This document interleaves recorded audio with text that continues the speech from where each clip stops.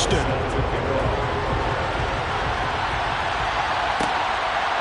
From a yard or two deep, here comes a return.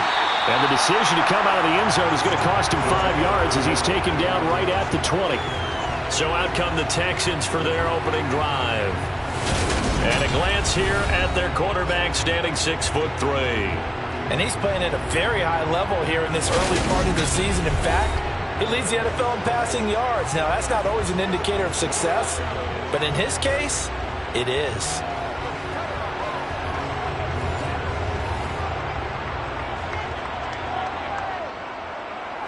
Opening play, and Stroud will throw it. Over the middle, it's complete.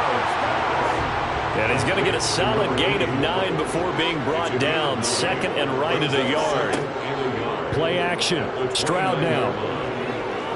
On the move to his left. And that'll fall incomplete. He was hit just as he let that go. And now it's third down. 3rd and 1. Stroud. A bullet throw, but incomplete. On 4th down, here's Presley Harvin on to punt. Jamal Agnew is deep to return it.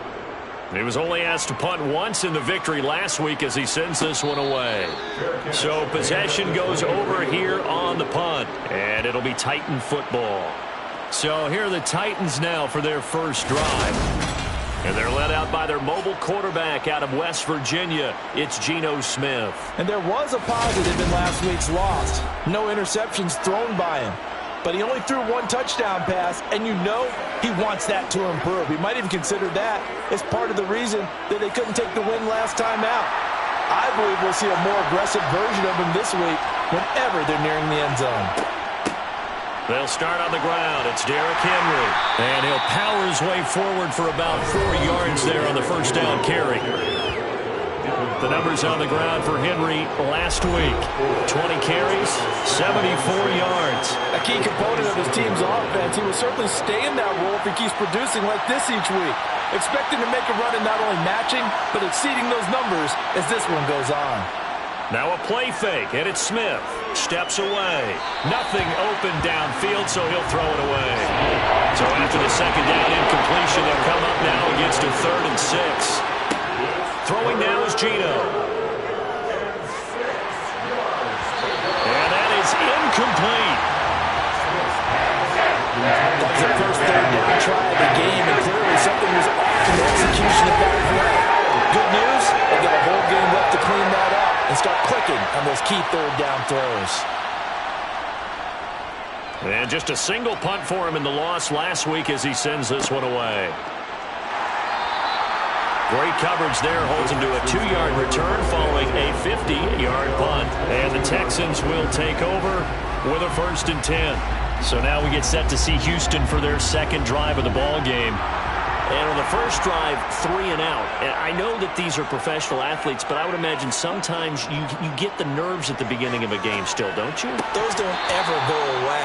And typically what I've heard from guys and what I remember from playing, if you don't have nerves at the start of a game, it's not going to be a great day for you. You're not really ready to play. So finding a way to harness those nerves and not let them affect you in a negative way, that's what all the guys are looking for. Stroud on 3rd down now. Oh, he's got a man wide open, complete. And he is going to have a Texans first down as they're able to get the 3rd down conversion. But one of the ways that quarterbacks keep all the receivers alive in a play, never lock in on any one guy. Make sure you keep your eyes moving, scan the field. And here he finds the open guy for a nice pickup.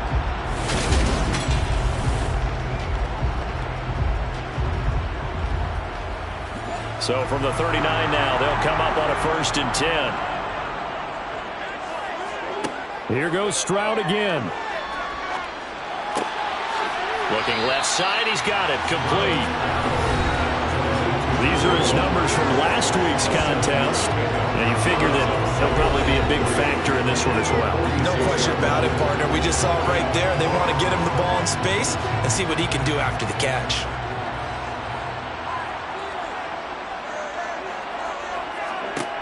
Stroud now on 2nd down.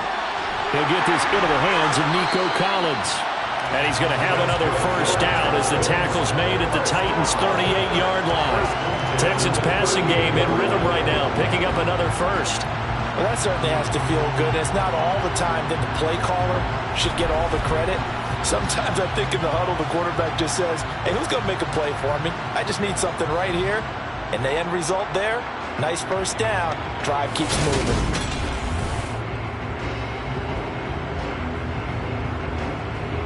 So operating from Tennessee territory now. Here's 1st and 10 at the 38.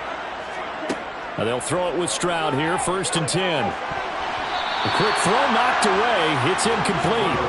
They work again from the 38 on 2nd and 10. Throwing now is Stroud. Got a man and he hits him in stride. And he'll be taken down here just shy of the 30. The 8th play of the drive coming up. It's 3rd and 3. First run of the game here for Dameon Pierce. And he's got the first as they'll bring him down at the 28-yard line. Now after the play, it looks like there's a Texan here slow to get up. Well, the medical staff is going to come out here and take a look, and we will take a short break.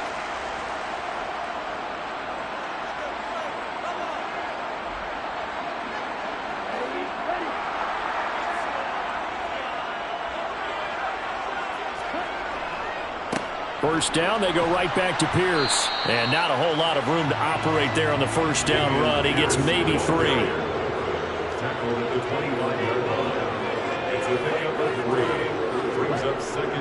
Well, they'll run it here on the jet sweep. 2 yards on the carry there, and it's going to lead them to 3rd down. They'll need 5 on this play to move the sticks. Play action. Here's Stroud. And this one is incomplete. Well, it certainly appears that they're going to try and keep getting him the football. It's the 3rd time they've looked in his direction.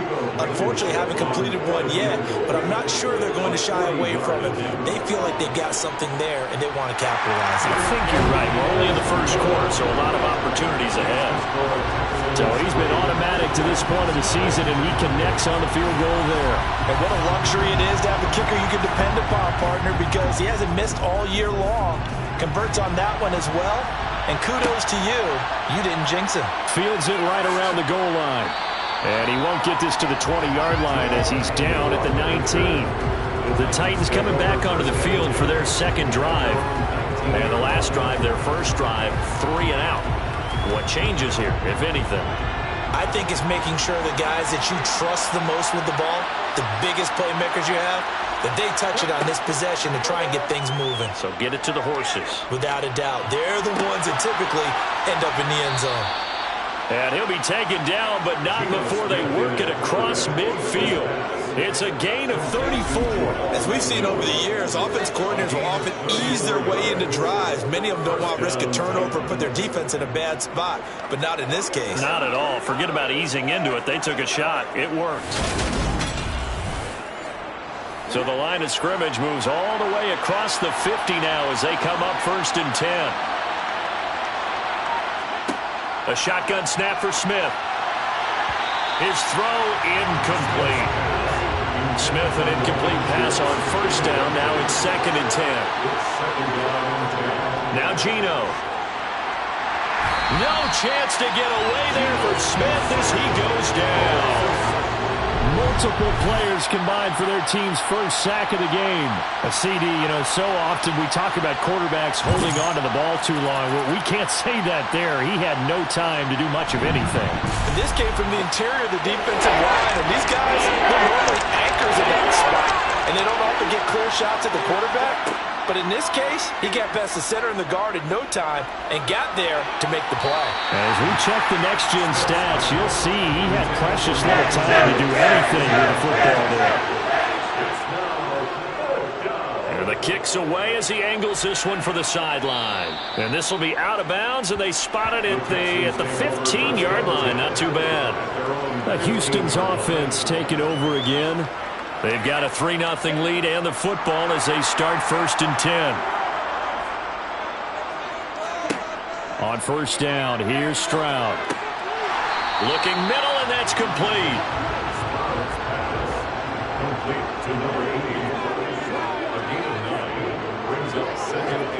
Stroud sets up the play action.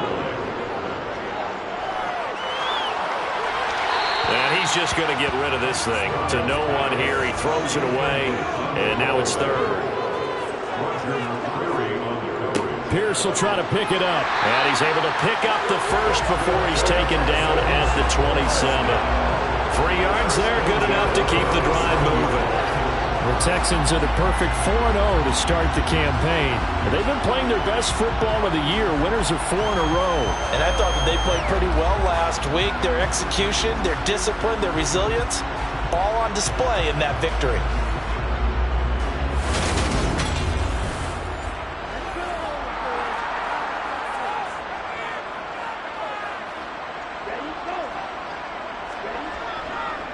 First and 10, it's Pierce. And this will be a Texans first down as he'll take this up to the 38-yard line. Consecutive plays now where that offensive line has really created a lot of space. And we've seen the confidence rise, haven't we? It borders on arrogance now, and that's that good arrogance, believing you can run the football whenever you get good and ready.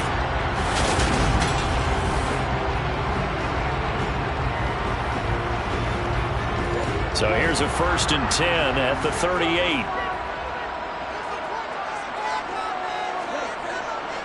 They go again with Pierce. To about the 40-yard line. The last run got a couple. Here's 2nd and 8.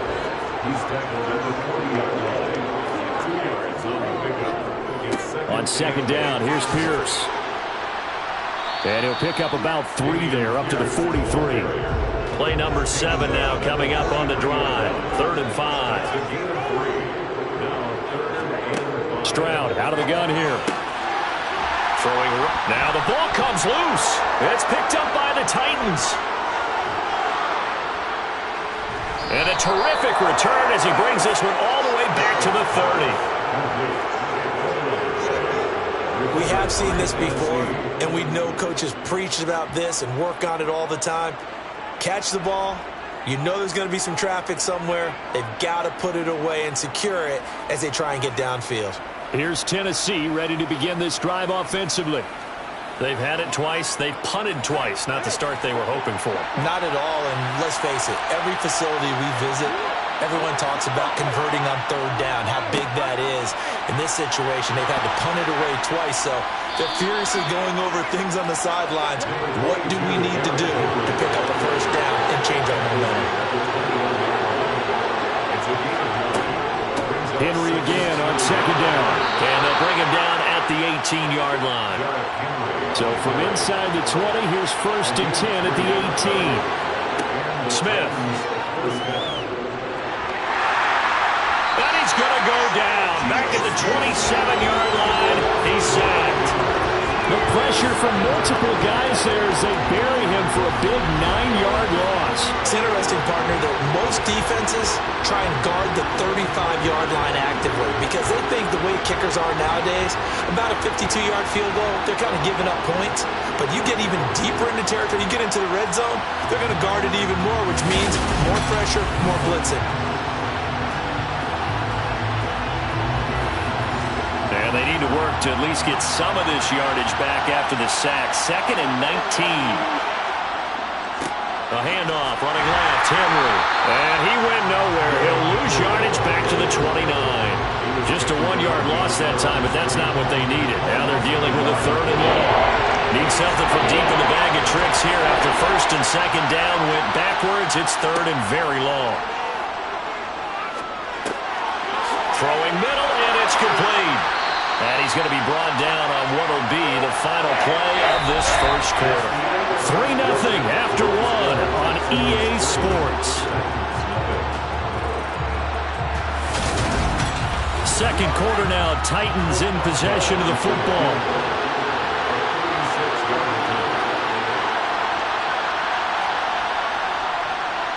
And the former Rice Al Boswell puts this one through in his return to Houston. And that will tie us at 3-3.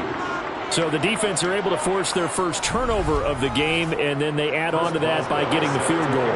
And you don't just want to take the ball away from your opponent, partner. You want to make them hurt as well. And if you don't score yourself on defense, turn it over to your offense and have them put points on the board. Well, a dangerous return man showing it here. And they're going to have good starting field position. He's out of bounds, but not before he's across the 35. And the football going back over now to the Houston Texans. And it's been very much a slow start for them. 3 drives and just the 3 points, CD. Yeah, if you're into the points per drive ratio, that answer is 1. And that's not going to get it done in a ball game. They've got to find a way to finish these drives in end zones, not having balls go through goalposts. And Pierce gets it again on 2nd down. And this will be stopped at the 44. That one good for 7 yards.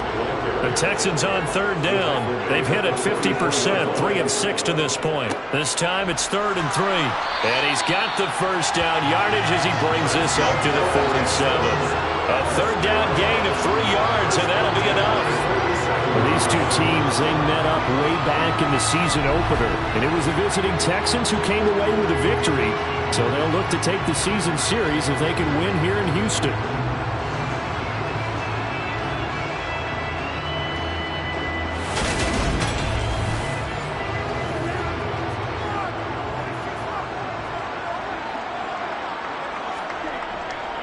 Another carry for Pierce. And a solid run here as he'll pick his way down to the 42-yard line. 45 yards rushing for him now on what was his 10th carry of the ball game. Well, if they continue to run the football this strong, right up the middle, I don't know if they can wait till halftime to make adjustments. They better find a way to get it done series to series. I don't know if they need to sub some guys out, bring in extra people, maybe change what they're doing on the defensive side of the ball. But right now, they're running the ball very well right at them and right up the middle. Stroud to the air on 1st and 10. Swings this one out wide for Pierce. And they're going to work this down to about the 32-yard line. Well, coaches always talk about finding balance on offense. How do you get much more balance than this? Big-time run, big-time pass. A 1-2 combination looked pretty good. How about that? Let's see if they can continue to take that kind of a punch, though. Stroud now on 1st and 10. Wide open receiver complete. And he'll be marked down right at the 15-yard line.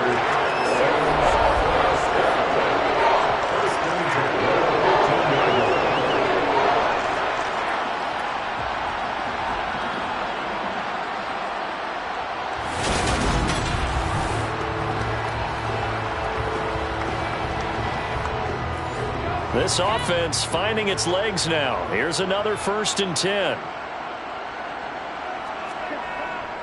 Back to the ground with Pierce. And able to surge forward for about 5 yards down to the 10.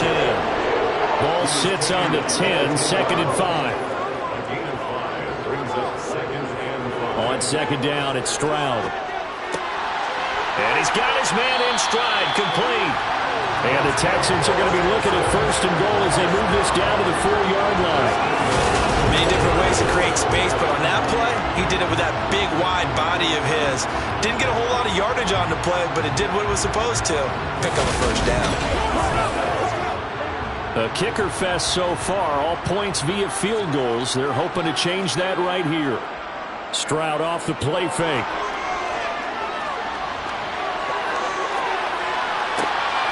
And that is caught. Touchdown, Texans. A great effort there. His 2nd touchdown on the season. And the Texans have taken the lead. Well, Charles, he's still a young signal caller in this league, 2nd year in the NFL. And I don't know if last year as a rookie if he would have worked through his progressions like he did on that touchdown pass. I think you're right about that. We're seeing him grow up right in front of our eyes because when he went to his primary read, he recognized that they were all over that. So he continued to survey the field, picked up another target, delivered a pass exactly where it needed to be. A very mature play for the 2nd-year quarterback. Extra point by Blankenship is up and good. And the lead is now 10-3. Now Jamal Agnew from his end zone. And some good special teams coverage as they bring him down just outside of the 15. And here comes Tennessee as they get set to take the field. Just a lone field goal for them so far, trailing 10-3 as they come up 1st and 10. They'll fake the handoff. Now Smith. Throw left side complete. That's Schultz. Give him a gain of 5 on the completion, and that's going to bring up 2nd down. Geno now to throw. Throwing over the middle, but it's incomplete. They come up now 3rd and 5 following the incomplete pass. Here's Smith. Got a man, and he hits him in stride. And he will have a Titans 1st down. He needed 5. He got it barely, as it will officially go down as a gain of 5 yards. And Brandon, from our time in college football, where receivers weren't running the traditional NFL route tree, one thing they did learn, find open areas, find soft spots, and set up and catch the ball. And I think we just saw that there. Yeah, we saw that indeed, picking up the 1st. A 1st down carry for Henry. And he's going to get about 7 yards on that one, up to around the 33. A good run, got 7 on 1st. Here's 2nd and 3. Again, it's Henry. And this is going to be a Titans 1st down as the tackle made it about the 43-yard line.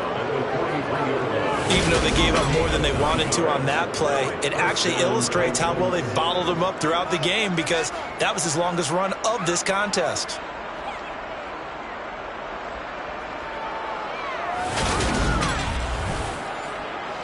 A solid run by Derrick Henry, and here's another 1st and 10.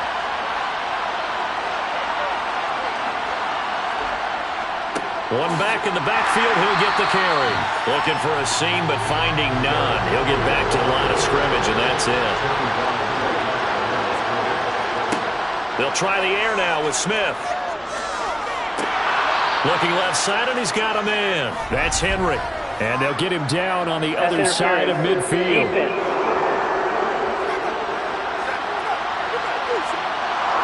After the penalty, a fresh set of downs. It's 1st and 10. They'll run it right side with Haskins. He'll be taken down at the 48 for a pickup of 2 yards. The last run good for 2. Here's 2nd and 8. Out of the gun, Smith. That's going to be complete on the sideline, but, you know, that throw left him no room to run, and the good footwork nearly all for naught. Smith. Going right side here, and that's complete. And he will have a Titans 1st down as they're able to get the 3rd down conversion. Would it be safe to say that as precise as routes are supposed to be run in the NFL, maybe they're not quite as precise in college ball? That's accurate, yeah. And I think we saw a college route in the NFL there. Just find the soft spot, find the dead zone, and find the 1st down. And that's what he just did. Line of scrimmage, the 37 on 1st and 10. Back to the ground now. It's Henry. It's a 6-yard gain on the ground, and that'll make it 2nd and 4.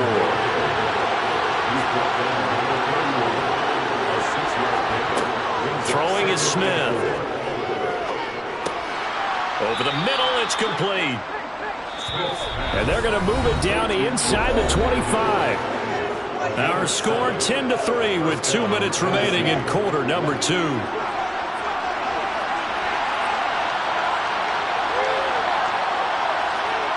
Now Geno on 1st down. And this ball incomplete. Looked very much to be a catchable ball. He could not hang on. 2nd down coming up. On 2nd and 10, Smith. They set up the screen for Henry. And they're going to get this down to about the 17-yard line here. Coming up here looking for 3 yards to pick up the 1st. Smith on 3rd down. He'll be hit and taken down at the 21. Now the Texans will burn the first of their timeouts as they'll head to the sideline and talk over what to do next. Now it's Chris Boswell off for the field goal try. He hit his first. This this one from 38. And the former Rice Al Boswell puts this one through in his return to Houston. And that'll bring him back within 4. So they're able to end that drive with 3 points in this one-possession ball game. And ideally, you want to end every drive with points. Most quarterbacks would tell you, let's end it with a kick, right? A PAT, that's number 1.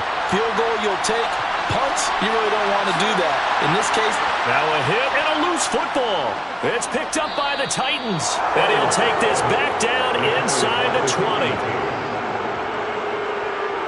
And that one is his second fumble loss. Not a good look out of your return man.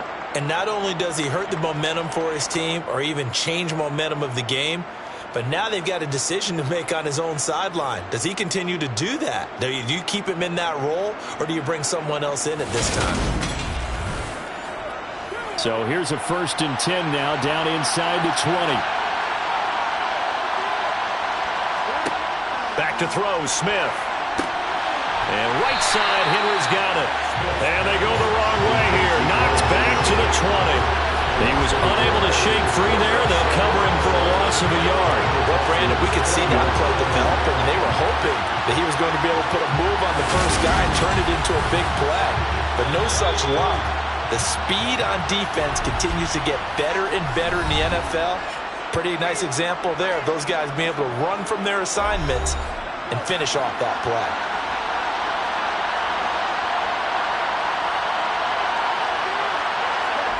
Throwing again on 2nd down. Smith.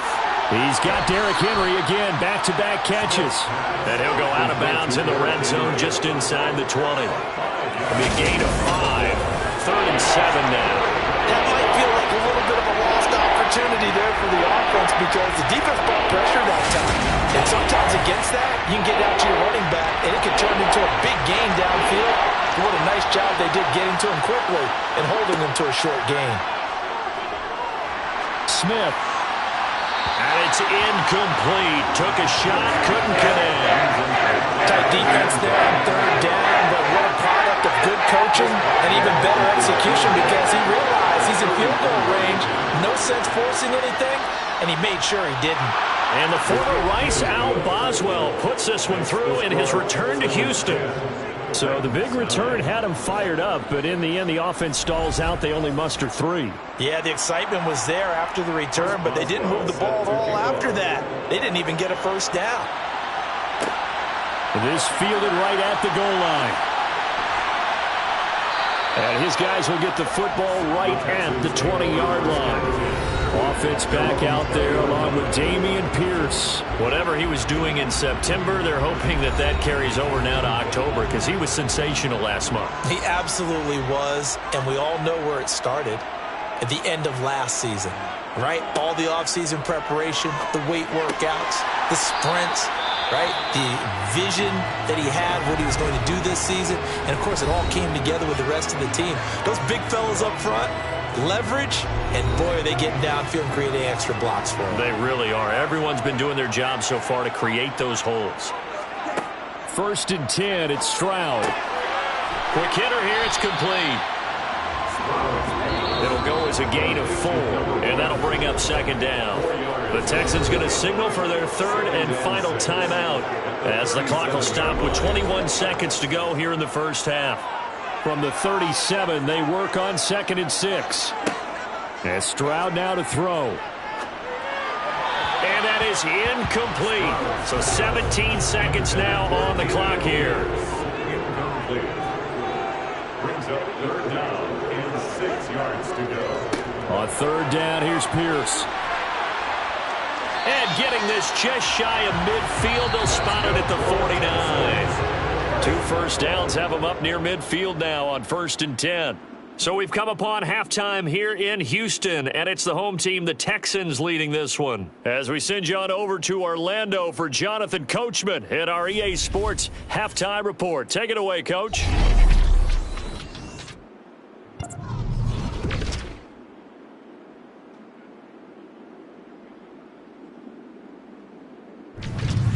From there, we'll head down to the Big Easy. Check on the Saints at home at the Superdome. And they were losers in that one to the visiting Arizona Cardinals. James Conner 2 touchdown runs to lead the way. And then finally, a good one on Monday Night Football to wrap up the week between the Buffalo Bills and the Philadelphia Eagles.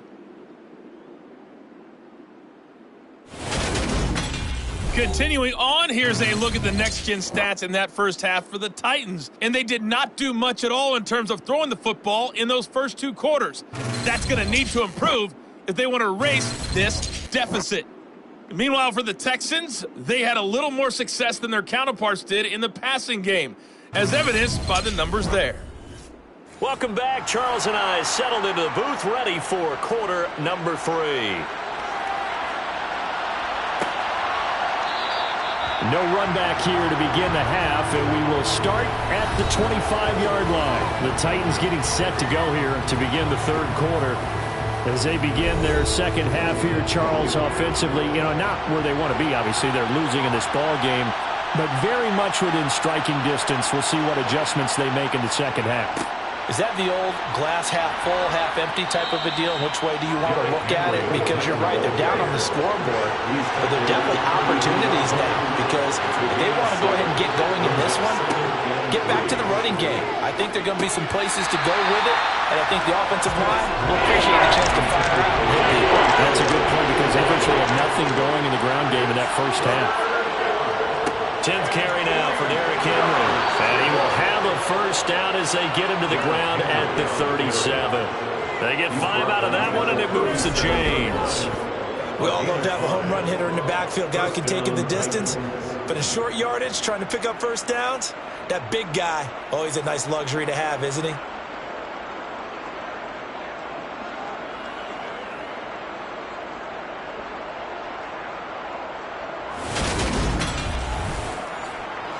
Line of scrimmage, the 37 on 1st and 10. They'll run it again with Henry. And he's going to be stopped up quickly here. Just a yard up to the 39. The time called here because a member of the Texans is in some discomfort. The medical staff will attend to him, and we will step aside.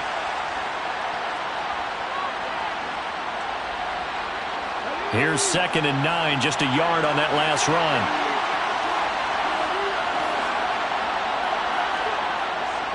Running left, it's Henry. And that play went nowhere. Losing yardage. It'll be back at the 36. This will be a loss of 3, and now a much tougher third down looming. With his size, he's a tough man to bring down, but they do a nice job there stopping his progress and not allowing him to get back to the line of scrimmage. The Texans here on third down, putting an extra defender in the secondary. Throwing now is Geno. This complete to Henry over the middle. And he gets this only to the 41. Not near enough for the first.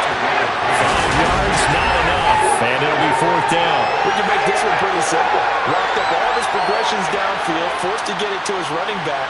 But how about the way they ran to the football and knocked him down to force a 4th down? Here's Ryan Stonehouse now, as he's on to punt for Tennessee.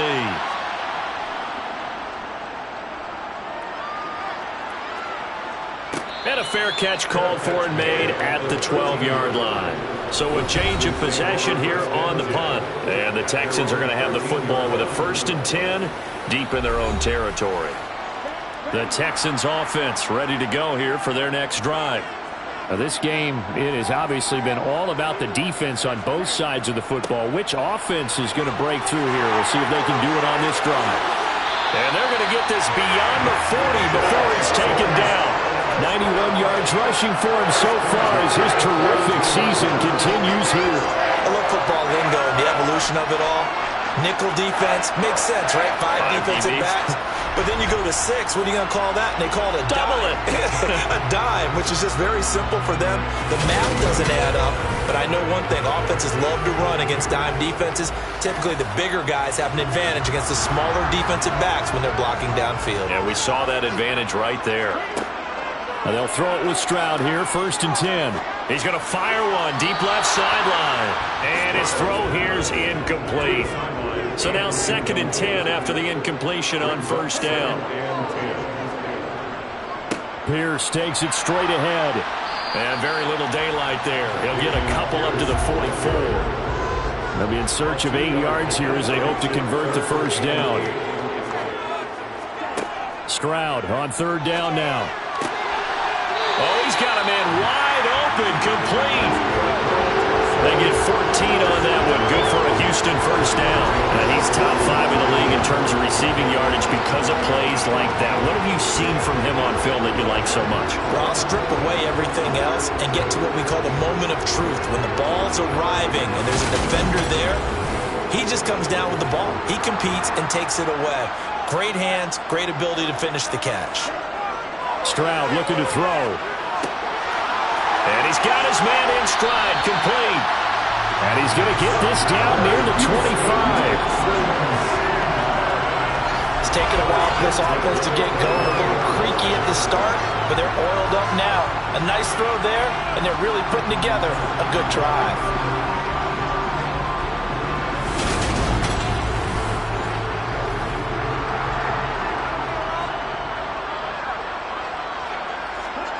Play action. Stroud now. Over the middle, complete. That's Pierce. And he'll be marked down right at the 20-yard line. Again, it's Stroud. And he's got his man on the out route. And able to get this down inside the 15, either the 13 or 14 before he's out of bounds. And they just keep marching right along. First down on a pickup of 8 there.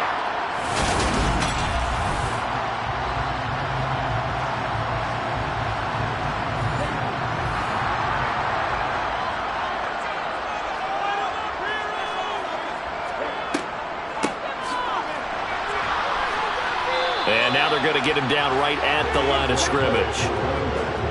Officially nothing on that last run. They'll try again, 2nd and 10.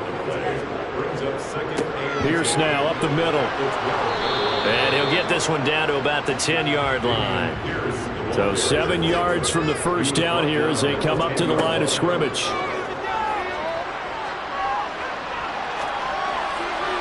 Meanwhile, on third down, they take a shot at the end zone, but it's incomplete.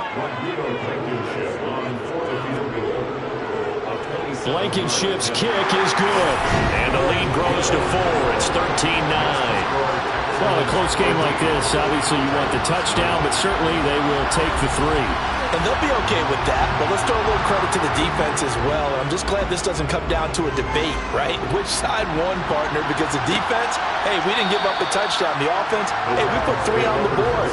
Either way you look at it, I think both sides gained something out of that drive. Now this offense back out and set to go for their next drive. The last series form a little disappointing, forced to punt. And now they'll try to do better here and come away with some points as they begin this drive, 1st and 10. They'll try and get the run game going. This is Henry. And he's got room. And they work this well upfield across the 45. 69 yards rushing for him now as he's carried it 13 times. Just a terrific run there, Charles, from a running back who is so compact and powerful, and that strength was on display there. And with a guy his size, you have to know defensively that arm tackles aren't going to fly with him. You have to be able to wrap up, or else he can just brush tacklers aside like they're not even there. And the next-gen stats shows us the tale of how much yardage he was able to pick up after the initial contact. They keep it with Henry on first down. And this one goes nowhere. Losing yardage on the play back at the 46. Officially, it's a 1-yard loss. That's going to bring up 2nd and 11. That was well played there defensively. 2 tight ends in the formation, which essentially gave them 7 blockers up front. Hard to imagine with all that size and beef that they could let a tackler through. But that's exactly what happened. A loss resulted. So after the loss of a yard, they'll look to push forward here on 2nd down and 11. The 2nd down play, not much better than the first. Just a gain of 1 there. Backed up here. Tough spot. Needing 11 yards to pick up the first. Throwing on 3rd down, Smith. And he's caught on the sideline, but he's not going to have a first down. They say he was out of bounds. So a good call there. That brings up 4th. On 4th down, the punt team is on as this is sent away. And this will hit just beyond the goal line as it's into the end zone for a touchback. Dameon Pierce taking the field with the rest of the Texans offense. He is knocking on the door for 100 yards in this ball game. And it's so important. It doesn't seem like it's that big of a deal. Just short of it, a little bit over. A little bit over feels better to everyone. Offensive line, running back, team totals, just something magical about breaking that barrier. He's right there on the doorstep now. Brings up 2nd and 4 at the 26-yard line. Now a handoff for Pierce. And he's going to lose yards. They take him down at the 26. In search of 4 yards here to pick up the first down. Stroud. And the Titan defense steps up here, and down he goes. It's Jeffrey Simmons that time who got in to record the sack. I think that time he just maybe held on to it a little too long, CD, because after a couple of seconds in this league, you know those defenders are coming. And how many times did we talk about complementary football? We usually talk about, does the offense help the defense? Does the defense help the offense? I think in this case, does the quarterback help out his offensive line? You only have a certain amount of time to get rid of the football. They can only do so much. On this play, he took them to the limits. Now on 4th down, on is the punt team sending this one away. An 8-yard return there after a punt of 47. And out will come the offense as they take over. Tennessee offense set to go again. And here we are almost through 3 quarters of play, and this passing game still has not really found any kind of rhythm. Put it mildly, because they're not even over 100 yards yet. And in today's NFL, where it's a pass-first league, that is quite surprising. Not many teams patient enough to stick with the run. Everybody wants to advance the ball through the air. They've got to get their timing back. Third quarter of a tight football game as we come up on a 2nd and 10. And the busy night for Henry continues. Oh, he's got a little daylight. And he's going to get this down to the 35-yard line. A big chunk on the ground there, 27 yards. Sometimes those lines that are drawn on a grease board or in a playbook, they come to life out on the field, don't they? And we just saw that on that outside handoff to the right. That right tackle, he gets excited for that call, doesn't he? He does, because he just wants to dominate his guy and say, listen, I was the point of attack. I took care of business. That's why you're able to get downfield and add all those yards to your total. Yeah, really nice gain there. So a 1st and 10 now in Houston territory at the 35-yard line. Now Geno. This will go to Henry out wide. And down to the 20 he'll go before heading out of bounds. That's over 40 yards of movement with those last 2 plays. Now what we're seeing, this is much better from this offense, because so far in this game, no touchdown to this point. And what's usually a direct correlation? Very few explosive plays. That's been their issue. Not able to make that big shot downfield or break one off, but a nice gain there for a first down. From the red zone now, Smith. Right back to Henry, and Henry's got it again.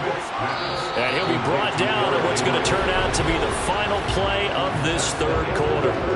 1 quarter remains here on a Sunday night. We'll return with more after this. This is the NFL, and it's on EA Sports.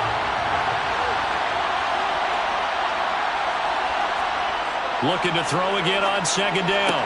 Smith. On the out route, he's got Burks. And that's a touchdown, but hold on. There is a flag down on the field. We'll have to see what this is about. Holding offense. Late game, that hurts. Take the touchdown off the board. No doubt about it, and this is where you make a great movie scene, right? Go in, rally the team. Okay, we lost points there. Let's get it back and go out and score again. Can he get it done? They'll come up now on a 2nd and long after the hold.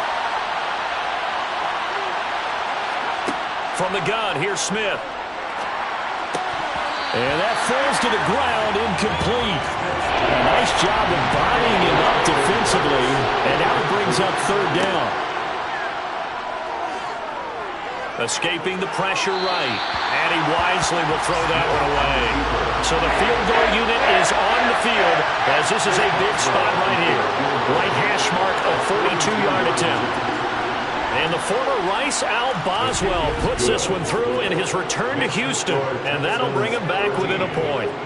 So with that field goal, this one's now back within a field goal. Maybe not the ultimate result they wanted, but gets them that much closer. This game is unfolding like a really good book, isn't it? Because I feel like there's a few more plot twists yet to be revealed before this one is over. And he takes this near the 25, just a little pass there, called it the 26. So here are the Texans to take over. They're working on a 4-game winning streak, and they lead this one as well right now as they start 1st and 10.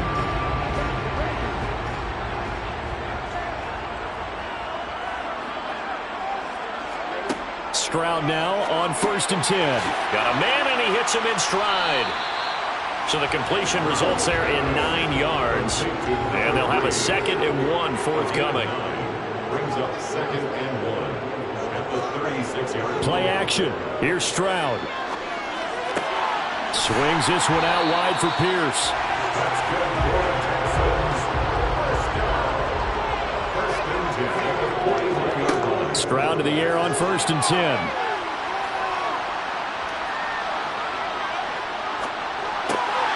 Wide open receiver complete. And he's going to get this all the way down inside the 35. 25 yards there on the catch and run. These guys are running offense like you drive. The pedal is down, stomped down. How about that? Back-to-back completions. They are rolling. So much for being conservative and running that football. So operating from Tennessee territory now. Here's 1st and 10 at the 34. Give to Pierce.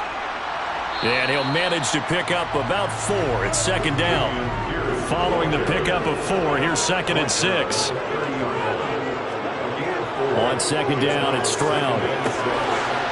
It's a short one here, complete to the tight end. And taking it to the 15-yard line before it's brought down. 15 yards down to the 15 and a 1st down.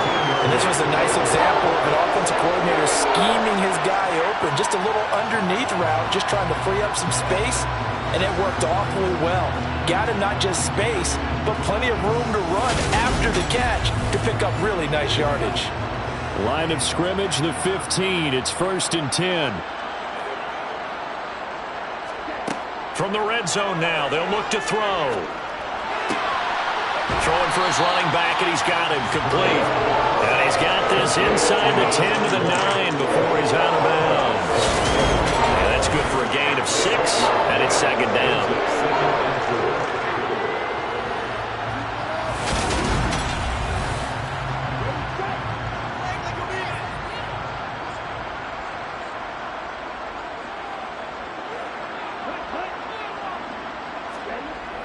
Well, they'll run it here on the jet sweep. And he is swallowed up right at the line of scrimmage. The Texans on 3rd down. They've converted 6 times and could use a 7th here. This is 3rd and 4. From the gun on 3rd down, here's Stroud. Touchdown! A 9-yard touchdown Brown. And the Texans are able to build on to their 4th quarter lead. So an important drive for them there. And they're not home, but momentum, Charles, definitely in their favor now. And I like the point you just made. They're not home yet, but a 1-point game, and if you kick the extra point, make it an 8-point game. Only 1 score, but you're right. Momentum definitely in their favor right now. Extra point by Blankenship is up and good. And that will ensure that it will take a touchdown and a 2-point conversion to tie it. Out is the Texans kick team as they'll send this one away. And no return here for Agnew, so they'll bring it out, start the drive at the 25. The Titans now just about ready to take over. There's still plenty of time here in the 4th quarter. In just a 1-possession game, down 8. They'll be looking for the touchdown and 2-point conversion. A field goal here on this drive does very little at this stage.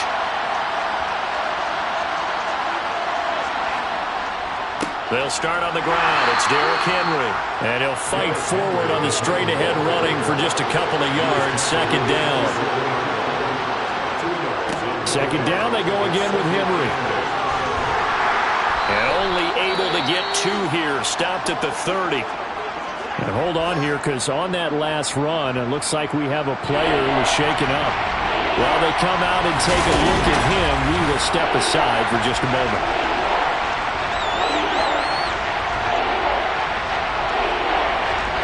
And the Texans have an extra defender in the secondary now on third down.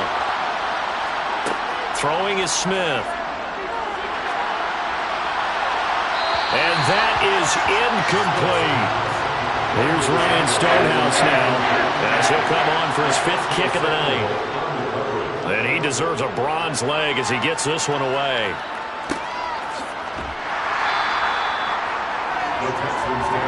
The Texans offense now, they get set to head back onto the field. Their defense got the stop, forced the punt, and now you really start to monitor the clock as they nurse this slim lead.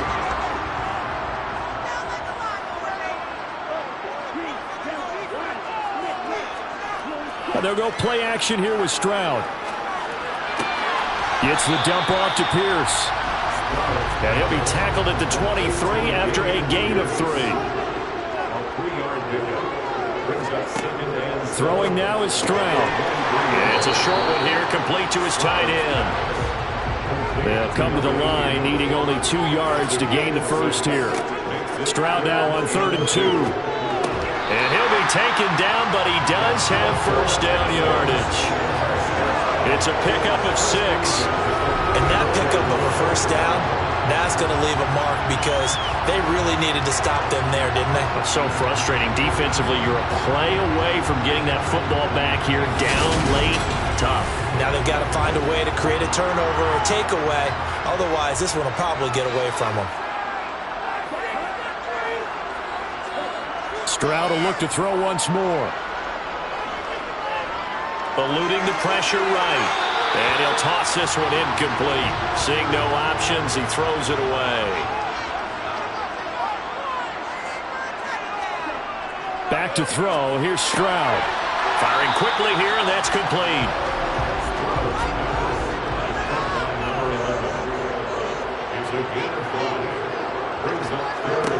Stroud to throw it. And he's going to hook up with his big tight end, complete. They get 9 out of that one, and as a result, the drive continues. He's been the go-to guy. They needed a big play there on 3rd down. Went his way, it worked out. Doesn't matter whether they scouted it or that they think he's going to get the ball. He has a knack for finding his way open and completing the connection.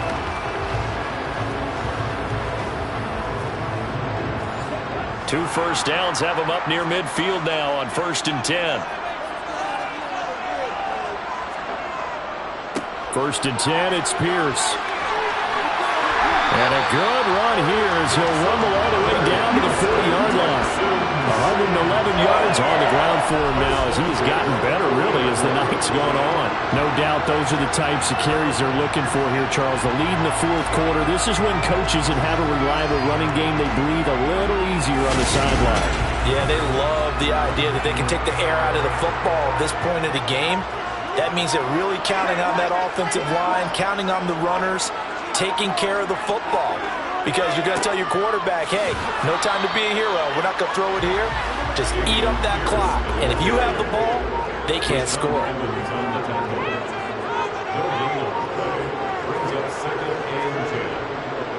On 2nd down, here's Pierce. And he is going to be stopped up at the line of scrimmage. And we'll have a stoppage as well as we have reached the 2-minute warning. Officially nothing on that one, no gain, so they're left with still 10 to go on 3rd down. Going for it with Pierce. And he'll be taken down well before the first at about the 36-yard line. Now after the play, it looks like there's a Texan here slow to get up. Well, now they're going to come out and take a look at this injury, and we'll be back in a moment. So on 4th down, out trots the kicker in a big spot here. This to perhaps salt this one away. And this one is no good. He missed it. And this will stay a 1-score game as the lead holds at 8.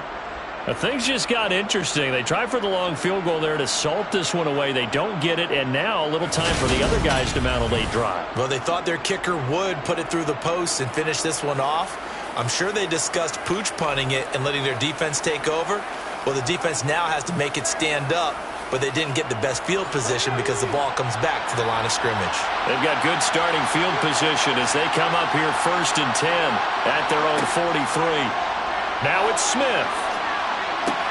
He's got Henry. It'll go down as a gain of 6, and it's 2nd down. Clock running, about to hit 90 seconds to go in the game. Now a desperation throw deep downfield, and that will be incomplete. Trying to dial up the long one way out there, but it'll be 3rd down. Smith. And that is incomplete.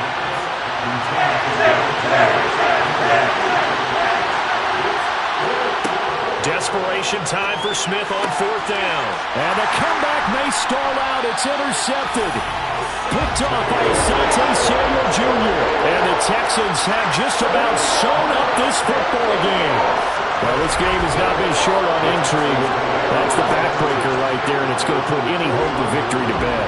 Yeah, they knew they needed the touchdown, and when you have that little time remaining, they know they've got no choice except to go for broke, and that they did.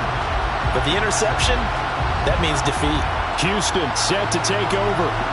They have the lead. Still a one-possession game, but the defense got the stop. They've got the football now just salted away, right? Exactly. That's all the defense is counting on from their offense. They did their job in a big way. You know they're over on the sidelines now starting to take their tape off, and, hey, we've done this thing. The offense has to put it away, and that means ball security. Absolutely. Stranger things have happened. This, in all probability, another run here on 2nd and 8.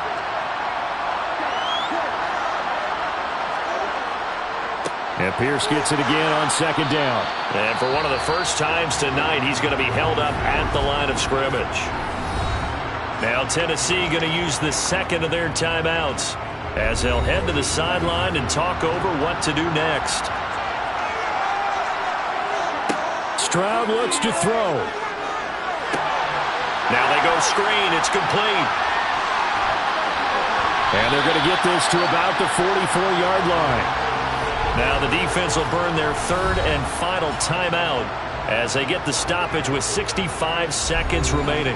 Not totally home free yet, but it's looking good as they come up 1st and 10. Down to a knee here as the Texans look to let the clock roll.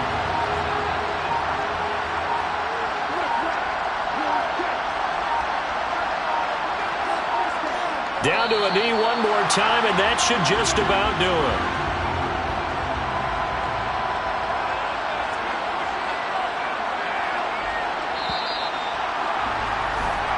So Houston going to come away here with the victory. And it was their defense that led the way, allowing just 3 points, that lone field goal in the entire 2nd half. And remember the old adage, offense sells tickets. Defense does what?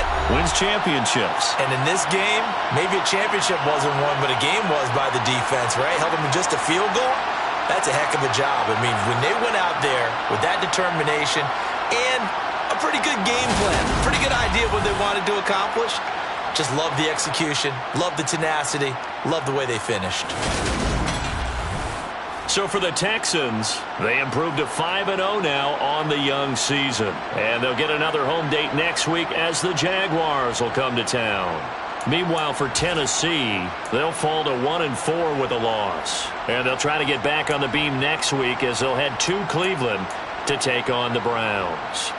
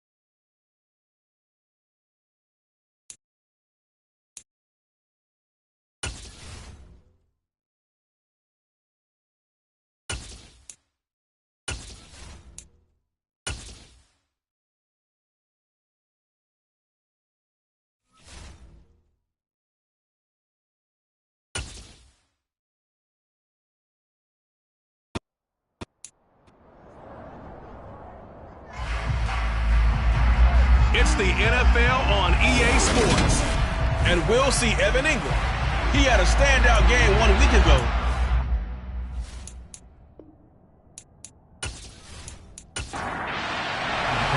Set to go now in Week 6 of the NFL season, and we are underway on EA Sports.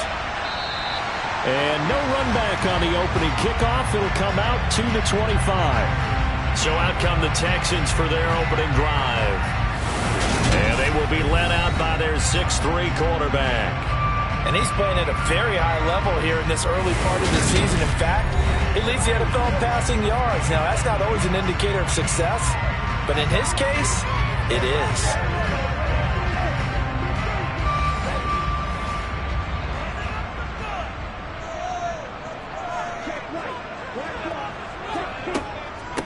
They'll start on the ground with Pierce. And he can only manage to get a couple. 2nd and 8 coming up. The numbers on the ground for Pierce last week. 23 carries, 117 yards. Just an excellent performance from them on the ground last week, and that speaks to an offense that is operating at a high level on all fronts. Of course, that man running the ball, he's just seeing the field so well. But don't forget about his offensive line. They've really asserted their will out there and are confident they can repeat it again this week. As Stroud now to throw. Looking left sideline, it's complete. Well, he's going to be out of bounds, but not before he takes it inside the 40. They get 34 yards there. Execution was one of their watchwords leading up to this one. And on that play, able to execute brilliantly here on this opening drive.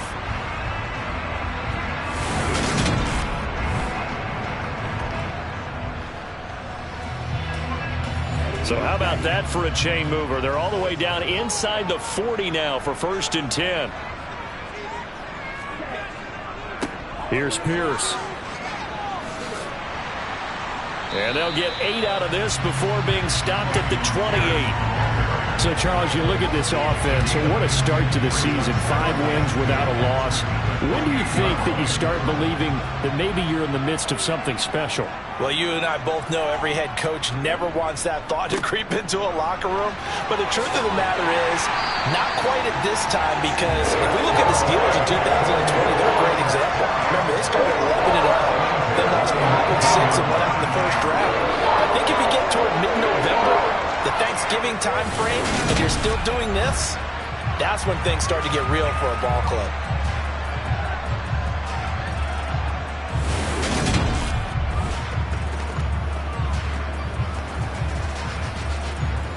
So here's a 1st and 10 now, down inside the 20.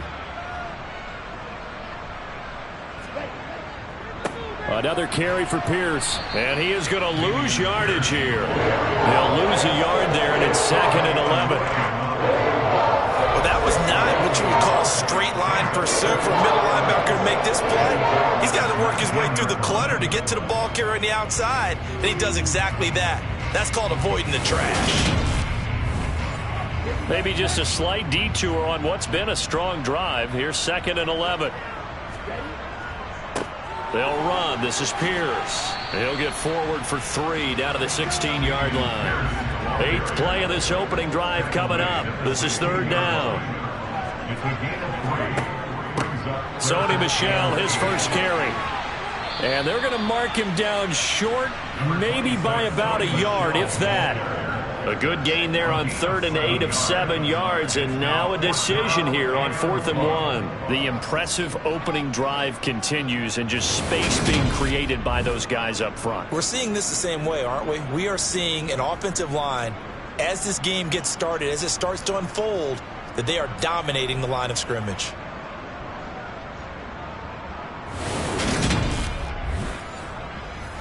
Out there is Rodrigo Blankenship in the field goal unit. From the left hash, a chip shot here. Blankenship's kick is good. And it's now 3-0 Texans. All in all, a pretty decent opening drive, Charles. Pretty balanced. They had the passing game going and the rushing attack, too. I would think they have to be happy with that start because you get your ground game going, which means your offensive line and your runners are pretty happy, and then you get your aerial attack going as well, so your quarterback and receivers have smiles on their faces. Now both up to speed, awaiting their next possessions for this game. They can't wait to get started again. So here's the first drive now for the Jags. They're led by the #1 overall pick in the 2021 draft, Trevor Lawrence. And they are in rhythm on offense because of him. I mean, right now he's got everything going the way he wants to, finding the receivers the way he wants to, looking over defenses. No interceptions is the number I lock in on. Before a touchdown pass isn't so bad either. Yeah, what a game he had last week. They'll start on the ground. ETN trying to run inside, but nothing there. So after the run for no gain, here's 2nd and 10. Looking to throw, Lawrence. And his throw's going to be incomplete.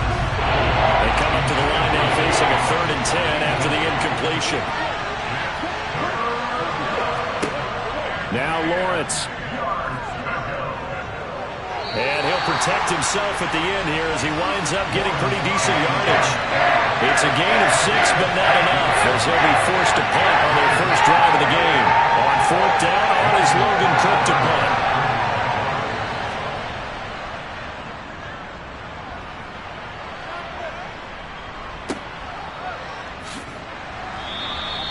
.51 yards on the punt there. And the Texans will take over. Offense back out there along with Dameon Pierce. And we checked the rushing numbers so far here into Week 6, and the returns have been really good. Now, you're starting to hit that stride middle of the season toward the end. They're certainly hoping they can keep up this production. They are, because one of the adages in the NFL is that defense travels and defense endures even in bad weather, right? You know what else does? A good running game. And people want that, especially as you head down this stretch. You may play outdoors in some nasty stuff. You're trying to get to the playoffs. This is the time to get it going. And individually, I don't think you should just think about 1,000 yards either. The bar has to be set higher with this beginning. A run for Pierce out of the gun. It's a gain of 6, moves him to a manageable 3rd and 2 situation. Now here's Stroud on 3rd down. And the Jags get to him as down he goes. It's a loss of 10 on the sack, and it leads to 4th. Okay, I'm not sure you could actually draw up a better pass rush than that one right there. Nowhere to go outside. He had to keep backing up and backing up and backing up. Eventually dropped for a huge loss.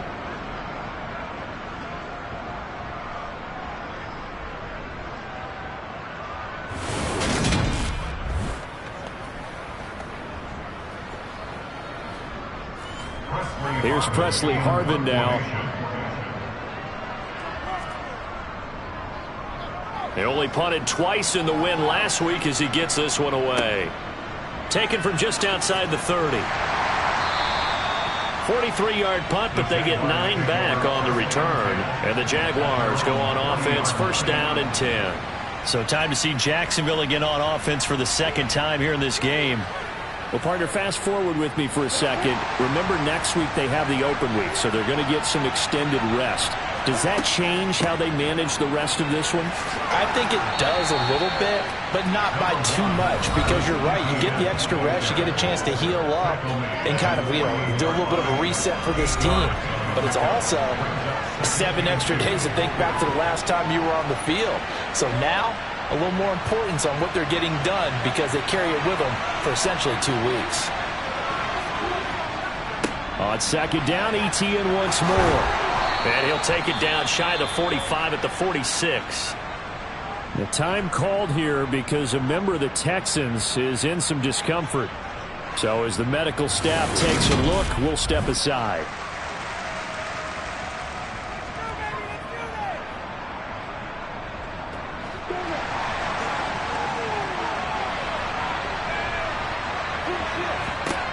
And they'll throw on 1st down with Lawrence.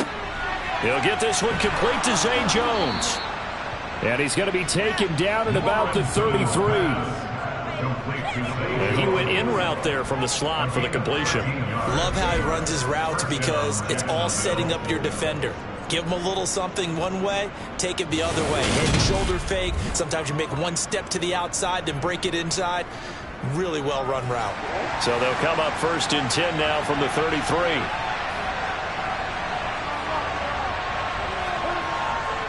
Straight ahead, ETN.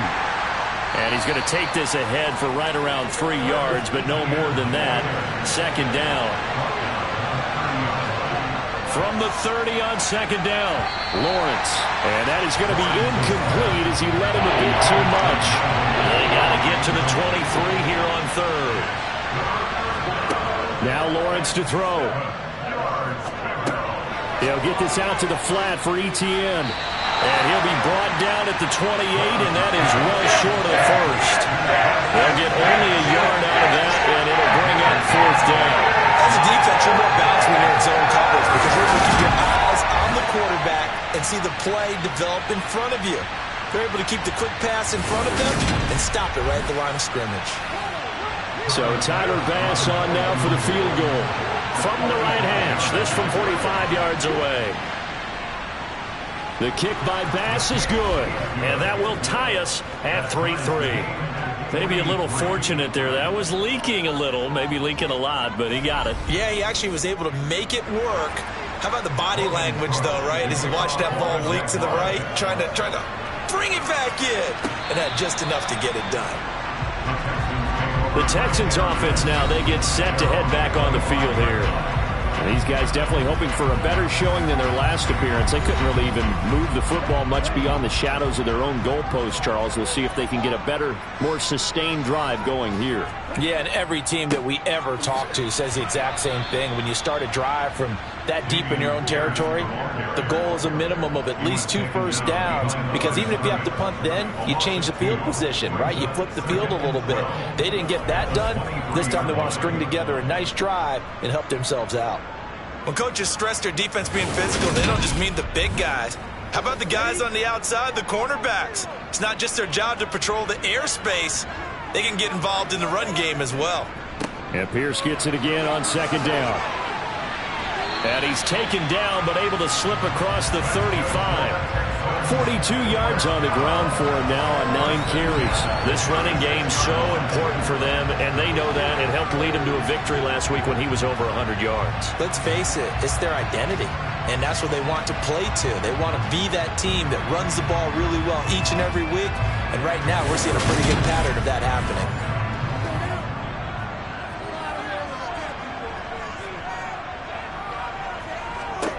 On 1st down, here's Stroud. Oh, he's got a man wide open, complete. And they'll get him down on the other side of midfield. Catch number 100 for his career right there, and it's good enough to keep the chains moving.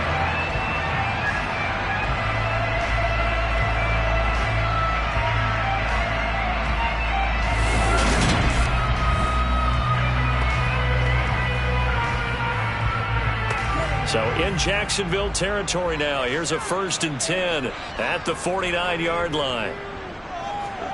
1st and 10, it's Stroud. And he just gets rid of it, throws it away. The wise move there, looked like nobody open. Now 2nd down. They'll run it here with Pierce. And he is close to a 1st down as he's tackled at the Jaguars' 40-yard line. He's tackled at the 40-yard line. Pierce will try to pick it up. And he's going to get to the 31, enough for the 1st down. Got what they needed there. The drive continues with a 9-yard pickup. The Texans with a perfect 5-0 here to begin the campaign. And they've certainly found their groove of late, winners of 5 in a row. And this team is absolutely playing their best football right now. This is the best that we've seen them play in a long time, partner. Sky's the limit as far as they're concerned. Their confidence really soaring. Line of scrimmage, the 31 now on 1st and 10. Stroud off the play fake. That's complete to Pierce. And he's brought down here just outside of the 20. And they'll use him out in the backfield, and sometimes quite a bit. They're just trying to get him touches any way they can. 4 catches a week ago. There's another one right there.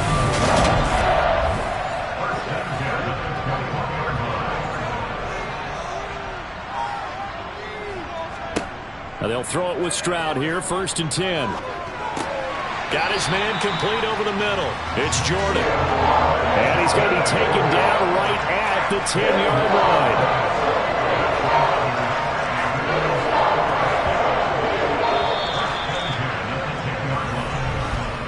These two teams all tied after one. Ready for the 2nd quarter from Houston. It's the Texans in possession of the football. This offense finding its legs now. Here's another 1st and 10. Got his tight end. That's complete. That's Jordan. From the 5, 2nd and 4. Now a 1st carry for their fullback. And he's dropped just before the line to gain. 4-yard pickup leaves him with 3rd and 1. That's a gain of 4. Brings up 3rd and 1.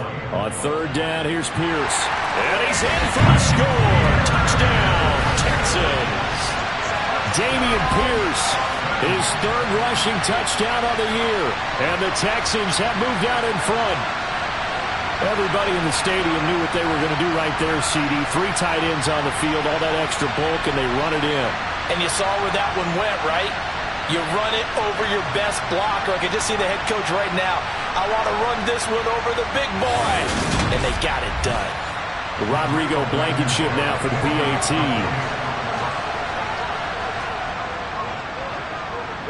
And it is up. And it's good. That'll make our score 10-3 now. So that one a long 11-play drive. And it was Dameon Pierce closing things out with a touchdown run. The kickoff unit is out on the field, and they will send this one away. And this will be a touchback, so they'll bring it out to the 25. And out now comes Jacksonville as they get ready to go. And they have the game here followed by the open date on their calendar next weekend. And Charles, this is a crew that you have to think really is relishing the opportunity to be on the couch for a few days. Yeah, they certainly are, but let's face it, partner. They can't get caught looking ahead to that couch time while they're playing this one. They got to take care of business first. On second down, Etienne once more. And he'll get a couple up to the 29. They are in need of 6 yards here if they hope to move the chains. On third down, Lawrence. That's caught by his tight end, Evan Ingram. And he is going to have a Jags first down as they're able to get the third down conversion. And the tight end is certainly a position built to move the chains because they can control space underneath. If they've got good hands, then, of course, they're a dynamic target. But one other thing is they're right in the sight lines of a quarterback on just about every play. And that makes it easier for the quarterback to pick him out and deliver. So here's a 1st and 10 at the 38.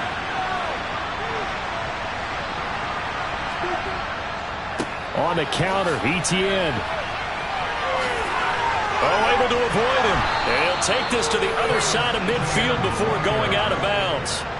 A 14-yard first down pickup for the Jaguars. Well, CD a lot of times like to separate speed and quickness, and they've got a back that's both. We know that he's fast in the open field, but, man, his first step is so quick, too. It is something, isn't it? Because you think of that type of speed getting to the perimeter and turning upfield, but also when you run those inside runs, he can get into the secondary so fast the linebackers don't have a chance to react. On first down, right back to Etienne. And he'll work down inside the 45. The run got 4. Now they deal with a 2nd and 6. Slipped one tackle, but no more as he's knocked to the deck behind the line of scrimmage. Now they're going to be dealing with a 3rd and 7 as that one officially a loss of 1. When a draw works, it can be a thing of beauty. But when it doesn't, oh, it can be ugly. And in this case, loss of yardage ugly.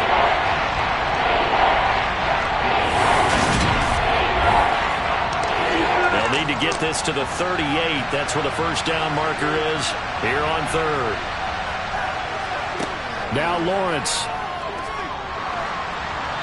That one thrown away from the pocket. The officials kind of looking at each other, but they'll say there was a receiver in the area, so no penalty, just an incomplete pass. So a couple of first downs on this drive, but it's looking like another empty possession. And those empty possessions are certainly starting to pile up. So the adjustments that teams talk about all the time have to be taking place. They've got to analyze what's breaking down and figure a way to fix it. And a nice job here to down this one right on the 5-yard line. That punt was near perfection as it checked up inside the 5-yard line. You never know where these things are going to go, do you? No, what was it? You got a John Heisman quote about that, yeah, right? He said the football is roughly a prolate spheroid, which means it's going to bounce funny, and you never know where it's going to end up. Houston's offense already at the line, set to get going. On the ground, it's Pierce to begin the drive. And a short gain here as he gets it up only to about the 6. And Pierce gets it again on second down. And he is met quickly in the backfield. Down he goes, folded like a lawn chair. Well, hang on here a second. Looks like a Jaguar in some obvious discomfort from that last play. Well, hopefully, obviously, nothing serious here. Medical staff, though, going to take a peek, and we'll take a break. The Texans on 3rd down. They've converted 3 out of 5 thus far. This is 3rd and 10. Stroud on 3rd down now.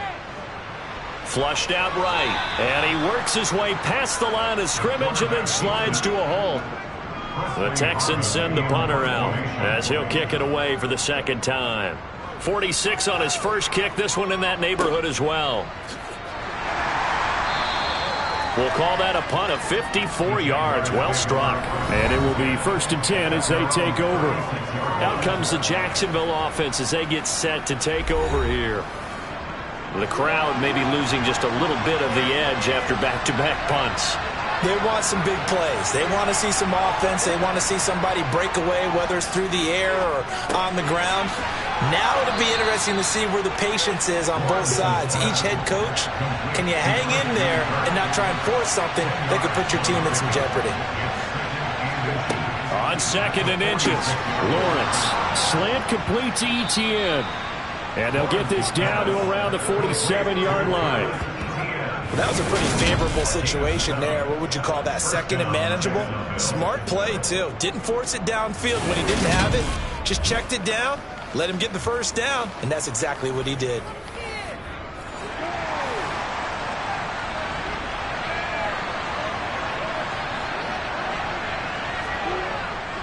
On 1st and 10, it's Etienne.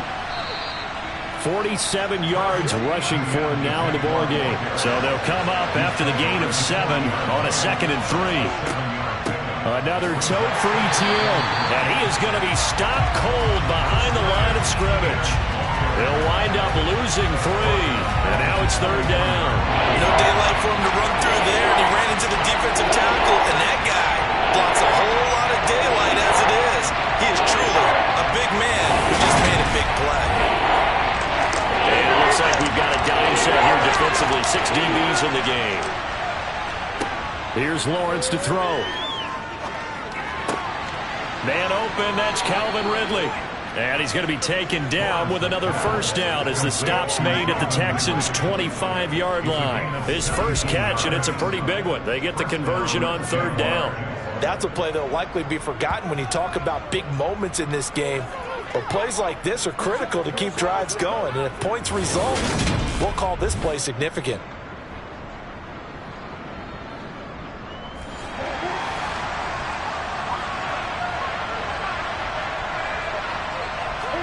Now Lawrence on 1st down.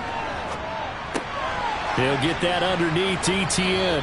And he'll be marked down right at the 15-yard line. A good down to possibly take a shot, and in fact, they'll come up with an empty backfield on 2nd and inches. And they're going to lose some on this play. Being knocked back to the 18. It'll be a loss of a full 3 yards there, and it also brings up 3rd down. Well, that's the big drawback to this play. Even if somehow the quarterback pitches it, he's not immune to the big hit. In this case, he kept it and absorbed it anyway. The 8th play of the drive coming up. It's 3rd and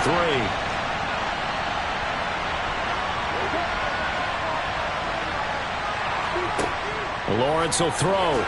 And this is going to be incomplete. So Tyler Bass on now for the field goal. That's just a 35-yard attempt from the left hash. The kick by Bass is good. And that'll bring him back within 4. So the margin shrinks a bit as back-to-back drives here for him and with field goals. Yeah, we know no one's turning down 3, especially in the first half, but you've got to finish these drives in the end zone. That's got to be a priority.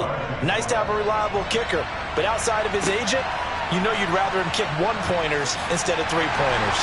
And he's up past the 20 to the 22-yard line. Dameon Pierce taking the field with the rest of the Texans offense. And he's well on his way to a 100-yard game. He's already more than halfway there. We're only in the 2nd quarter. And what I've always loved about running backs is they'll tell you, I had no idea how many yards I had. Right. Those guys have an innate sense of where they are in a ball game and how many yards they've accumulated, because you know they're always working towards 100. He's been working well towards 100 here. 2 minutes remaining in this first half of football.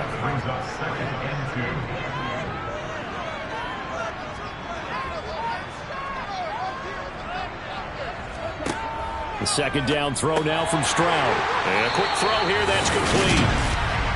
He's got his first catch here before halftime, and it goes for a first down. Good throw, good catch, but I really like the route. The drag and being able to run away from defenders. Hard to stick with them for that long. Yeah, better against man than zone, or? Better against man, because now you're running away from someone, and you're not running into a defensive player in another zone. And he'll be brought down on the other side of midfield at the 43. Well, they obviously read man coverage their partner, and he got downfield, broke down the defender. Made him what do you mean by that, bro? Yeah, he made him think he was going to run a different route. Probably thought he was going to take it upfield, and then he curls back inside for the completion.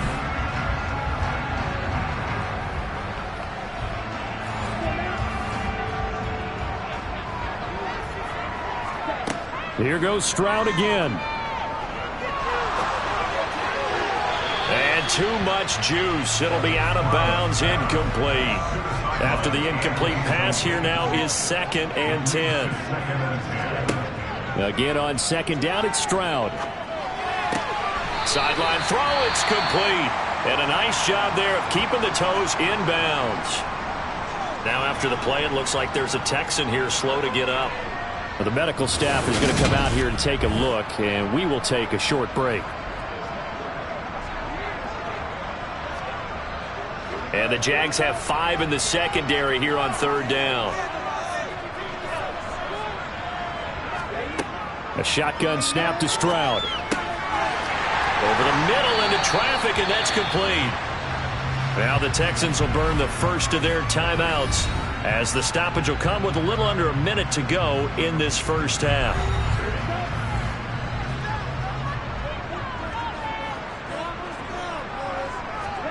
The throwing again is Stroud. Under pressure, and he'll go down. Sacked back at the 31. Now another timeout called for by the offense as they get the stoppage with a little over 50 seconds to go in the first half. Stroud now on 2nd down. That's underneath to Pierce. He'll be dropped at the 25 after a gain of 6. 9th play of the drive coming up, and certainly not an easy one on 3rd and long. Stroud working out of the gun.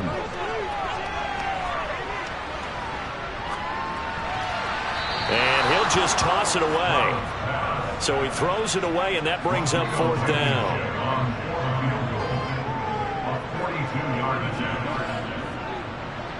Blankenship's kick is good. And that'll open the lead up to a touchdown now at 13-6. Still a little bit of time left here in the second quarter, but they do get 3 before the half and expand that lead. And they have to be happy about that. And we haven't met a team yet that doesn't put an emphasis on trying to get points on the board in the last 2 minutes of a half. They'll be real excited to have those up on the board. And he'll take it up past the 25 to the 26-yard line. Jaguars come to the line to start their next drive. And with Lawrence's arm, they may give him a shot to let this thing rip downfield. We'll see. And defensively, they're just looking to keep him contained as they're able to get him down. Now whistles and a timeout with 3 seconds left in the first half.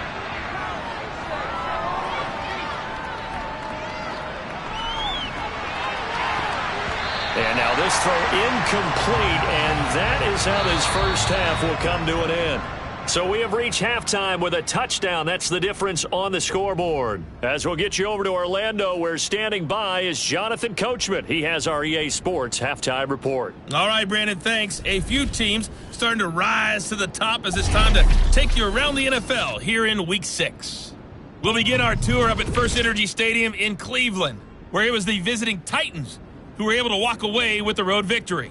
Derrick Henry, a touchdown run in the victory. From there, we take the trip across Lake Erie to check on the Lions at home in Detroit. And that one's at halftime with the visiting Chiefs out on top. Kadarius Toney, well over 100 yards with 2 touchdown catches to boot. Finally, we'll save the biggest for last. We head to AT&T Stadium to see what's happening with the Cowboys at home in Arlington. And that game level as they take on the visiting Arizona Cardinals. We continue on with a check of the next-gen stats in that first half for the Jags, and they were able to have a little bit of success on the ground. The question will be, will they stick with it, or will they be throwing more to try and regain this lead? Meanwhile, for the Texans, we take a look there at the numbers for them running the football in that first half.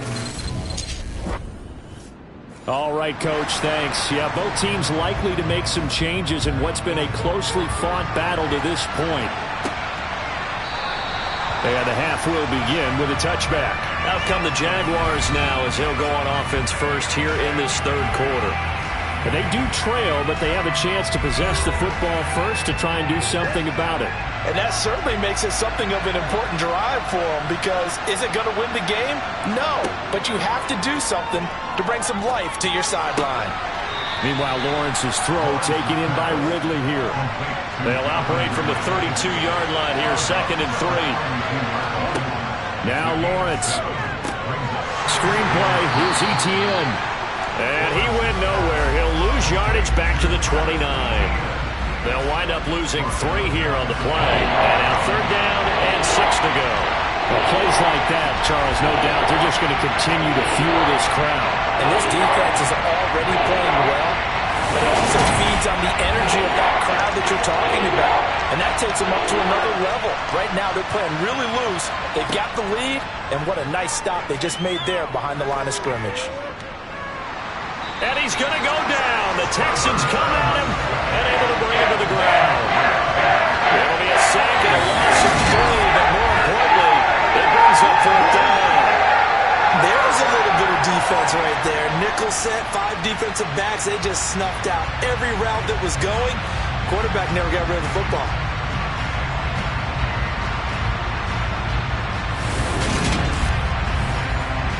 Here's Logan Cook now as he's on to punt for Jacksonville.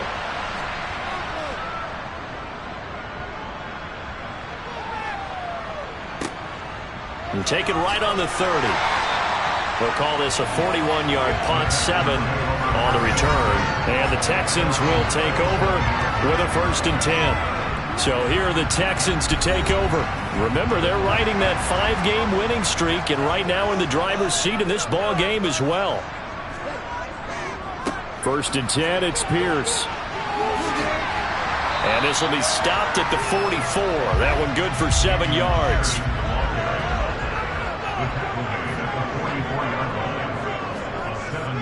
And Pierce gets it again on 2nd down. And he'll get it into enemy territory just across midfield at the 49.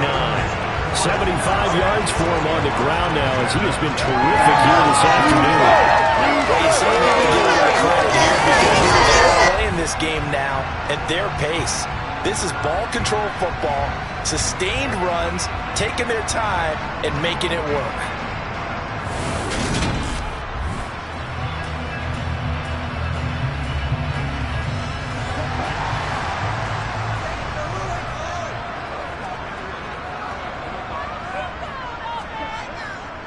And they'll go right back to Pierce.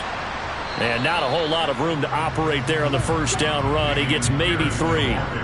3 yards on that last carry. Here's 2nd and 7. Now they'll change things up. Stroud will throw it.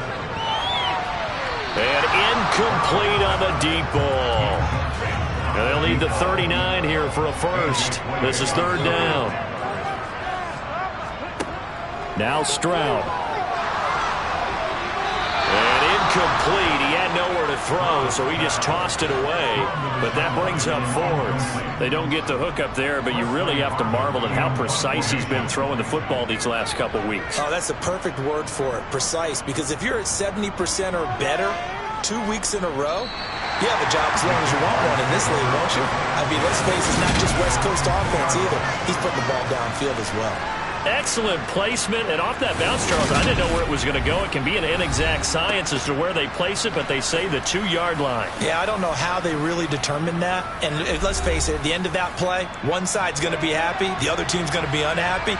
So, what do they do, shorten the hypotenuse? I mean, how do they figure that out? You know that stuff. You're the smart guy. Oh, that's you, partner. And he is met at the line of scrimmage, and he goes down right there.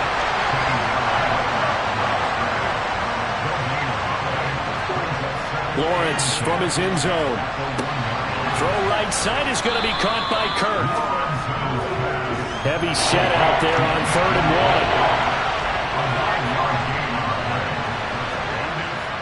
1. They'll run with Etienne. A little juke.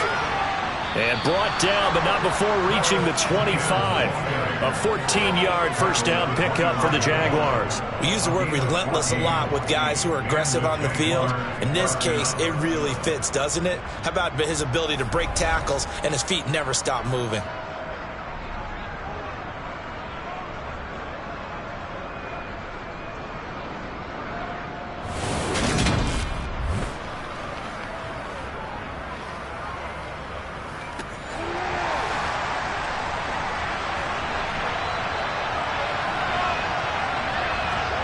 On first down, Lawrence. That's caught on the left side by Kirk.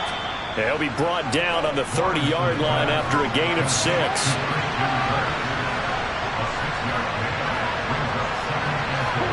From the 30 on second down, Lawrence. And he's got his man in stride, complete. And they bring him to the ground just shy of midfield. 19 yards to pick up there. Move the chains. Well, they certainly had success throughout this contest getting him the ball in the passing game, and there he picks up another first down. Whatever they saw going into this one, they've been able to capitalize on it, and no adjustment has been made to take it away. On 1st and 10, it's Lawrence. Quick slant caught by Kirk. And they're going to get this down near the 35-yard line. Couple of first downs right in succession, and this is an offense that could really use a good drive, and they're off to a fast start here.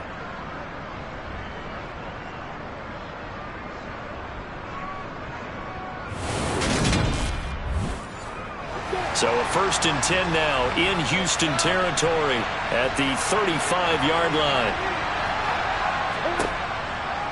A handoff running left is Etienne. And a nice move will yield nothing as he's stopped behind the line.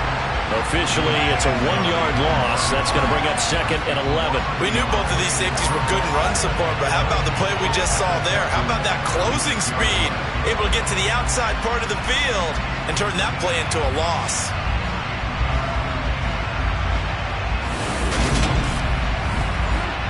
Maybe just a slight detour on what's been a strong drive. Here's 2nd and 11. Looking to throw, Lawrence.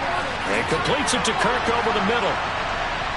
A good gain of 9 before he's brought down at the 28. Here comes play number 9 now as they come up on a 3rd and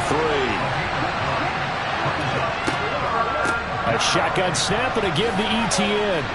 And boy, he is very close to a first down, but from where they're spotting that football, he's going to be a foot or so short. It'll be called a gain of 2, and that'll leave him with some options here on 4th and inches. Well, that call makes sense because they've been throwing it well on this drive, and once again, they show passing formation, showing the shotgun.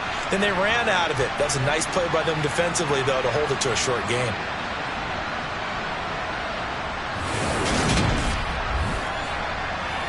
So Tyler Bass on now for the field goal. Right hash mark of 42-yard attempt. The kick by Bass is good, and that'll bring him back within 4. So it's a 3rd field goal for him now. He's accounted for all 9 points. I look down to the sideline, though. You can just tell they weren't too happy for 3. They wanted 6. So they have to have 6. Look, he's keeping them afloat. But they really need to do exactly what you talked about. They need to get into the end zone and score some touchdowns. Otherwise, he's going to have to kick a lot more field goals than just the 3 he's already put through the post. And they will wrangle him down a couple yards shy of the 30. Offense back out there along with Dameon Pierce. He's had a good performance, moved the ball effectively on the ground. Of course, he has the 1 touchdown. And when you're able to move it as effectively as you've described, that leads to finding a way into the end zone, and now he's just trying to do it for a 2nd time.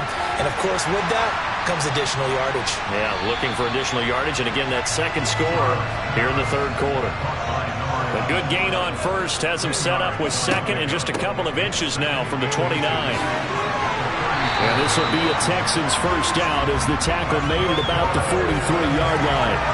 2nd and inches is oftentimes an invitation for an offensive coordinator to take a big shot downfield because he feels like he can come back on 3rd down and pick up the first down. But sometimes you just don't want to break tendency. Stay with what you are, stay with who you know, and go get the first down. That's exactly what they did.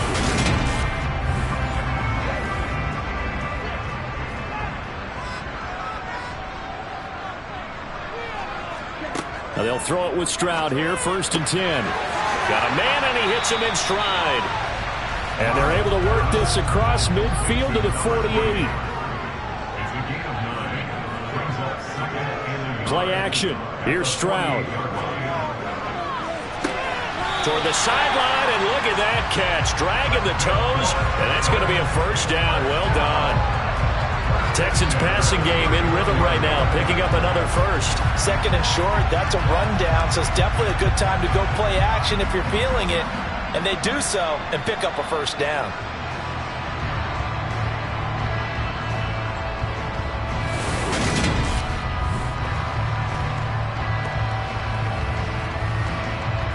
Line of scrimmage, the 31 now on 1st and 10.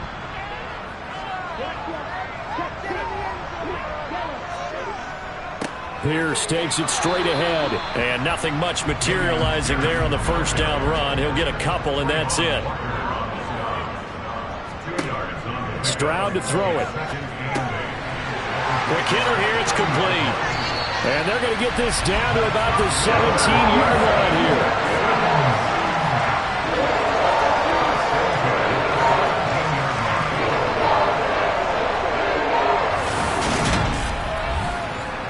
So from the 17 now, here's a 1st and 10.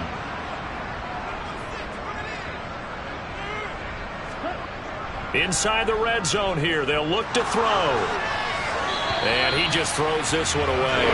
Smart decision here this close to the end zone, and it brings up 2nd down. I see the surprise in your face there, partner. That is a rare incompletion from him. He's been on point this entire game. He has percentage completion-wise way up, not that time. Play action. Stroud now. Rolling to his right. Open man is Jordan, the tight end. And he's going to be marked down just outside the 10. Again, it's Stroud. Got his tight end. That's complete. It's Jordan. He's going to be out of bounds on what's going to wind up being the final play of quarter number 3. It'll be 1st and goal when we come back.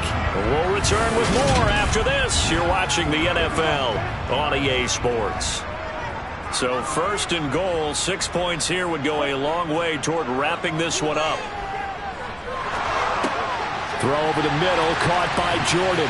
Touchdown, Texans! Brevin Jordan, his first touchdown on the year. And the Texans add on to their lead, and it's looking like that win streak is going to extend another week. A nice throw there by the 2nd-year quarterback.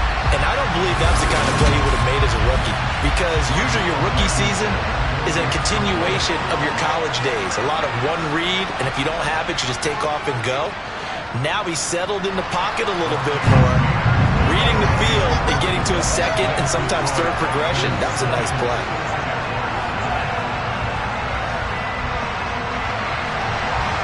Out is the Texans kick team as they'll send this one away. This will be fielded inside the 5.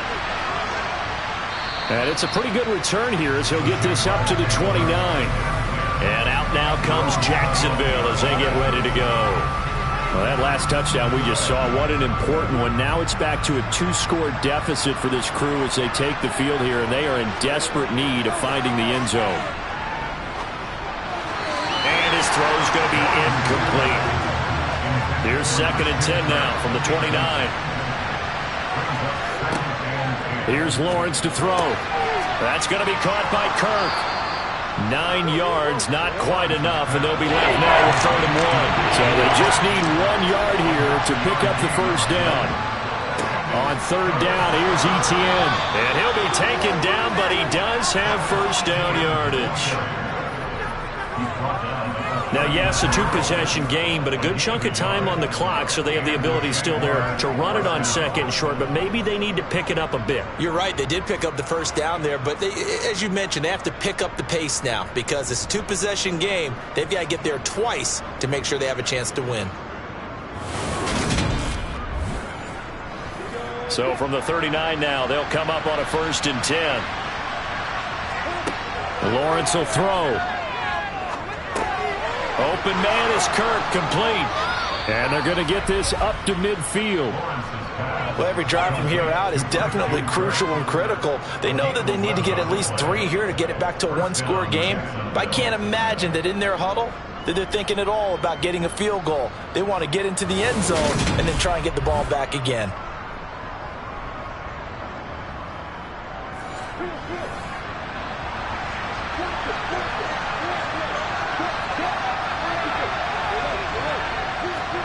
From midfield now, Lawrence finds his tight end Ingram. And he'll be brought down inside the 40-yard line.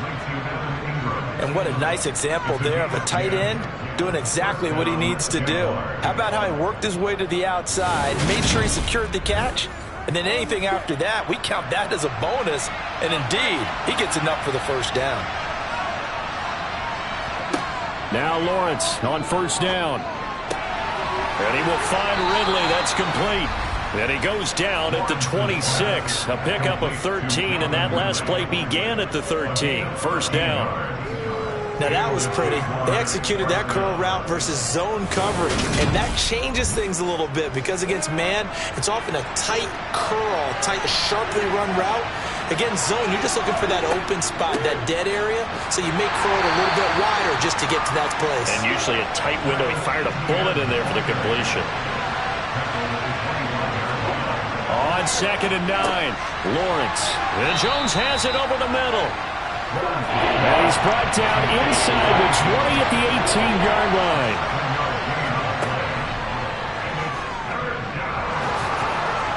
And brought down, but not before they get it inside the 10 to the 7. They're able to convert on 3rd down, and that sets up a 1st and goal. How about that there? No frills, no additives, right? Nothing crazy. Just find a way to pick up the 1st down. A nice run right there.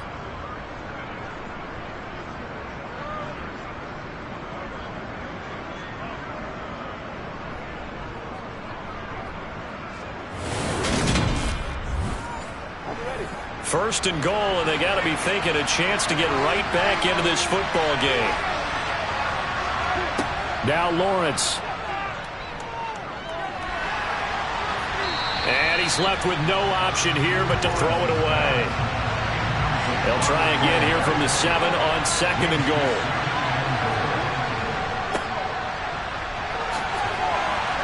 And he takes it in. Touchdown, Jacksonville.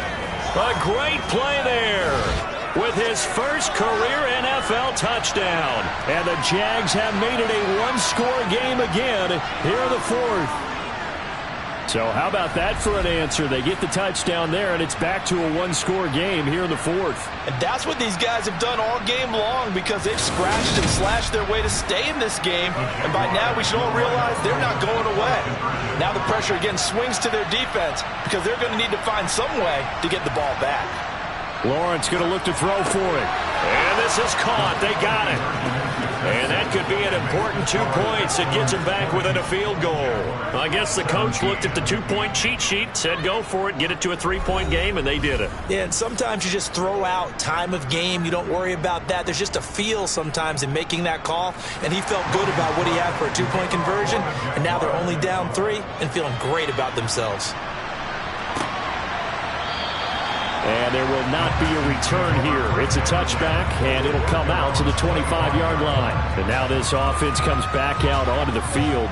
I don't want to say that they're completely against the wall here, Charles, but all of a sudden, with the run that they've been on the other sideline, this is down to a 3-point game. They got to be careful. Not much space from their back to the wall, though. So you're exactly right. They've got to be careful here. But this is where the value of note-taking and recall comes into play.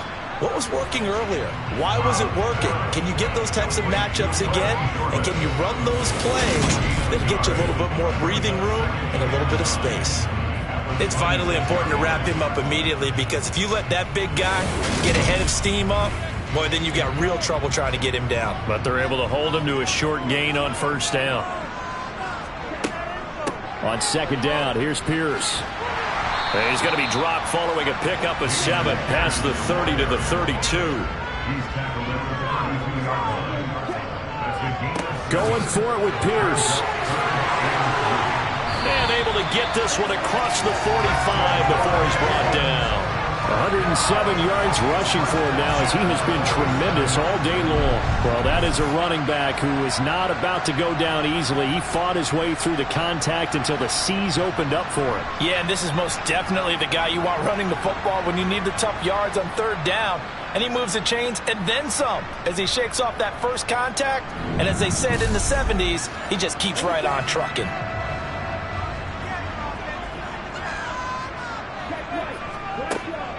They go again with Pierce. And he'll take this ahead for about 4. Second down coming up.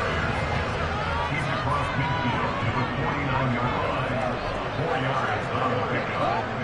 Second and 6. Well, they'll run it here on the jet sweep. And he'll get this into enemy territory, but not by much as he's down to the 48. From the gun on third down, here's Stroud. And he's got it. Got his man on the end route. Complete. And he's going to have another first down as the tackle's made at the Jaguars' 38-yard line. A nice pickup there of 11 yards, and it'll move the sticks. And that certainly appears to be a critical conversion right there because not only do they keep the drive going, they take valuable time off the clock as well. They have to feel really good about that last completion. On first down, here's Stroud. Going to throw right side here, complete. And he'll be taken down here just shy of the 30. It's a gain of 7. Brings up 2nd and 3. Back to the ground with Pierce. And he's able to get it down to the 25-yard line. 6 yards the pickup, and that's a first down. It carries like that. That's how they're going to continue to salt this thing away here, Charles, in the fourth quarter. Yeah, how about that? A new set of downs. Clock continues to move. No better way to close out a game than to tap those mastodons you have up front and say, guys, keep pounding them. Let's keep the ball, keep their offense on the sidelines, and let's close this one out.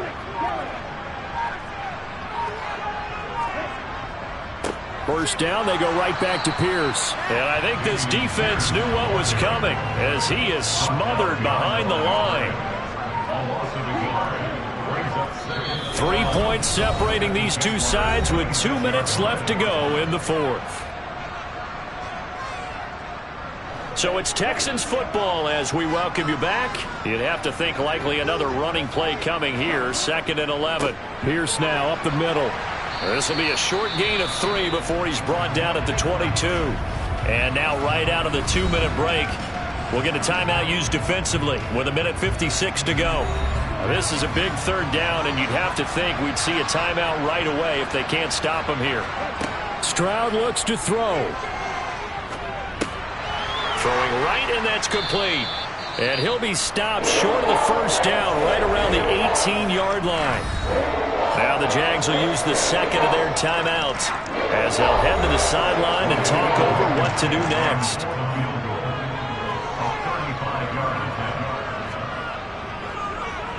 Blankenship's kick is good. And high fives for that one as that drive ends in 3.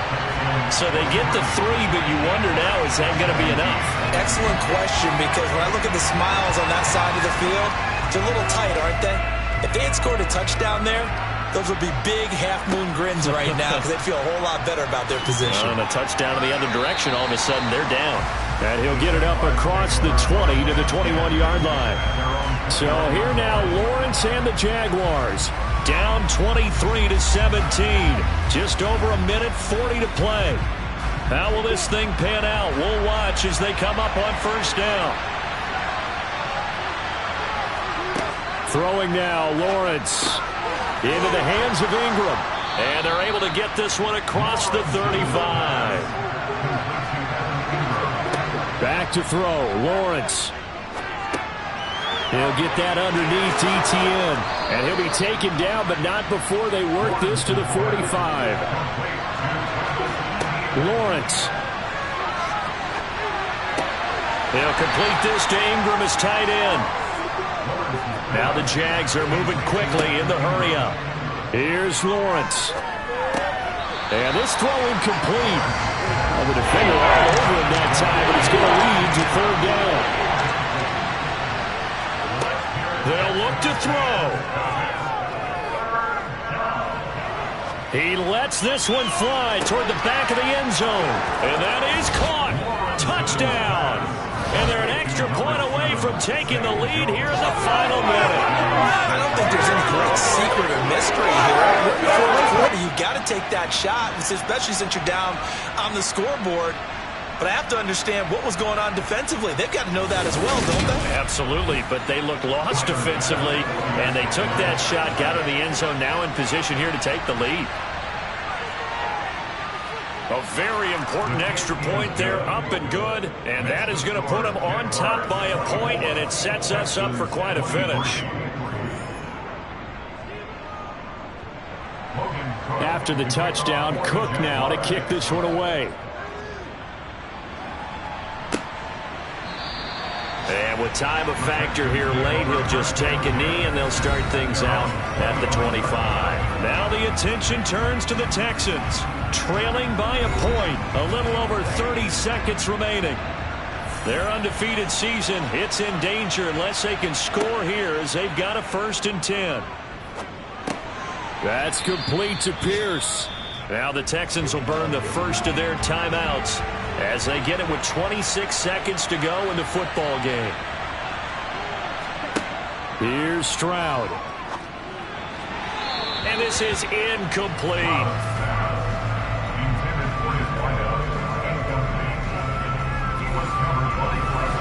Now they face a 3rd down and 4 after that incompletion on 2nd down. Stroud.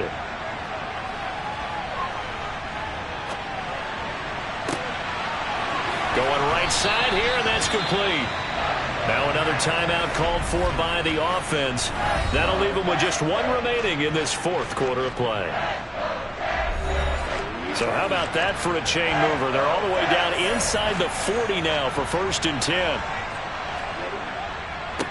Give to Pierce. And with just inside of 10 seconds to go, they'll burn their final timeout. 9 seconds left, and we've got a timeout. 9 seconds remaining.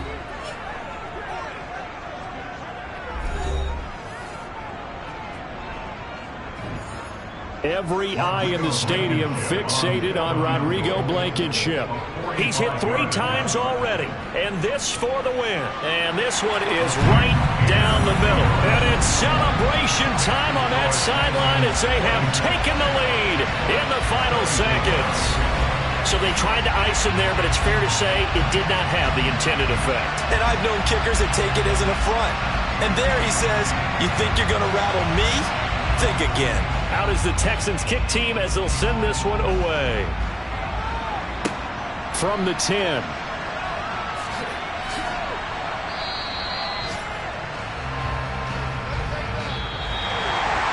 Well, this one probably was fun down to the very end. They got the points late, right before the whistle. Then the ensuing kickoff. They were hoping for magic on the other side, but couldn't get that spot.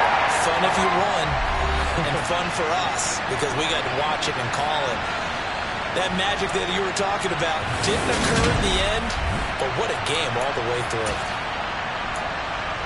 So for Houston, they remain as hot as anyone at 6-0 now through the first month and a half. And they'll have another home date next week as the Cincinnati Bengals come to town.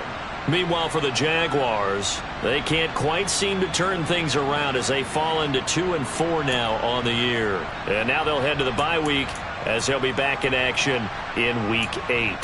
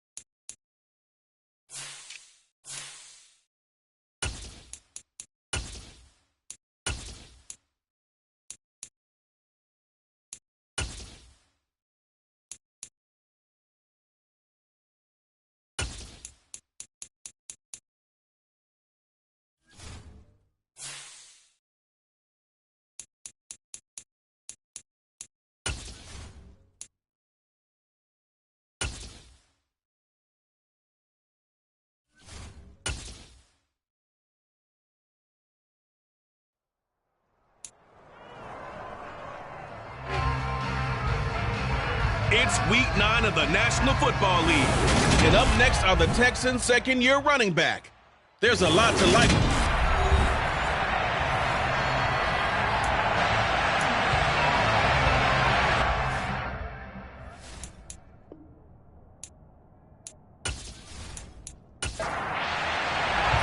The first 2 months of the regular season down. What will the final 2 bring us as we're off in Week 9? And a short kick taken at about the 16. And they're going to start this drive in pretty good shape up past the 30. So here's the first drive now for the Jags. They're led by the #1 overall pick in the 2021 draft, Trevor Lawrence. His game last week reminded me of the old song, accentuate the positive. That's about all he did, right? Yeah. 3 touchdown passes, over 300 yards in the air. Receivers happy. And they got the win. Got the win. If you're a running back that likes to catch passes, they're happy as well. Big-time game. Going to the air right away, Lawrence. And he's got his man in stride, complete. For Kirk, there's a peek at the numbers in last week's game. 9 catches, 107 yards, and the touchdown. And he was able to get open there, but that's not always easy against this bunch defensively. We are deep enough into the season where numbers count. This is #1 rated defense in the NFL. He'll have a tough time. To throw again on second down. Lawrence. 6 yards to pick up, and that's a first down. Now Lawrence. And the throw left sideline here is caught, but they'll rule it incomplete. Couldn't keep his feet in. Second down. On play action, Lawrence. That's caught by his tight end, Evan Ingram. And he takes this one down almost all the way to the 30. A first down there on a pickup of 25. The first drive here and the first time that we've called a big tight end's name, but I can assure you this, Charles, it won't be the last. No, it won't, because when he gets going, now it opens up opportunities on the perimeter because that'll draw the defense towards him in the middle of the field. Now your wide receivers will get involved as this game goes on. So a 1st and 10 now in Houston territory, down at the 31. Lawrence going to throw again. He targets Ingram for another grab. And he'll be marked down right at the 20-yard line. Well, they told us that he was just going to be a bear to defend. And usually tight ends are, Charles, but he's no exception to that rule. His second catch in the opening possession, and it gets him a first down. Yeah, and they certainly saw something on his earlier reception. He went back and reported what he found. And one of the things about him, he's like a wide receiver to me, Brandon. He has a great sense of space and understanding where defenders are. Yeah, we talk all the time, Charles, that it kind of gets cliche about the hands that he has, but really it's the truth. For a tight end, some of the best hands in the game. Over the middle, and it's a fumble. And the Texans scoop it.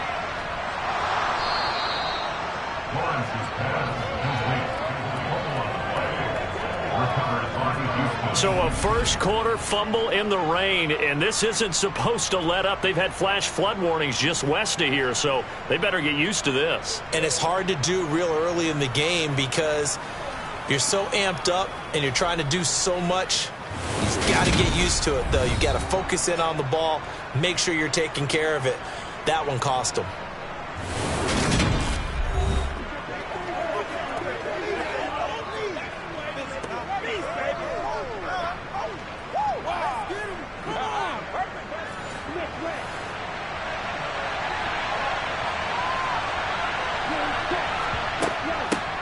They'll start on the ground with Pierce. And a short 3-yard pickup gets him up to the 15. The numbers on the ground for Pierce last week. 2 trips to the end zone and well past 100 yards. And going back and watching the film, we saw every kind of run from him, didn't we? We saw some power, we saw finesse, we saw speed, and what I love the most, he finished each and every run. They run the option on second down. Now, hang on here a second. Looks like a Jaguar in some obvious discomfort from that last play. The medical staff will attend to him, and we will step aside.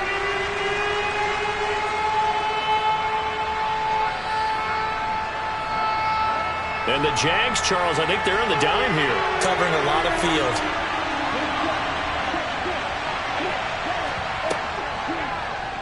They'll try and pick it up by running the option to the right.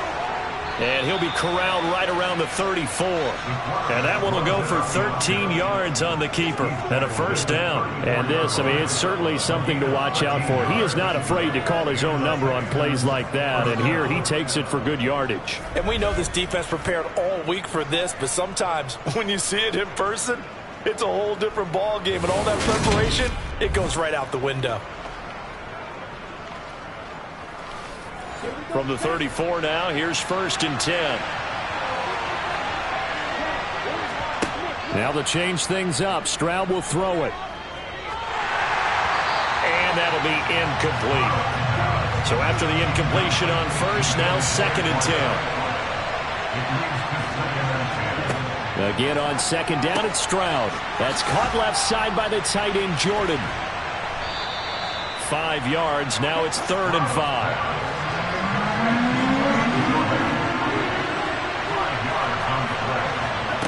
Stroud to throw it. And that will be incomplete. 4th down. Here's Presley Harvin on the punt. Oh, it's a wobbler here.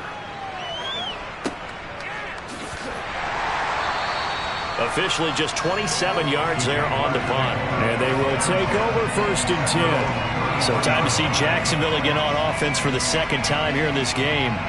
And they got across the 50 last time, but fumbled and turned it over, so they'll be looking to have a short-term memory here, Mr. Davis.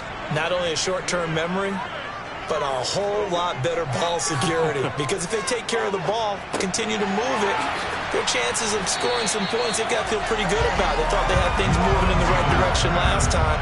Fumbles, they don't just affect you on offense, they affect your overall team, because now your defense has to make that stand up. Well, this defense for the Texans, they played extremely well last week in the win over Atlanta. And what keyed their victory?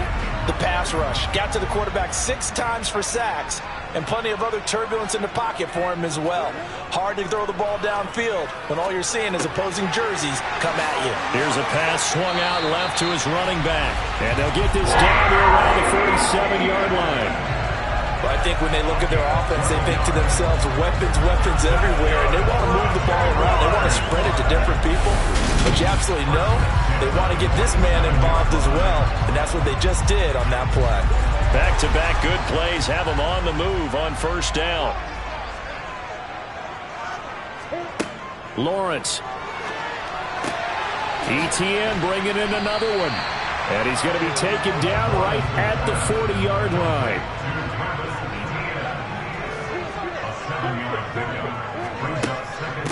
On 2nd down, a run with ETN. He's got room at the 30. And a very determined run there as he'll take this all the way down to the 27. Good effort.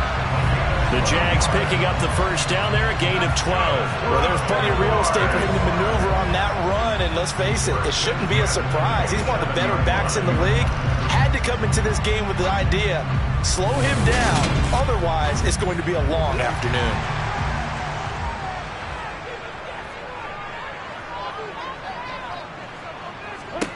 Throwing now, Lawrence on 1st down. Finds his tight end, Ingram.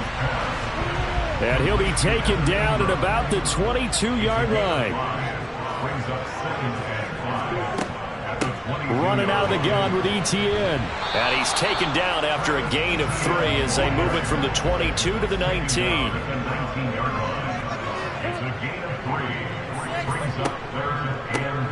And they'll run on the inside handoff. And they needed 2. They could only get 1. 4th down. Well, they picked up a portion of it, but not all that they needed. Now that leads to a decision on 4th and 1. Let's see what they decide to do.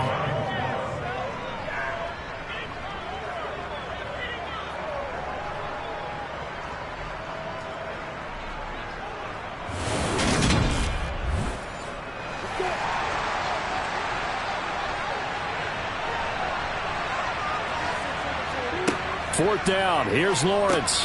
And able to find Kirk complete. And he is going to have the Jaguars first down as they manage to convert. And that'll keep the drive alive. Well, we kind of looked at each other as they decided to go for it. But in the end, great execution, a 6-yard gain, and it all works out. So this offense able to convert on fourth, and now a fresh set of downs here. 1st and 10. Looking to throw, Lawrence. Toward the end zone, but that's going to wind up incomplete. An incomplete pass on 1st down. That leads to a 2nd and 10. Now Lawrence.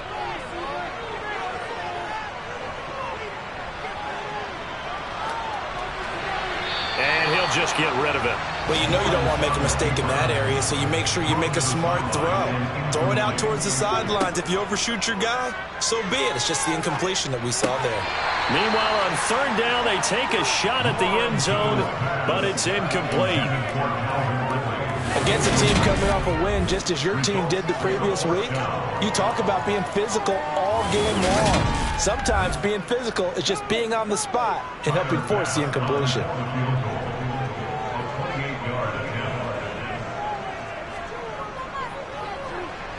The kick by Bass is good. And the Jaguars grab a 3-0 lead. So after drive number 3 here, we have a score, and it's 3 points after the field goal. I would say the feeling out process for both these teams, I'd say it's over, partner. Everyone understands what's going on now. You've kind of probed a little bit. Now you want to start throwing the big shots. First 3 points up on the board could be significant. So now we get set to see Houston for their 2nd drive of the ball game. Just the one misstep for them in the first half of the season. 7-1 is the record at the midway point. And in terms of whatever power rankings you want to go by, they're at or near the top of the list in terms of best teams in the National Football League. And for me, in my little bit of rankings here, I've got them at the top. I know there's still 2 months to go, and we've seen teams get off to hot starts and then fade away due to injuries or the schedule or whatever. But unless there are a rash of injuries on this team, I'd be surprised if they aren't a 1st or a 2nd seed come playoff time. That one covers 24 yards. It's a 1st down. And that's a more than acceptable read right there because it's zone coverage, so timing is everything. This time he waits for his man to come open, puts it right on him, and they pick up a 1st down.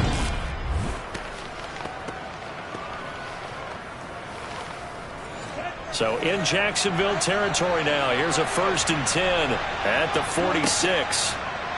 They'll go option to the short side. Stroud is hit and the ball is loose. And they will set up shop at their own 46-yard line. All these years we've been watching the game, I start to get the sense that whenever it rains out, those guys have to touch the ball and carry it. They're extremely resentful about that weather. Yeah, I'm just happy I'm not resentful that we have a roof over our heads. I know that much. Yeah, maybe we won't fumble our play sheets here as we just saw the fumble happen on the field. The Jacksonville offense set to begin their next drive. Well, what do you think? You get the ball off the turnover near the middle of the field. You take a shot here on the first play? You know I'm big on that. I love when I have great field position. After a turnover, I feel like I might have a little bit off balance. I prefer to take a shot, but a lot of coaches will tell you only do it if you trust the guy who's got the football in his hands. Meaning, if it's not there, he won't force it downfield and maybe turn into an interception. He'll go to the check down, go to a second option, and go ahead and take the play that's in front of him. So from the 39 now, they'll come up on a 1st and 10. Here's Lawrence to throw. Screenplay. Here's Etienne. And he is going to lose yardage here. But despite the completion, they're going to wind up losing 3 there. 2nd down.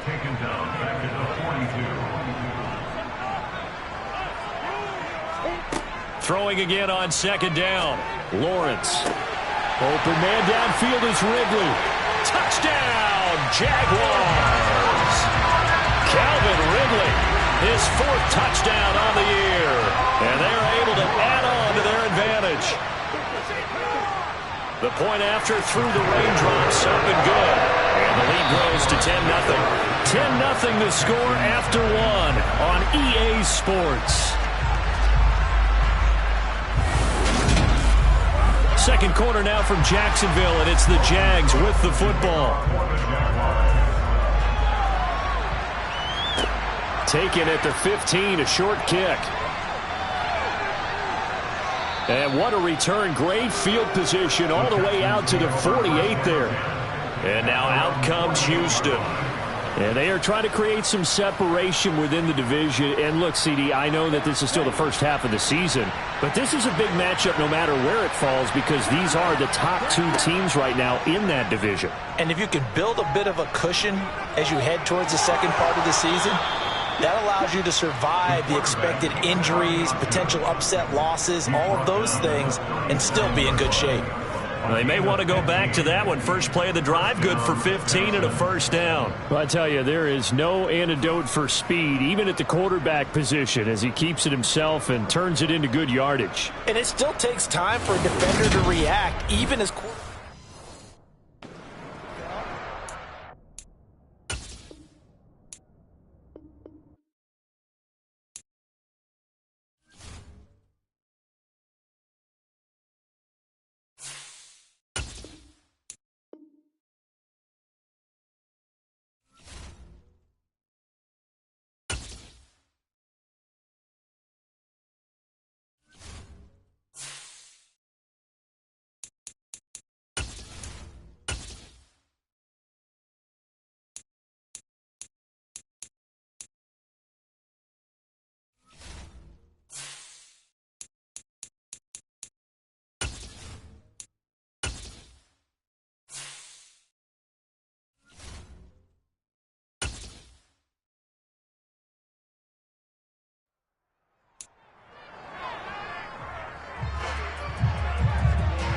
It's the National Football League on EA Sports.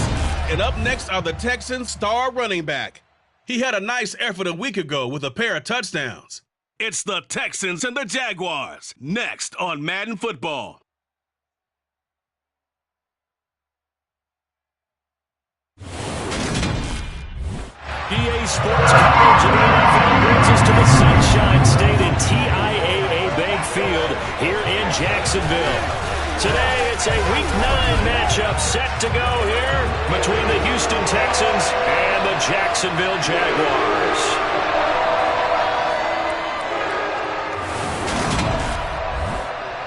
We welcome everybody again alongside Charles Davis. I'm Brandon Gunn and CD. We've got an interesting test here today. One of the league's best passing games and one of the best pass defenses set to square up and see who can perform better in a high-profile matchup. And you and I talk about all the time how fortunate we are to be in this position and be around these types of games. And as jacked up as these fans are, how about these two teams? They've been looking forward to testing themselves against what is considered the best on the other side. This is going to be a lot of fun, a very exciting battle headed our way.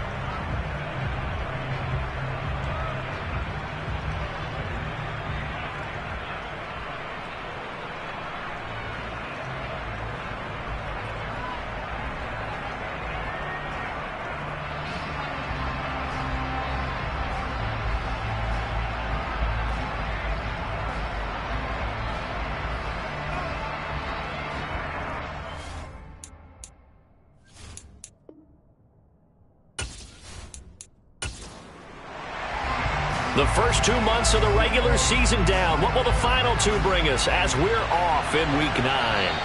And they will not get a chance to return this one as it's through the end zone for a touchback. So here's the first drive now for the Jags. They're led by the #1 overall pick in the 2021 draft, Trevor Lawrence. And I thought it was a really nice performance last week by him. 3 touchdown passes.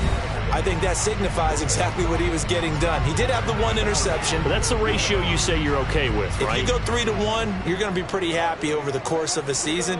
And let's face it, he'll never blame the receiver publicly. But behind closed doors, he probably told his agent, hey, what's the deal? I should have had a perfect game. Throwing to start the drive, but that one incomplete. So the incompletion, and now it's 2nd and 10, again from the 25-yard line. Toss left side for Etienne. And he will lose yardage on the play, back at his own 19-yard line. They call that a loss of 6 yards. And it's 3rd down now. This defense is a difficult one to prepare for, one of the best in the league. They'll come at you from all angles, and they did a nice job there stopping him for a loss. And I don't think this is the script they had in mind for their opening drive. This is 3rd and long. Lawrence will throw. He'll get this one complete to Zay Jones. And this effort won't be enough as they rally up to stop him a couple of yards short. It'll be a pickup of 14, but they're still a little bit short as it brings up 4th. On 3rd down, you'll give them that. You just want to make sure that you play the first down line. And they were able to get him down and force the punt.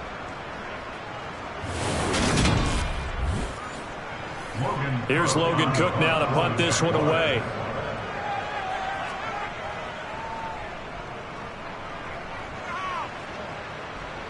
Fair catch called for and made at about the 32-yard line. So out come the Texans for their opening drive. And leading them out there, we get a look at their 6'3" quarterback. I tell you what, when he is on schedule for that week, secondaries take notice because you've got to stay alert back there on every snap. A truly powerful arm, one that's capable of challenging any level of the defense on any given play. That's why so many scouts preach arm talent when preparing for the NFL draft. A quarterback with arm strength to make every throw in the book, he's an asset to have in any offense. 1st and 10, it's Stroud. Oh, he's going to take a shot right away. It's incomplete. Took a shot, couldn't connect. And before the 2nd down play, we'll get a whistle, a signal, and a timeout. So as they take it over, we step aside. Now a nice throw here right side. He hauls it in. And he slips up past the 45 before being tackled. A fresh set of downs on a gain of 13 there for the Texans. To win any route, you've got to break down the defender. And that's exactly what happened here on this really nicely executed curl route.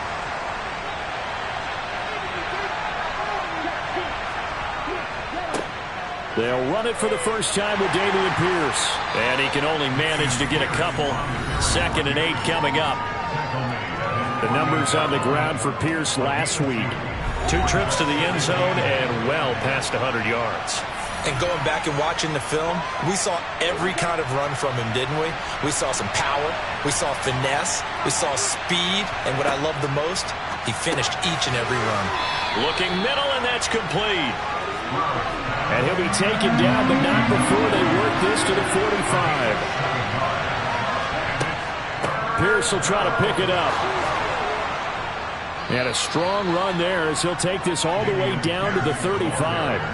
A pickup of 11 and a Texans first down. How best to describe that one? I'd say right down Broadway on that run. A straight ahead running. I think that might be something we see a lot of between the tackles today. Well, he's enjoying things so far here this afternoon. Sees a crease and bursts through it for a solid gain.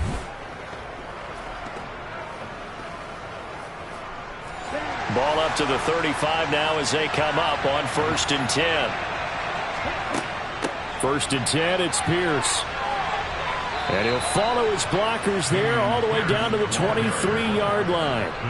12 more yards there and another first down. So back-to-back big runs, picking apart this defense on the opening drive. I thought this was a passing league. I thought this was the era we were in where the ball was always in the air, right? They didn't get the memo. And they didn't get the memo, and I know this to be true. Offensive linemen still, to this day, they want to run the football. They want to fire out and hit people across the line of scrimmage, and they're clearing space. Another carry for Pierce. Give him 5 on the carry there, and it'll be second down.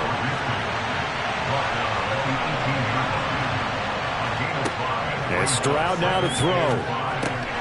Throw over the middle, caught by Jordan. And the Texans are going to have a 1st and goal as he'll be taken down at the 7-yard line. Well, no question, this is exactly how they wanted to start this football game. And nice pass there. And now they're set up beautifully, Charles, to finish this off with a touchdown. Yeah, but they've still got to finish it off, partner, and that means they've got to execute at this stage of the field. So we've seen many teams march it right to the goal line and not cash in. They've got something dialed up here that puts it in the end zone. And he's going to be brought down just shy of the 5 at the 6.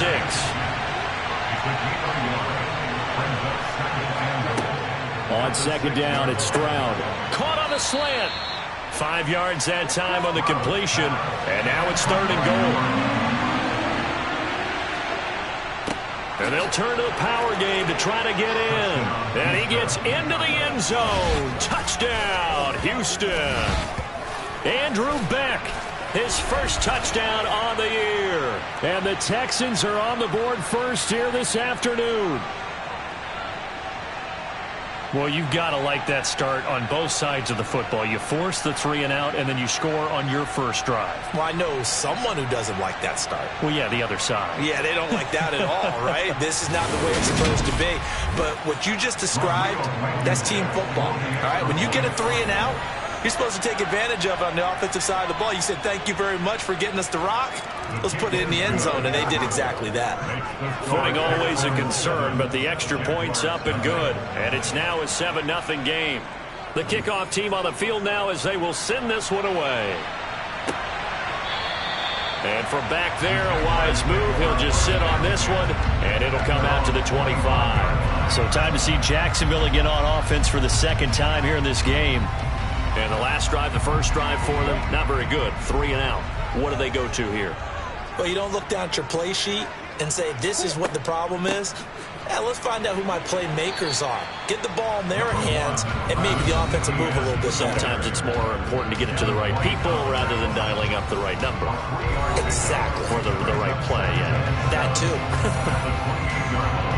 The numbers on the ground for ETN last week. 18 carries, 70 yards. They put a lot of effort into game playing and establishing this ground game last week, and the reward was a nice day rushing the ball. Helped them put a balanced offense out on the field. And that carry is an indicator that this ground game has to be established again this week. This is what defensive coaches ask of their defenders every single ball game. Get a hand on every throw in coverage. They want the deflections. They want the knockaways. Pick it yourself if you can, but at least knock it down and guarantee it's incomplete. They'll get this out to the flat for ETN. And past the 40 before he's out of bounds. That one good for a gain of 13 for Jacksonville and a first down. Just the first quarter, but tackling going to be so important going forward. They've got to limit plays like that. And that's something when you see it happen early in the game and they don't get him on the ground, you can always tell that they were concerned about it going in. Because I can just tell you, from my days, I remember being in college and worrying all off-season about our season open opponent, and they had a receiver that could shake and bake with the best of them. I tackled him on the first pass of the game, and the relief was incredible. Ended up having a pretty decent ball game. But if I'd missed him, it would have been a different story. Night. Throwing again on 2nd and 10. Lawrence. Wide open receiver complete. And he's going to be taken down with another first down as the stop's made at the Texans' 45-yard line. A really nice pickup of 14 yards, and it moves the sticks.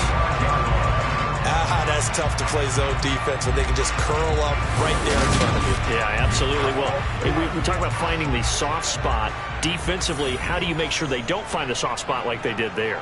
Tough to do, because what they normally will do is run routes that'll pull you out of that spot that they want to get into. That's what we call not taking the cheese, right? Don't go for the mousetrap. But it's hard to do because when you see a guy cutting that in that direction, you tend to go towards him. On 2nd and 9, Lawrence. And that's going to wind up incomplete. However, we do have a flag down. Let's check in with our referee. Now they face a 2nd and long following the holding penalty. Out of the gun, it's Lawrence. Sideline throw, it's complete. And a nice job there of keeping the toes inbounds. Now on 3rd and long, they'll look to throw. Looking downfield for Jones. And unable to connect, incomplete. I'll give them credit, they took their shot, but it's going to bring up 4th down. The Cook now on to punt as he gets this one away. And a fair catch signaled for and taken just outside the 20-yard line. It'll be called just a 22-yard punt. Certainly not what he wanted. And out will come the offense as they take over. The Texans offense ready to go here for their next drive. And it's only November, but the playoffs, we know how it works. They'll be here before you know it. If it ended today, they would be the #1 seed. And that's a great spot to be in, but I love the phrase, if it ended today. And I'll guarantee you, that's what they've discussed in their locker room, in their meeting rooms. Yeah, we know where we'd be if it ended today, but we also know it's not ending today. Right. So they've got to continue to play the type of ball that put them in the spot where they're #1 in their conference. He's going to fire one deep left sideline. And that will be incomplete. Well, they weren't scared to let it fly, but it falls to the ground and brings up 4th down. On 4th down, the punt team is on as this is sent away. This is brought in at the 21. Officially, that'll go as a 52-yard punt. Not too shabby. Jacksonville set to go again offensively.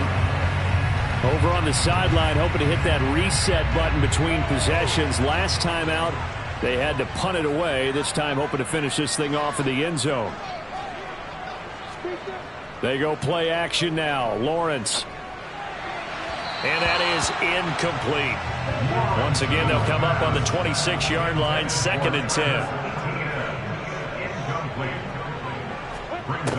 From the gun, it's Lawrence. Throwing over the middle, and it's incomplete. Now they face a 3rd and 10 after back-to-back incompletions. From the shotgun, Lawrence. Now he lets it go deep for Kirk. And a penalty flag comes in as that one winds up incomplete, but the contact is going to move the ball well downfield. So the yellow flag came out, and that leads to a new set of downs for this offense. 1st and 10. Here's Lawrence. Toward the sideline, and look at that catch. Dragging the toes, and that's going to be a 1st down. Well done. A nice pickup there, 10 yards. If you run an out route, it's likely you're going to end up near the sideline. And what did we just see there? Toe tap. You got it. The benefits of practice. Toe tapping, foot dragging, picking it up, and making sure it was a catch.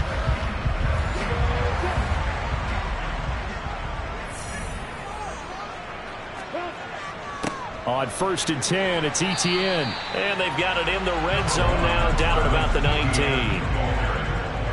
Taken down at the 19-yard line. On 2nd down, ETN once more. And this won't be enough to pick up the first. A gain of 2, 3rd and 1. He's taken down at the 17-yard line. A 2-yard pickup. They'll run with ETN.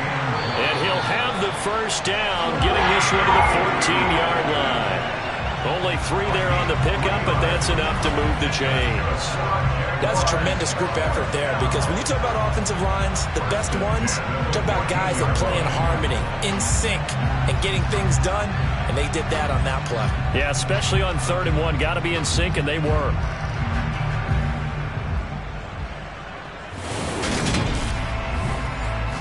Here's a 1st and 10 at the 14-yard line. Now Lawrence. That's going to be caught by Kirk. A gain of 3 last play. This time they double it and pick up 6. After 1, 7-0 on EA Sports. Second quarter now from Jacksonville, and it's the Jags with the football. Ball on the 8. It's 2nd and 4. Looking to throw again on 2nd down. Lawrence. And that is caught. Touchdown, Jacksonville. Calvin Ridley, his 4th touchdown on the year. And the Jaguars are an extra point away from evening this one up.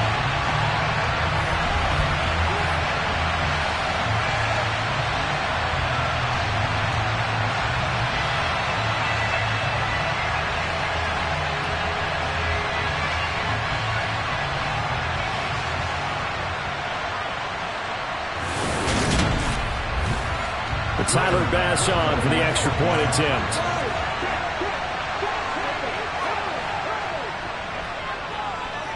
It's up and good, and we're tied at 7 here in quarter number 2. So that drive in total 8 plays. And it's Calvin Ridley who finishes it off with a touchdown reception.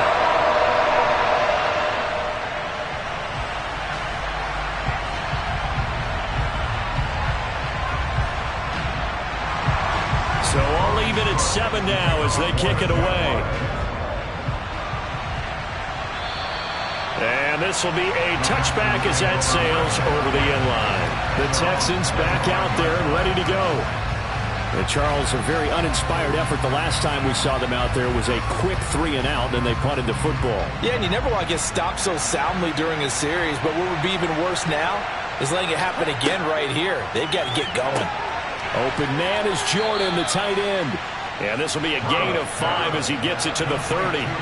Ball on the 30. They'll come up with a 2nd and 5. Pierce gets this one running right. A very good move, but for a short gain out near the 32. This offense so far on 3rd down, they've been okay. 2 for 3 thus far. This is 3rd and 4. And he's caught on the sideline, but he's not going to have a first down. They say he was out of bounds. So a big call there that brings up 4th. On is Presley Harvin now as he'll send this one away. And now a high kick trying to pin him back. And certainly not the greatest of kicks there. This one will be down inside their own 40-yard line. Jaguars offense ready to set up shop here again. And that last drive was very, very balanced, pretty methodical. You think they go that route again? I'm always of the school that until they stop me from doing something, I'm going to continue. And I think that that's exactly what they'll look to do. But the beauty is the balance that they've created sets up opportunities for big plays. Looks like a run, turn into a play action, and throw one deep. A well-executed 22-yard gain. A lot of credit to the play caller here. He saw the design in his mind and implemented it. A little zone stretcher here because they start the tight end on the left side of the formation and send him on a crossing route. And this works really well when you can find that space between levels, and they were able to do so for good yardage. And they'll throw on 1st down with Lawrence. He targets Ingram for another grab. And he's taken down at the 7 after a gain of 7. Nice rhythm throw there on 1st down. He located his tight end, made it a nice easy pitch and catch. Hoping he can break a tackle or two. Wasn't able to do that there, but still good yardage. 2nd down and 3. Ball on the 7.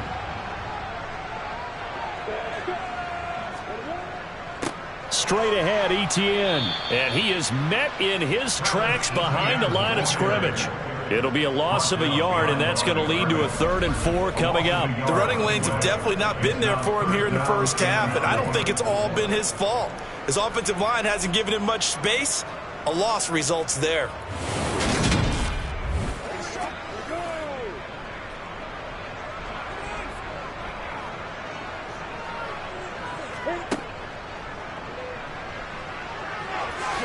And he will get this into the end zone for a Jaguar touchdown. Trevor Lawrence doing it himself from 9 yards out. And the Jaguars have taken the lead.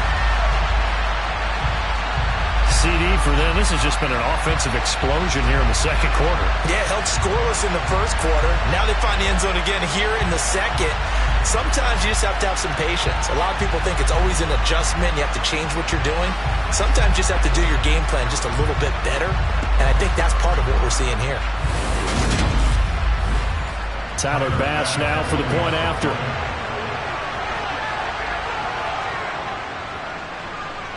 And he's got it. It's now a 14-7 ball game. So that drive for 4 plays. And it was capped up by Trevor Lawrence taking it in himself. And this will not be returnable. It's out of the back of the end zone for a touchback. The Texans getting set here to take over again on offense. That 7-0 lead of theirs short-lived as they've now given up 2 straight touchdowns to fall behind by 7. Yeah, but no cause for discouragement here. Yeah, they've fallen behind, but haven't they proven that they can go down and score?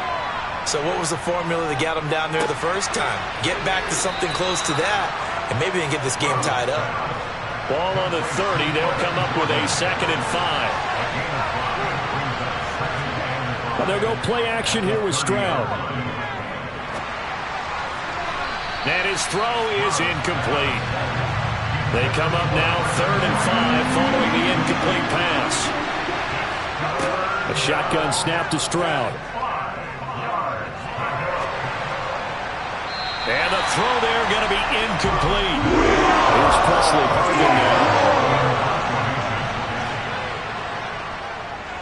He's been a busy man here in this first half as he gets it away. And a fair catch is called for. He will take it in to give his guys some excellent field position here. So here are the Jaguars to take over on offense. They got the victory last week. That was against the Baltimore Ravens, and they have the lead here as well. Line of scrimmage, the 37 on 1st and 10.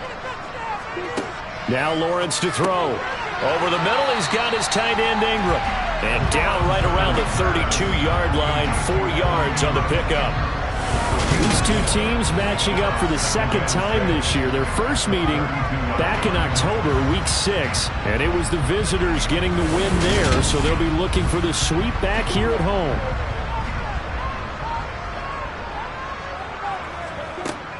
A shotgun snap and a give to Etienne. Works his way inside the 30 on a pickup of 4.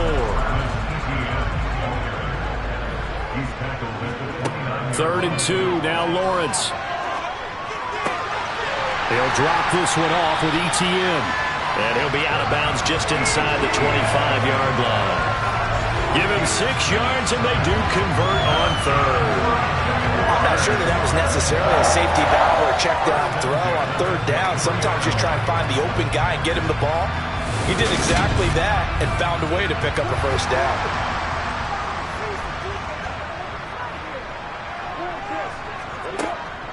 Etienne up the middle. And a short gain here down to the 22. The run only got a yard. Here's 2nd and 9. Etienne once more. And the running lane's non-existent in this first half as they'll stop him behind the line. On 3rd down, Lawrence. And he's got a man, Calvin Ridley. And he's going to be marked down just outside the 10. Holding offense. And this 3rd down looking very tough after the holding penalty. 3rd and long. Looking to throw, Lawrence. And he'll just get rid of it. So Tyler Bass on now for the field goal. From the right hash and call it an even 50 yards. And he missed it. It's no good. And this will remain a 1-touchdown game. Always disappointing when you miss a field goal, but when you're playing against a defense this good, you and I both know that's a crucial miss because you can't afford to leave any points out there. You've got to take them when you can. Out comes the Houston offense as they get set to take over here.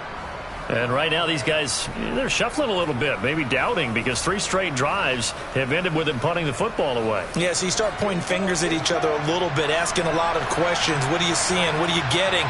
Maybe trying to narrow down your playbook a little bit and maybe get simpler rather than more complex in order to try and fashion together a drive.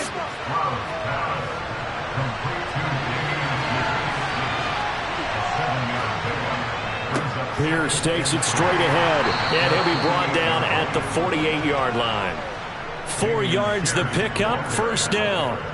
The Texans at 7-1 now on the year. And they've been cooking these last couple months. Winners of 7 of their last 8 games. And as much as we hate to play this game, you know I'm going to do it anyway. Extrapolate that over a full season. What does that come out to, partner? 14-2. And anyone in the NFL, they'd sign up for that record, that's for sure. 2nd and 10. Stroud to throw yet again here. Gets the dump off to Pierce. And he'll be taken down, but not before they work this to the 45. This offense on 3rd down today, 2 for 5 to this point. This is 3rd and 7. Firing quickly here, and that's complete.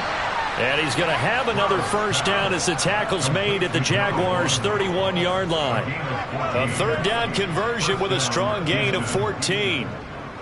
That was a nicely run slant route, and what the receiver's trying to do is make the defender think he's going upfield for a deeper route, and then breaks it off, usually after about 3 to 4 steps, and cuts towards the middle of the field. And now what he's trying to do is use his body to keep the defender away from the football and give the quarterback a really nice target. Now a handoff for Pierce. 5 yards on the carry. Good pickup on first down. After the pickup of 5, here's 2nd and 5. They stay on the ground. This time it's Michel. 6 yards the pickup, and that's a first down. He was brought down by Chad Ruma.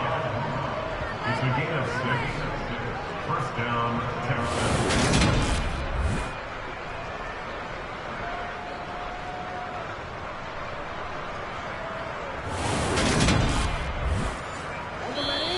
We've hit the 2-minute mark of the 2nd quarter. 14-7.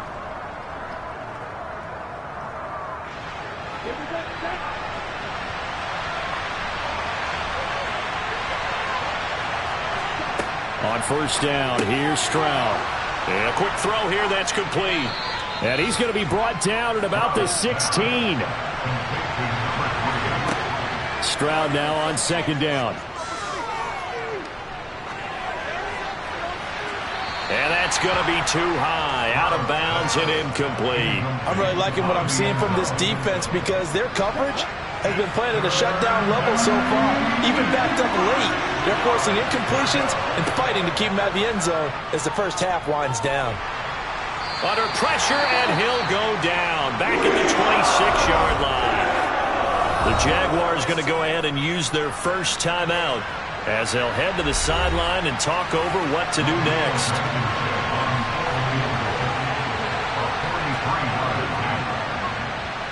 Blankenship's kick is good. And they'll cut the lead back down to 4 now at 14-10. So the margin shrinks there as they get the field goal to draw them a bit closer here in this 2nd quarter. Yeah, nice snap, nice hole. They just want to keep this game close, so give them credit for finishing that one off with 3. Taken at the 15, a short kick. And they're going to start this drive in pretty good shape up past the 30. Jacksonville offense gets the ball back. Travis Etienne and company head back out there. Those are his numbers through roughly the first half of the season, and given that, you'd have to think he's on pace for a 1,000-yard campaign. Steady as he goes. Steady goes the offense. But you know what else is happening, too, because they are a team now recognized with the ability to run the football. You've got to be able to throw it better now, right? Better throwing lanes, better opportunities for the guys downfield, maybe more one-on-one coverage, which you should be able to beat easier. Yeah, he's establishing not just a tone, but an identity for his team. And that's a discussion we had a couple days ago in the team meetings, talking about this running game, opening up the passing game. We'll see if that continues to happen. Now the Jags will use the 2nd of their timeouts, as they'll stop it with just over a minute to go before halftime.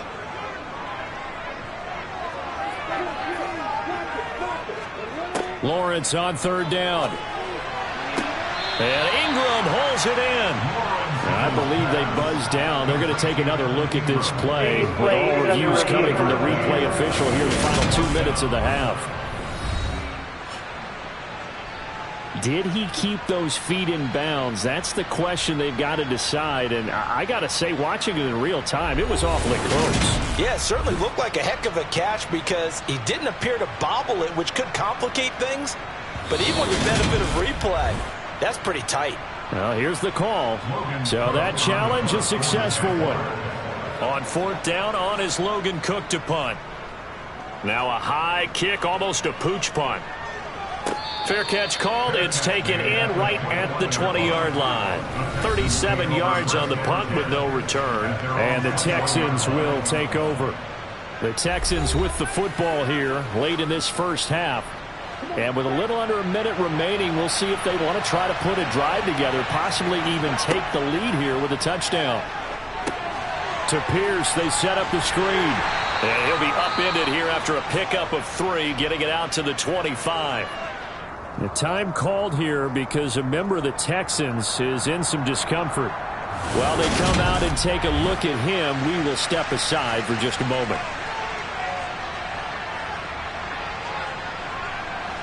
Coming up on 2nd and 7.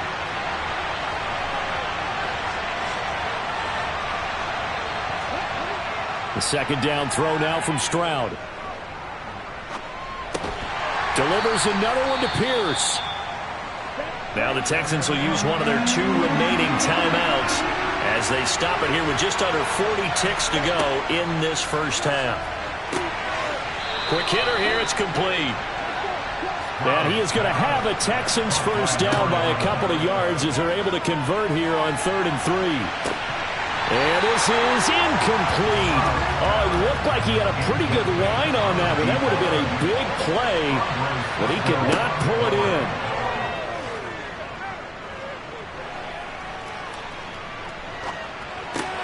Swings this one out wide for Pierce. Now a timeout. 7 seconds left in the first half.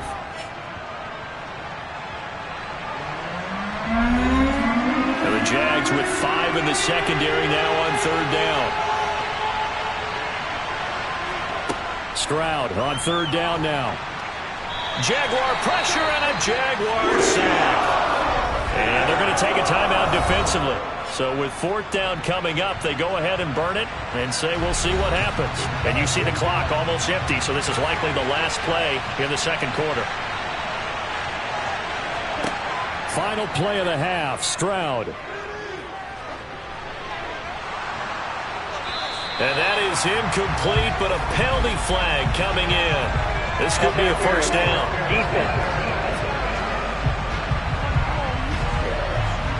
So that PI call will give him one more play.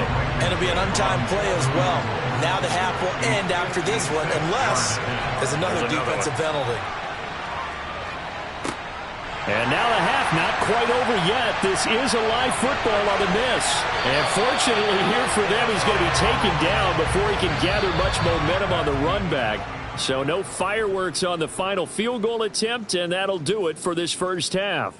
Okay, all right, Brandon, thank you very much. Hi again, everyone.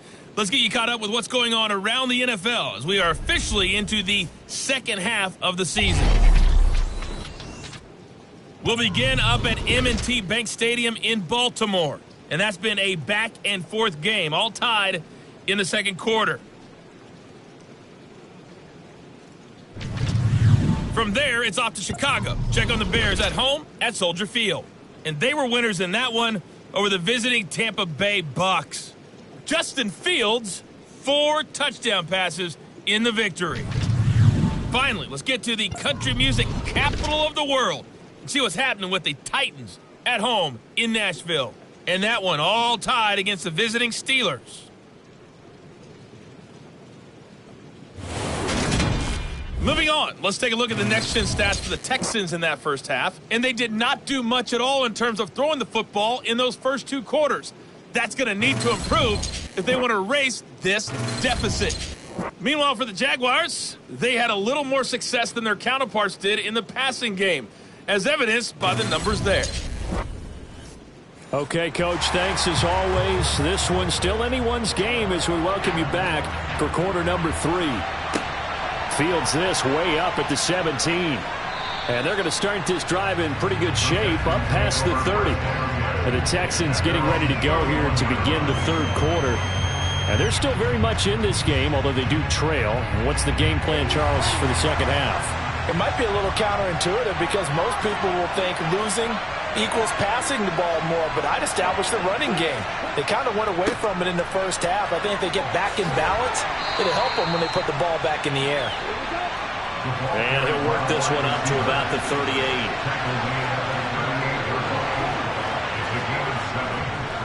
On second down, here's Pierce.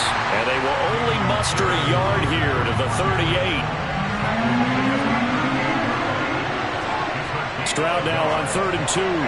Hard throw, incomplete. You get the sense that they're saying we're not playing up to what we're capable of, and we're deep enough into the game that the early jitters are long gone, that they should now have some sense of continuity and be able to make some of these plays that they have not been doing so far. A 40-yard punt, no return, and the Jaguars go on offense, first down and 10. Now we take a glance at the offense as they work their way back out for their first possession of the second half. Lawrence bringing the Jaguars up, first and 10 at their own 18. Now Lawrence. His throw incomplete. So now second and 10 after the incompletion on first down. Lawrence. Open man is Kirk, complete. He'll get only 3 there, so it leaves him with a 3rd and 7 ahead. Lawrence will throw. Now the pressure comes and he goes down. Just inside the 10, back at the 9. He couldn't get away there on 3rd down. The pressure too much, and he's sacked for a loss of 12. He had 3 of those sacks last week en route to being the AFC Defensive Player of the Week 1 right there. How do you block him now? That's the question you think that they'd be able to answer. After having 3 the week before, you would make all the necessary adjustments in practice, but he's such an imposing force, he knows how to get to the quarterback anyway. Here's Logan Cook now as the drive goes backwards, so he's on to punt it away. Oh, it's a wobbler here. Officially just 27 yards there on the punt. And the Texans with great field position to start this drive as they take over, first and 10. Houston set to take over. We have not seen much on offense here from either side these last few drives. We've hit a wall, so to speak. And have hit it hard, haven't we? Because the defenses right now, they seem to be a step ahead, don't they? Beating them to the point of attack, beating them to the punch.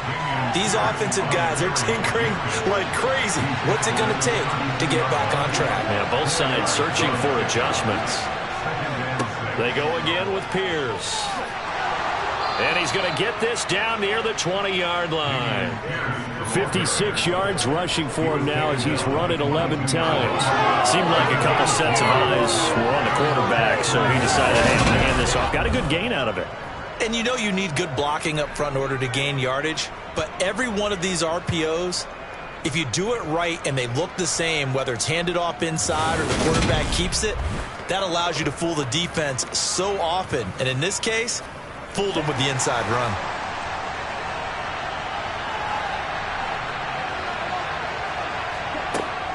A run for Pierce out of the gun.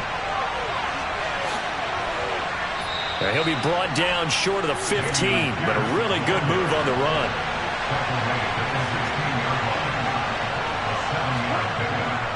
Pierce now up the middle. And tackled down after a gain of 3. Leaves him with 1 yard to go on 3rd down. Going for it with Pierce. But he will have the first down before he's tackled at the 12. I think they like this drive a little bit better there, partner. Running game helping out, picking up some of the slack. Because remember the last drive, they went 3 and out.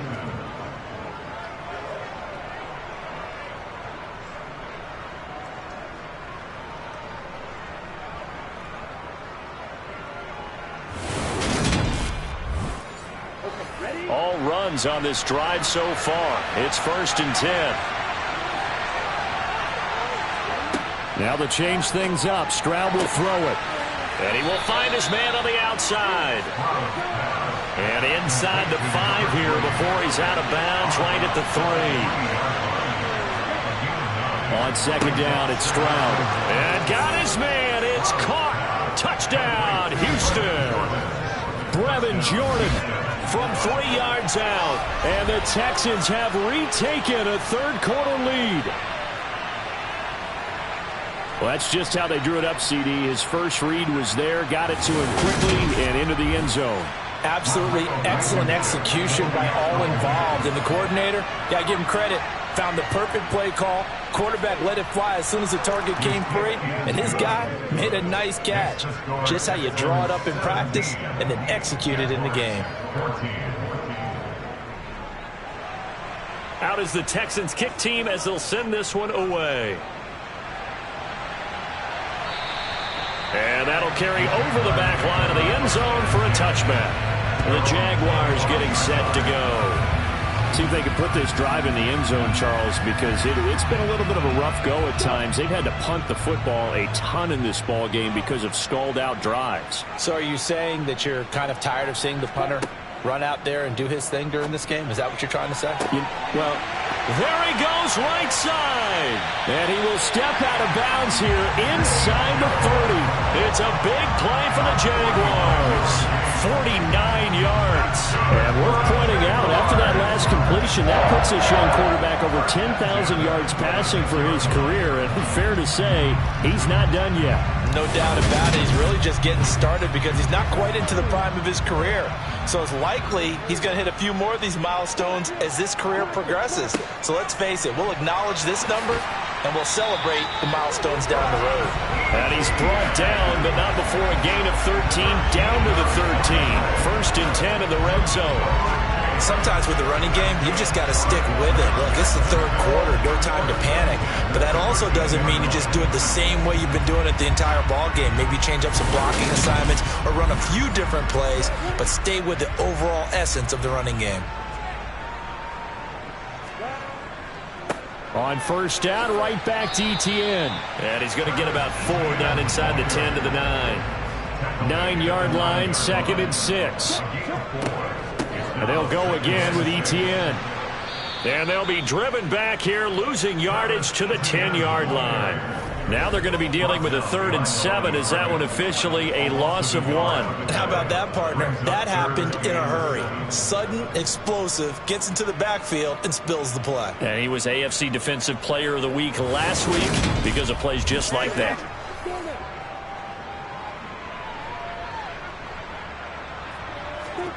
Here's Lawrence. They'll try and set up the screen to Etienne. And they'll lose yardage here. They go backwards to the 13-yard line. It'll be a loss of 2, maybe 3 on the play. And that's going to bring up a 4th down. To me, this is a case of if you're not getting the ball, you've got to do your job and block for the guy who is, because there really wasn't much there. And, boy, the defense took advantage with that loss. And the defense, they were just locked in there on 3rd. They had more guys than they could block. The kick by Bass is good. And they will tie things at 17 all. So he missed that field goal earlier, but he says not this time. Able to knock it through, give his guys 3. I like his poise. I like his confidence, his belief in himself. Sometimes when you miss that first one, you see a lot of guys sag and they can't make the next one. Not in this case. Stepped right up like a pro. And they're going to start this drive in pretty good shape as they get it up past the 30. Heading out is the Texans offense as they get set to take over here. The offense running out, and they are charged up, ready to go after reaching the end zone on their last drive. And normally I'd warn against getting complacent just because they scored the last time out. But I don't think there's any worries with this group right now. This is a hungry group, and they want to keep building off of their last drive. Now they just want the officials to hurry up and place the ball so they can snap it and get back to work. It'll be a gain of 10 to start the drive out, and by a few inches, that'll be a 1st down. That's a nice throw there, and he's obviously feeling pretty good because, remember, he had a touchdown pass on the last drive, and here he comes out throwing again, and they wind up getting good yardage and a 1st down right out of the gate. 1st and 10, it's Pierce. Foyesade Aluakan made the tackle there from his safety position. Here's Stroud. Firing quickly here, and that's complete. And he'll be brought down on the other side of midfield at the 43.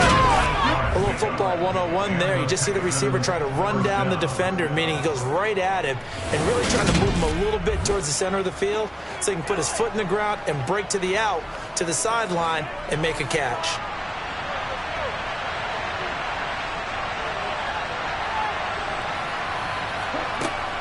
Running it out of the gun with Pierce. And nothing much materializing there on the 1st down run. He'll get a couple, and that's it.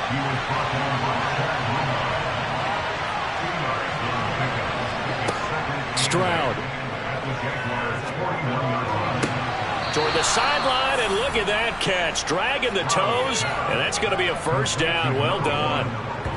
Texans passing game in rhythm right now, picking up another first.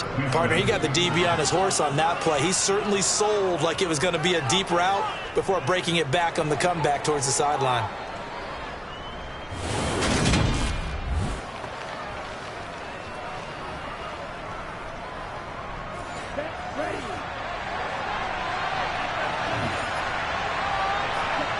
First and 10, it's Stroud.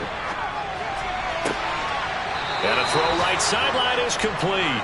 And he will reach the 8-yard line before going out. 16 yards, a little deja vu from the previous play where they got 16. Just picking up yardage in bunches here these last few plays. They have moved right down the field, and just like that, they're going to be set up with a first and goal. 2 big plays in succession. Not sure this D knows what hit him, but now they got to get ready. It's first and goal. They'll run here with Pierce. And they'll get this from the 8 to the 5. Pickup of 3. And the ball smacked down on the 5-yard line. Here's second and goal.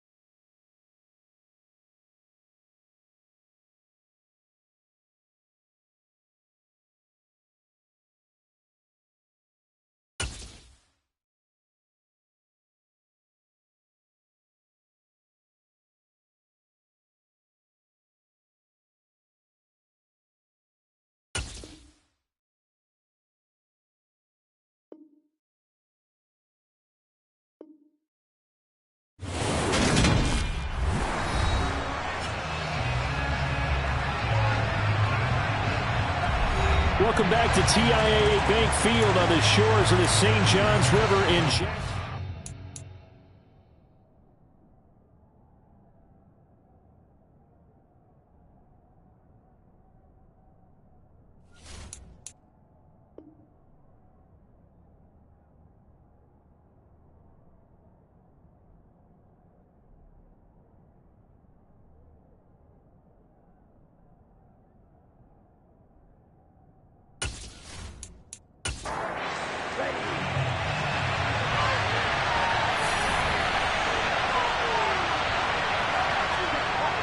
Once more, it's Pierce. And this time they were waiting for him as he'll be knocked down before he can get back to the line of scrimmage.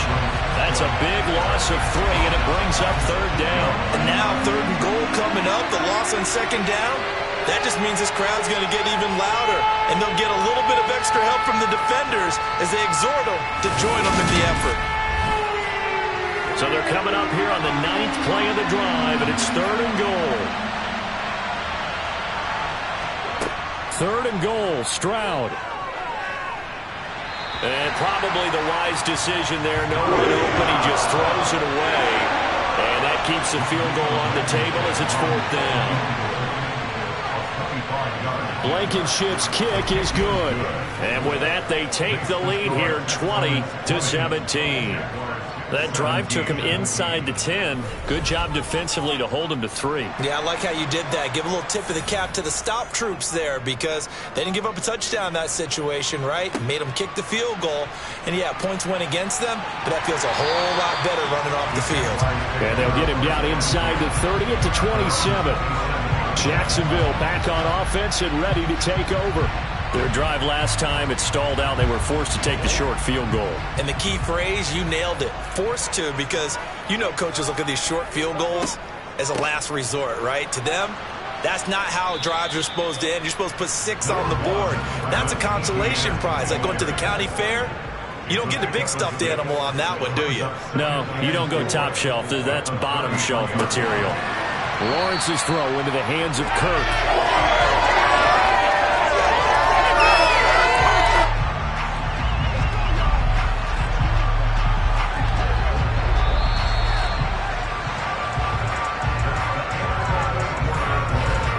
And they're not going to get to the line to run another play. So we will switch ends as the third quarter has come to a close. We'll return with more after this break. You're watching the NFL on EA Sports.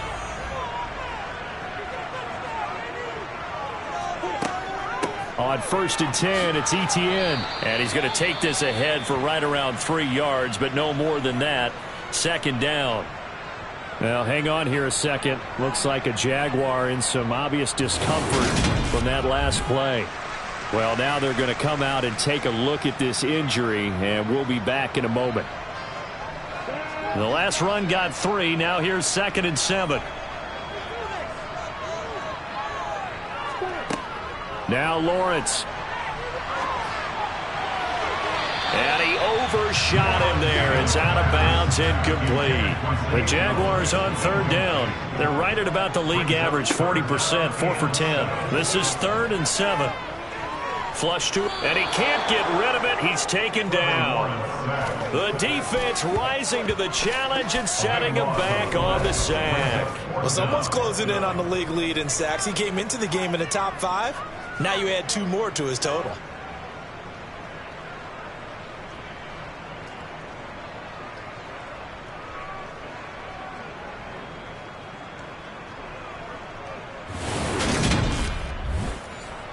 Here's Logan Cook now as he's on for the 5th time here today. And he deserves a bronze leg as he gets this one away. Fielded just inside the 30. It'll be 37 yards there on the punt. And the Texans will take over with a 1st and 10. And the Texans set to come onto the field. And last time they got 3 points, but it was a chip shot field goal. And when you go to the sideline after a chip shot field goal, maybe the offense not too happy. It's a balancing act, isn't it? Because you're exactly right. They're none too pleased that they didn't punch it in for 6 points. But they also have to remember they did put points on the board. 3 points is 3 points. And in this league, you take points when you can get them. Not easily done. Now that's staying ahead of the chains. Really good pickup on 1st down, hitting the tight end there. Now it brings up a 2nd and manageable. Just found a hole in that zone.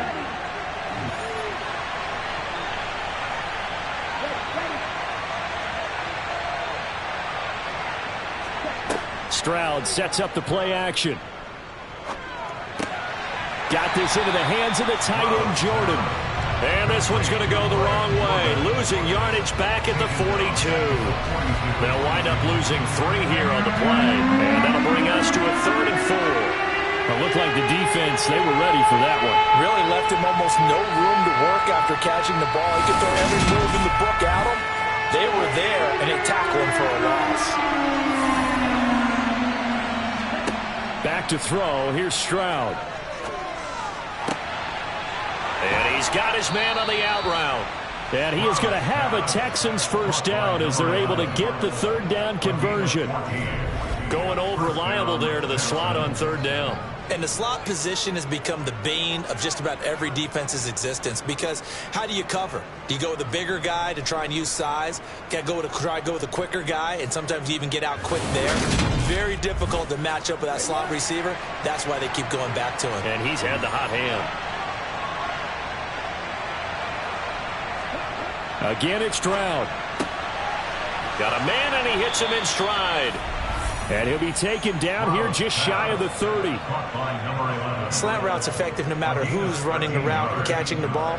But when you have a receiver of that stature, you have to be a little bit more precise throwing it. You don't have the same catch radius with the bigger targets. Line of scrimmage, the 31 now on 1st and 10. Give to Pierce. And he'll lose yardage. Brought down at the 32. They'll lose a yard there, and it's 2nd and 11. That's a play to take note of there for the defense, I think, in the future. If you're going to try and block him, maybe you get a guard to help double team him and try and steer him out of the play. They should have done it on that snap. Looking at a 2nd and 11 now after the loss. Now Stroud. Open man is Jordan, the tight end. And they'll work this down inside the 30. They got to get it to the 21 here on 3rd down.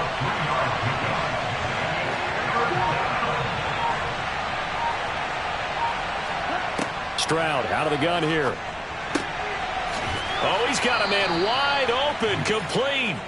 And he's going to have another 1st down as the tackle's made at the Jaguars' 15-yard line. Texans passing game in rhythm right now, picking up another 1st. And a good quarterback facing zone coverage. If he has just a little bit of time to survey the scene, that's what's going to happen. No doubt about it. If there's no pressure, he's going to continue to pick them apart because he'll have all that time to find someone open downfield. He can only cover for so long. So maybe they want to go to a zone blitz scheme, get a little bit more pressure. Remember when Carolina did that against Denver? They lost the game ultimately. They dropped the defensive end out, and he ended up with an interception in that game in Super Bowl 50. Maybe some sort of scheme like that to try and get more pressure at the passer. As a wideout, when you take that handoff and you're coming around the edge, you're expecting to see nothing but empty space in front of you. But if not... Well, things can go south in a hurry, and that's exactly what we saw in that play with a loss. A rare misstep on that last play because the drive has been strong, but now it's 2nd and 12. That's caught by Howard. And all the way down inside the 5 to the 4. The pickup goes for 13 and sets him up 1st and goal. He's certainly done a nice job spreading the field on this drive, and here he finds his big tight end for good yardage. And that's what you have to do. Keep defenses guessing about where you're going to go with the football. Here's Pierce. Going to take this down just short of the goal line. He got 3, but could not get the ball over the chalk. Throwing now is Stroud. And that is caught. Touchdown, Texans. A great effort there with touchdown number 7 on the year. And the Texans will add to their 4th quarter lead. Well, that's certainly going to bump up the old win probability index because now it's a 2-score game here the 4th quarter. Yeah, you're taking me into that deep water now. Win probability index. This game's definitely not over. We're not looking at a 0.5% or something. It's just 2 scores. But the way that this team has played, to me, what I've seen, they absolutely deserve to win this game. They've been the better team by far throughout. Set now to kick this one away, and off it goes. And here comes a return from just beyond the goal line. And only able to get this to the 19, so probably should have opted for the touchback. Out comes the Jacksonville offense as they get set to take over here. And you figure after giving up that last touchdown, they trail by 2 scores here in the 4th quarter. This drive becomes very critical. Now Lawrence on 1st down. And the throw left sideline here is caught, but they'll rule it incomplete. Couldn't keep his feet in. 2nd down. To throw once more on 2nd and 10. Lawrence, screenplay, here's Etienne. This will be a gain of about 8 to the 27-yard line. As a passer, you're always trying to find that open window to throw the ball downfield. How about this one? Right in the middle of the field, right in the heart of a defense. Under 4 to play now. Clock running. 3rd down. Now Lawrence to throw. Caught by Jones. And he'll be taken down, but he does have 1st down yardage. Give him 6 yards, and they do convert on 3rd. Now, correct me if I'm wrong. Yeah, you're down 2 scores. I don't think you need to rush just yet, but you can't take your time either. Yeah, even if you don't want to commit to full 2-minute offense, you have to up the tempo, up the urgency. Maybe you're starting to call 2 plays in a huddle each time you snap the ball. So they'll come up 1st and 10 now from the 33. Lawrence going to throw again. That's caught on the left side by Kirk. And he's corralled at the 40, but not before picking up 8. It's a gain of 8. Brings up 2nd and 2. To throw again on 2nd down. Lawrence throwing middle, but it's incomplete. After the incompletion, here now, 3rd and 2. They'll run with ETN. And good running there as he'll take this all the way up to midfield. From midfield now, Lawrence. Toward the right sideline, but it's incomplete. After the incomplete pass, here now is 2nd and 10. Here's Lawrence to throw. Incomplete, but a penalty flag is down in the backfield. Let's get the call. Holding. Offense.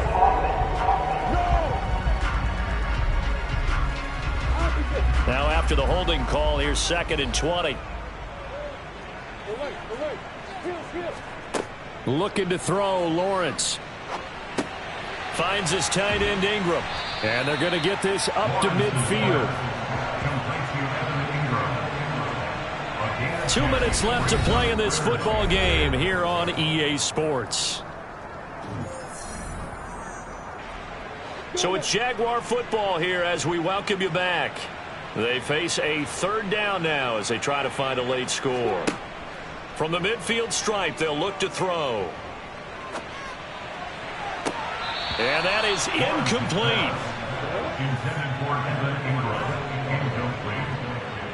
It's 4th down. Here we go. Gotta have it. Lawrence. Looking downfield for Jones. And this is caught on the sideline. On the feet in, they are. What a catch. Throwing now, Lawrence. Touchdown, Jaguars. A great play there. His first touchdown on the year. And the Jaguars have made it a 1-score game again here in the 4th. Good hold of these wet conditions. The point after is up and good. And now things get a bit more interesting here in this 4th quarter. So they got their touchdown, now down a field goal. Here comes the onside kick. And the effort snuffed out. The Texans' hands team recovers.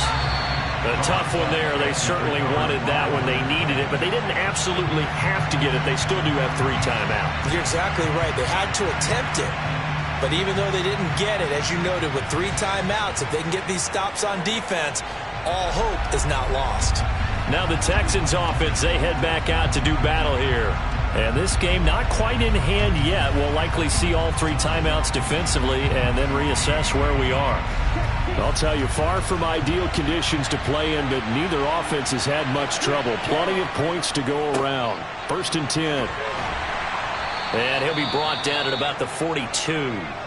The Jaguars going to go ahead and use their first timeout as they'll talk things over prior to this upcoming 2nd down play.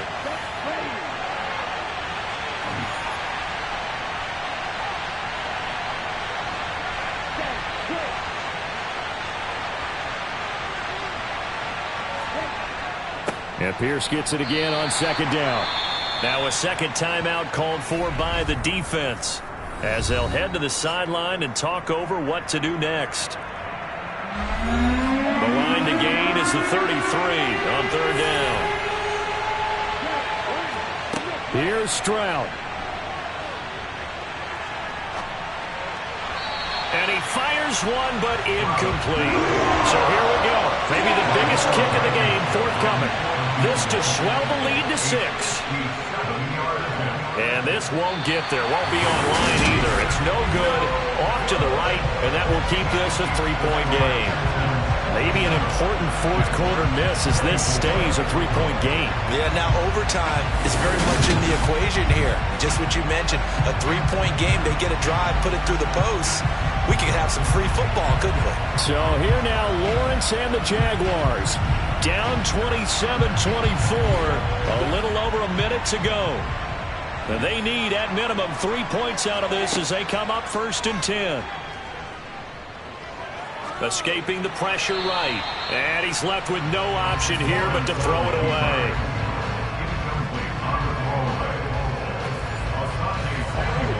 So after the incompletion on first, now 2nd and 10. Back to throw, Lawrence. And this one taken in on the right sideline, but not in the field of play. They say it's incomplete. The throw led him a little too far. It brings up 3rd down. So back-to-back incompletions, and that has him staring at a 3rd and 10. Here's Lawrence. And that will be incomplete.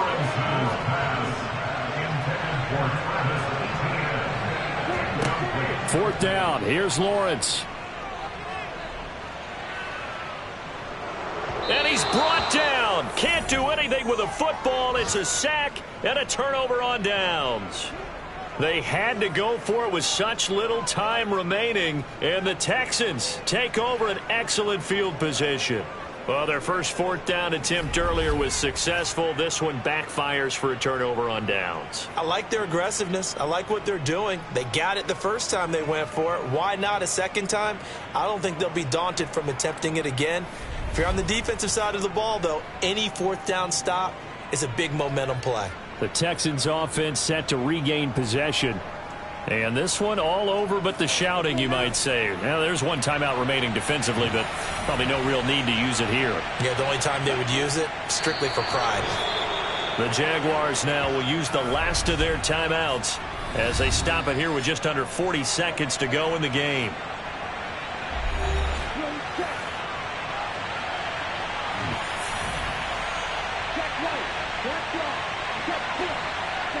One final kneel down here, and that should just about do it.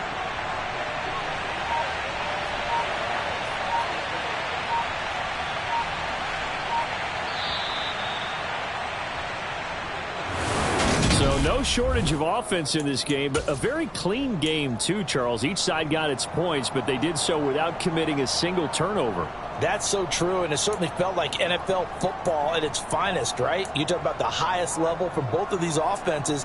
Neither one of them afraid of taking risks, and both of them aggressively pushing it downfield. I did like, Brandon, how smart they were about going about their business, though. They were high-flying, but they took care of the ball. Yeah, they did, and just keeping it clean in a game like this with all these points, you don't see that very often, even at the highest level. Job well done by both sides. So for the Texans, they're setting themselves up as a major contender as they move to 8-1 now on the year. And they'll return home next week to take on the Indianapolis Colts. Meanwhile, for Jacksonville, they fall 2 games under 500 now at 3-5. And they'll be at home for one next week as the Atlanta Falcons come to town.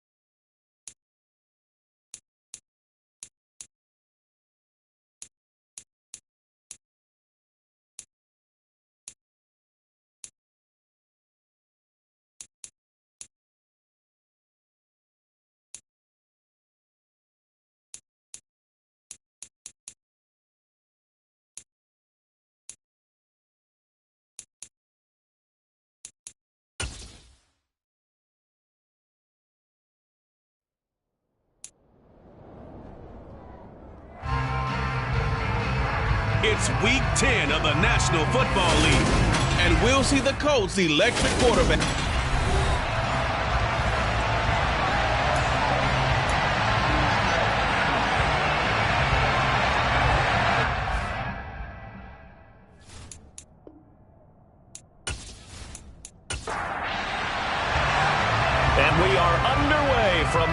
AT&T Stadium in Houston. From a couple yards deep, he'll bring it out of the end zone. And they'll get him down right around the 25, actually the 26 officially, so a net gain of 1 there. So the Colts now coming out for their opening drive. And a look at a guy, definitely got a little razzle-dazzle to him. Can do it with his arm or his legs. Their mobile QB. We're seeing it more and more in this league, how teams love to have athletes back there taking the snaps, guys who can throw it and move around and get yardage with their legs if needed. He's one of the best examples that we see out there right now. He can throw for hundreds of yards one week and then run for 100+ the next. He adds an extra dimension that really confounds defenses when he puts it all together. And this will be a gain of 5 as he gets it to the 30. The numbers for him from a week ago: 20 carries, 112 yards. Yeah, he could very well be on his way to a rushing title, but guess what? His offensive line, they're meeting separately because they want that rushing title as much as he does, and they want to make sure they get him there. Second down, another run with Taylor.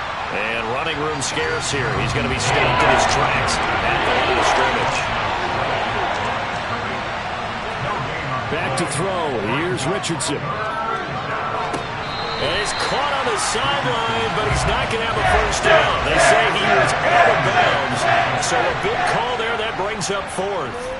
As Sanchez on to punt here as he sends this one away. Pulled in at the 24. And he gets this up just shy of the 30 to the 29 before he's out of bounds. So out come the Texans for their opening drive. And a glance here at their quarterback standing 6'3". That was a solid performance last week, wasn't it? 2 touchdowns, no interceptions, ran the team well, won the ball game. Bottom line, may not have been earth-shattering, but it didn't need to be.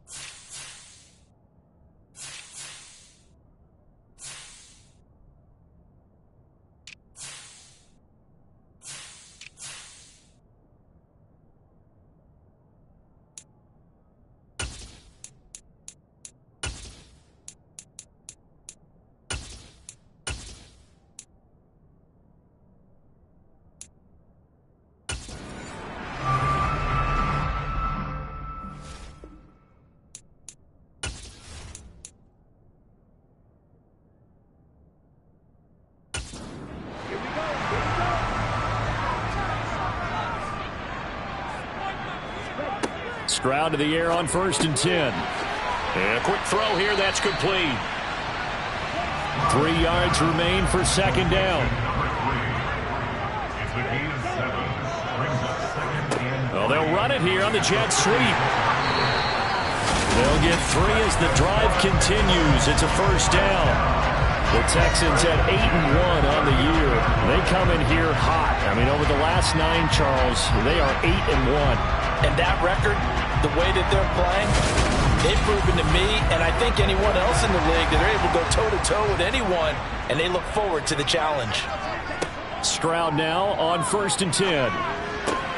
To Michel on the dump off. And he'll go out of bounds. It appears right at the 45. And Stroud now to throw. He'll get this underneath to Michel. And they'll get him to the ground. He has another first down at the Colts' 45-yard line. They picked up 5 yards last time. Now they double it and get 10 here. Well, we know he can run the football too, but he's a good pass catcher. That's been on display here, Charles, on this opening drive. And we certainly have seen the benefits of what he did in the offseason, which was spend more time with wide receivers, working on routes, working on cuts, in order to make himself a more complete running back and even more of a threat downfield. The numbers on the ground for Pierce last week. 22 carries, 80 yards. And I'm eager to see how they deploy him in this game. Last week, a heavy workload. Do they decide to bring that down a little bit and try and keep him fresh? Or do they say, guess what? He's locked in. Keep handing him the football. Stroud. He's got his man. It's the tight end, Brevin Jordan. And they'll work this down inside the 30. Really a solid start here on the opening drive, Charles. He's now 4-4, and they're already in plus territory. Brandon, he's been so precise to start this game, like we're watching an operation taking place right now. Master surgeon at work. 1st and 10, it's Stroud. Looking left, and he fumbled it. It's on the ground, and the Colts pick it up.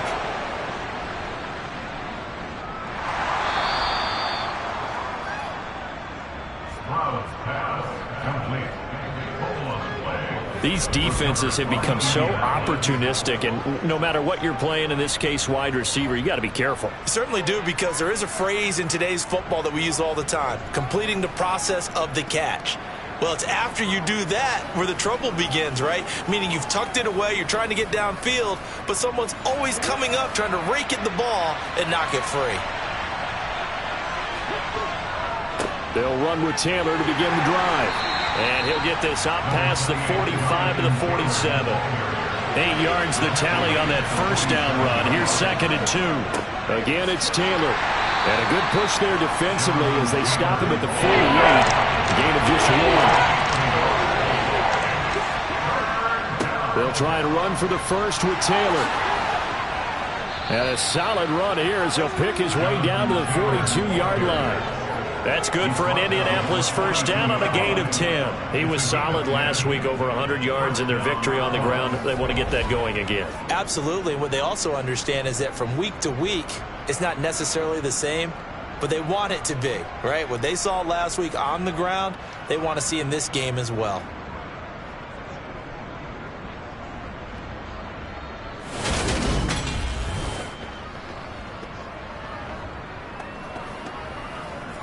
Clock rolling as we hit the midway point of this first quarter. And they'll go to the air now with Richardson. And his throw here's incomplete. An incomplete pass on first down. That leads to a 2nd and 10. Richardson looking to throw this. And his pass incomplete. Now they face a 3rd and 10 after back-to-back incompletions. On 3rd down, here's Richardson.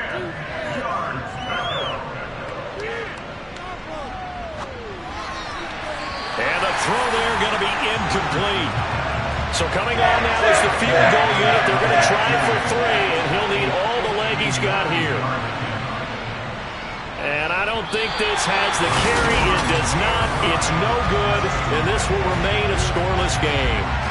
And this is a commentary on today's kickers and just how good they are that a coach would think about running his guy out there to try a 59-yarder. Here it backfires on him, but as a kicker, you have to appreciate the confidence that they showed in you. So now we get set to see Houston for their 2nd drive of the ball game. And a fumble last time. Ball security. Talk about it all the time in the National Football League. They've got to be better at it on this drive. Don't you think that when every team gets together for the first time, I don't care if it's OTAs, mini camps, first day of camp in the regular season, ball security comes up about, what, the 2nd sentence of the coach's address? And those are so many drills focus on that. All the time, and they do drills to make it even tougher to simulate game situations. Doesn't always work out, though. The quick slant, good for a first down, a gain of 12. This has to go down as one of the simpler routes in the playbook, but oh so effective. Nice completion there. Keeps the sticks moving. Back-to-back good plays have them on the move on first down. Stroud sets up the play action. That's underneath to Pierce. And he'll be taken down at about the 22-yard line.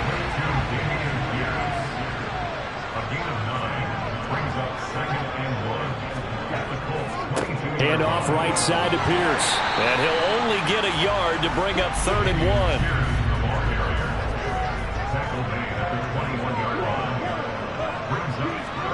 On the bootleg, Stroud. Got this into the hands of the tight end, Jordan. And he is going to have the Texans first down as that'll be a pickup of about 5 as they convert on 3rd and inches. That was a route run not just with dexterity, but with intelligence. Found the hole in the zone, made sure the quarterback saw him, and was able to make the sure catch and put the down marker back to 1. So the ball down to the 16 here for 1st and 10.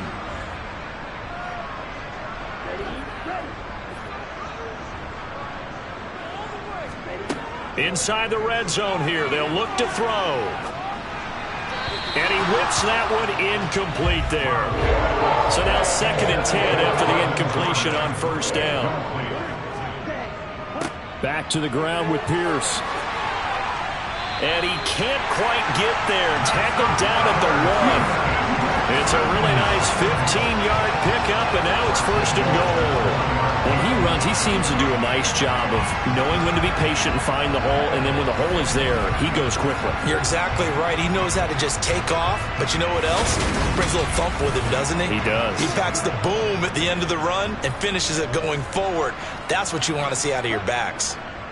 They'll run for it with Pierce. And he's in for the score. Touchdown, Texans.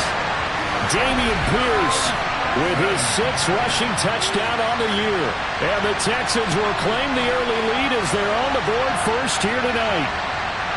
So he had the nice run to get him down there. Was stopped just short of the goal line, but they go right back to him, CD, and he delivers to finish the drive off. A little extra determination there, don't you think, partner? You notice he didn't tap on his helmet and say, get me out after the run down to the end zone. He said, I almost got in. I'm going to get in on my own. I'm staying in. And he carries it across the goal line. Extra point by Blankenship is up and good. And that makes the score 7-0. So that drive goes 8 plays. And it was Dameon Pierce closing things out with a touchdown run. Out is the Texans kick team as they'll send this one away. And this will not be brought out. It's a touchback. Now the Colts offense gets ready to head back on the field.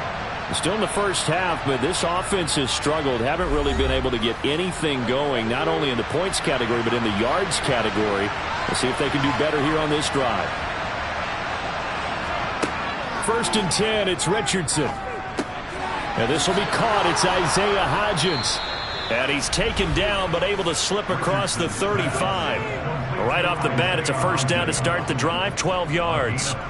So finally completes his first pass. Credit the defense, though. They've been showing him some different looks, keeping him off balance. Yeah, I like it. I like the observation that you had there, because when you give him different looks and give any quarterback different looks, it takes just a little bit longer to process sometimes, and you don't throw the ball with the same confidence. You're not sure that that's where you should go with the football, and that's worked for the defense early in this game, and now he's got his first completion. Let's see if his confidence comes back, and he starts to get into a nice little groove. We think, Brandon, I like the intensity this defense is showing right here in these first few drives. They're not just holding the line because they're doing their job, but they're doing more than that, aren't they? They're getting a nice push into the offensive backfield. And a great example right there for the loss on the tackle. They'll wind up getting 10 back as that sets them up for 3rd down. Richardson.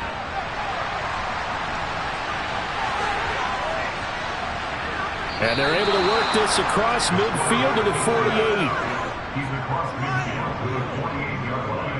He's a talented runner, and that means he's always looking for bigger and bigger gains when he takes off. Certainly found some bonus yards there beyond the 1st down marker, and this early drive will continue with that extra jolt from his legs.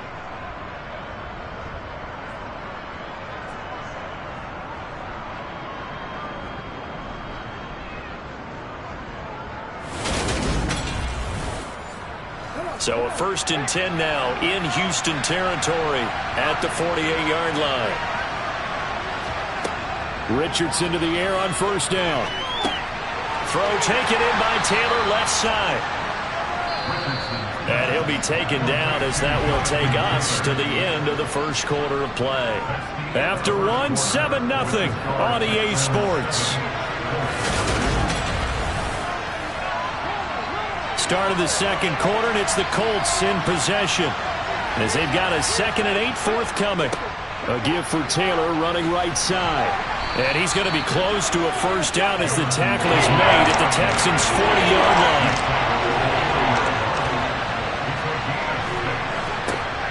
On 3rd down, it's Richardson.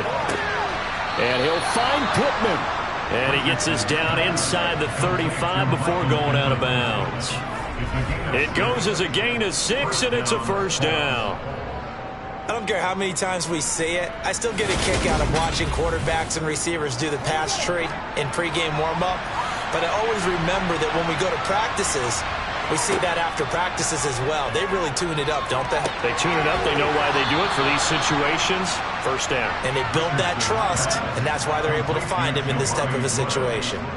Another good reception there. The Colts on the march. And this has been a nice answer to the touchdown drive against them a few minutes ago because they've come out and reestablished the tempo. A nice throw there, and they're putting together a very strong drive as a response.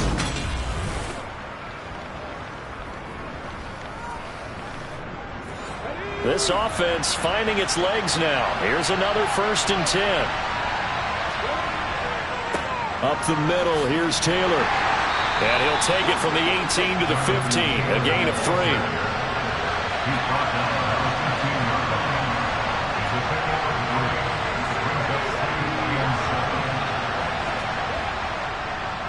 Second down, another run with Taylor. And he's going to be brought down just shy of the 5 at the 6. 9 yards on the play there, and it'll set him up 1st and goal. Partner, there are strong running plays, and then there are plays where you simply outclass the defense, and we saw the latter there. They ran straight up the heart of that front for an excellent gain and first down. Simply put, you've got to put up more of a fight defending the middle. Otherwise, this is going to be a long game.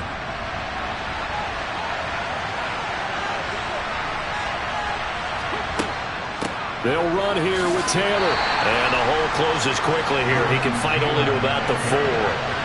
2nd and goal from inside the 5. Taylor is going to take this one in for a Colts touchdown. A strong, determined run there, Charles, to get in for 6 points. This is why it's such a team game, isn't it? And I know it sounds really generic and it sounds almost trite, but the blocks were made up front, offensive line, collective victory at the line of scrimmage and downfield. And how about the finish to the run all the way into the end zone?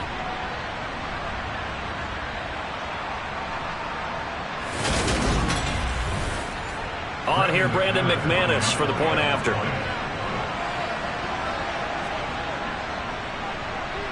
It's up and good, and we're tied at 7 here in quarter number 2. So that drive, 12 plays in length. And it was capped off by a Jonathan Taylor touchdown. So all even at 7 now as they kick it away.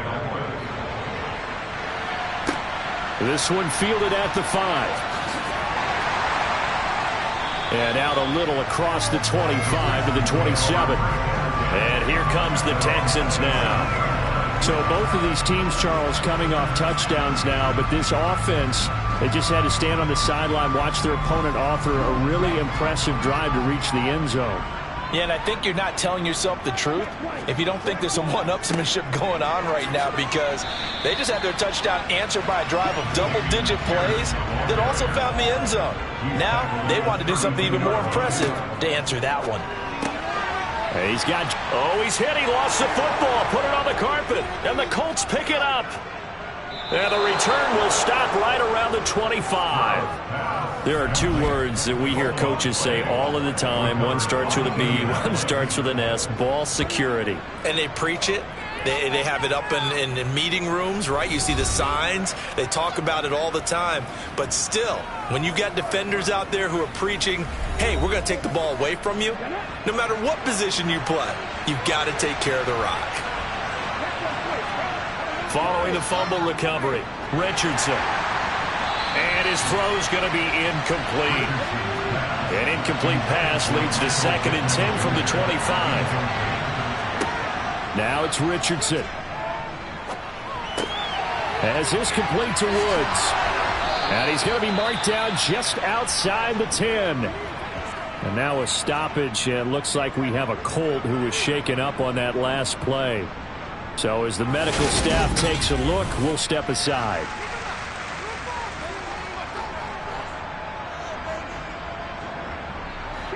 Now a 1st and 10 at the 11. On 1st down, Richardson. Left side, he finds Pierce.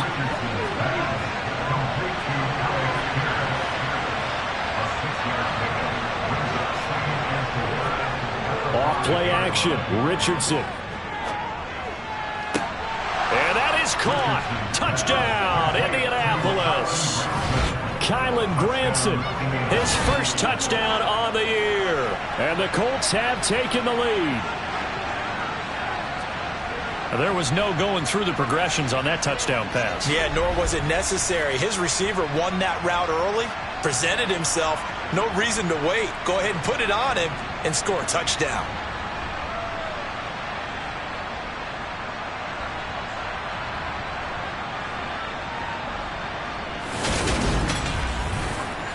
And now, of course, all scoring plays are reviewed, and I think they're going to take an extra long look at this one.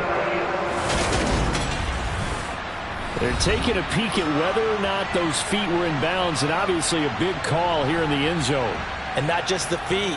How about the hands? How is the ball possessed while the feet are hopefully getting down in bounds? That's what they're trying to look at to see if it all comes together.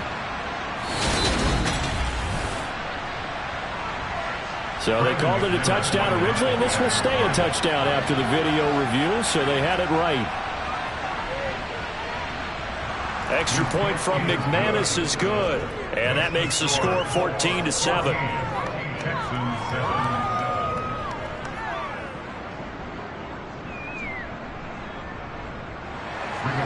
Sanchez now, he'll kick it away following the touchdown.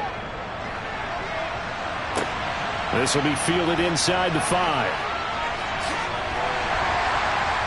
And a good effort on the return there. Gets him across the 30, up to the 3rd and 3. And now out comes Houston. Last time out, they had the fumble. That led to the touchdown. Not a great look on either side of the ball as the defense gave up the points too, Charles. But they've got to take care of the football and do better here on this possession. It's certainly been a tough stretch, partner, for both of those units, and they kind of put their defensive mates in a really tough spot there by dropping the ball on the ground. But an easy way to make it up to them, get out there now and get some points on this drive.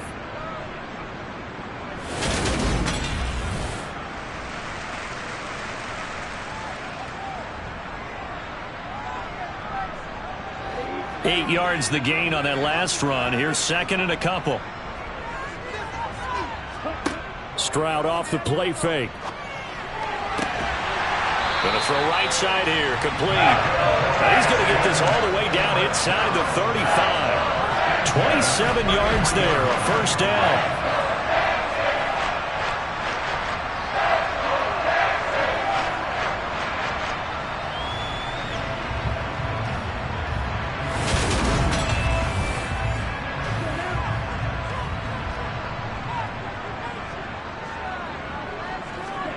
They'll throw it with Stroud here, 1st and 10.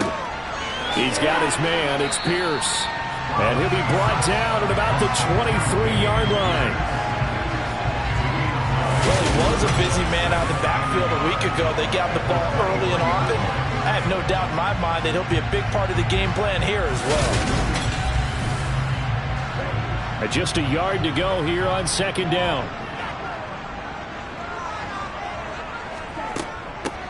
They'll run out of the gun with Michelle. 4 yards the pickup, 1st down. From the red zone now, they'll look to throw.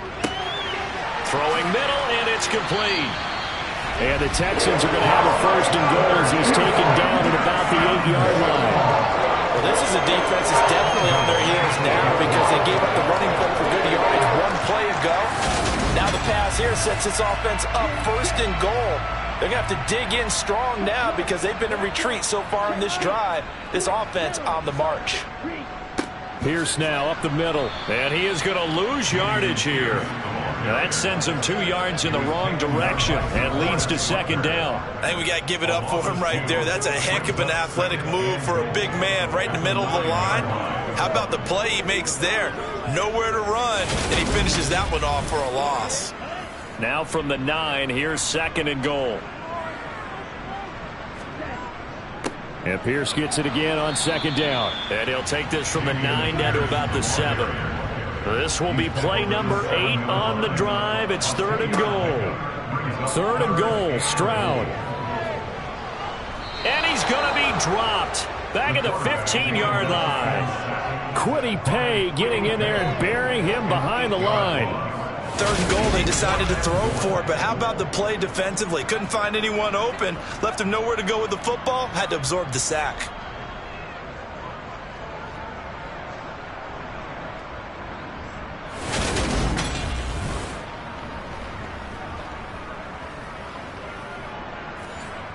Out there is Rodrigo Blankenship in the field goal unit.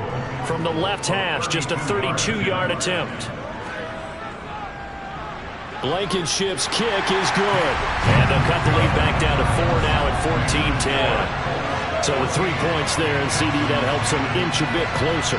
Yeah, partner, when you're losing, any points you see go on the board in your favor, you're happy to take them.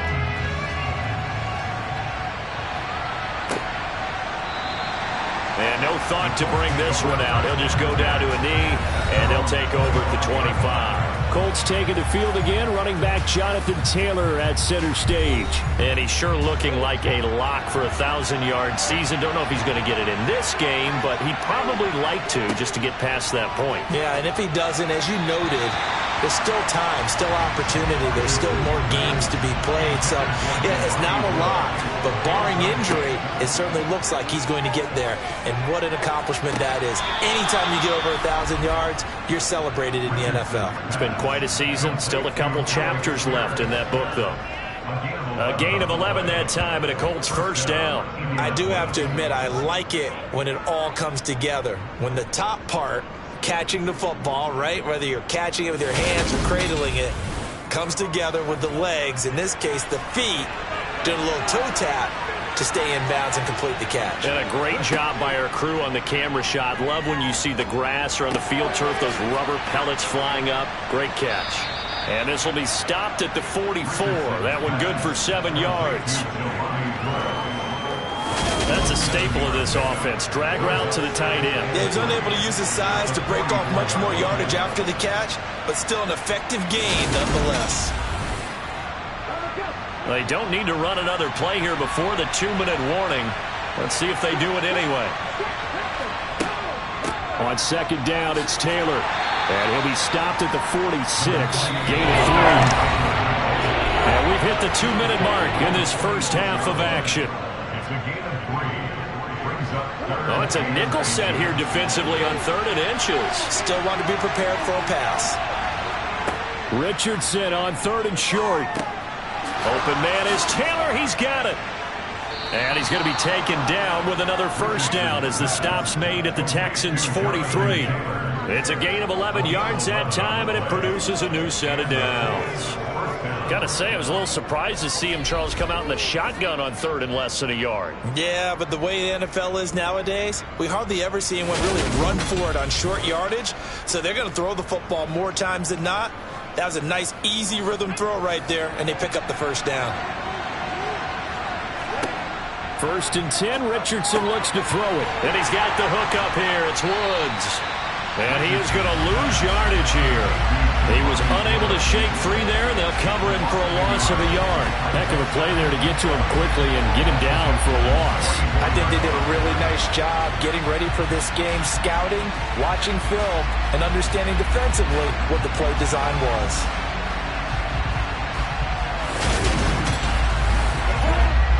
Second and 11 now.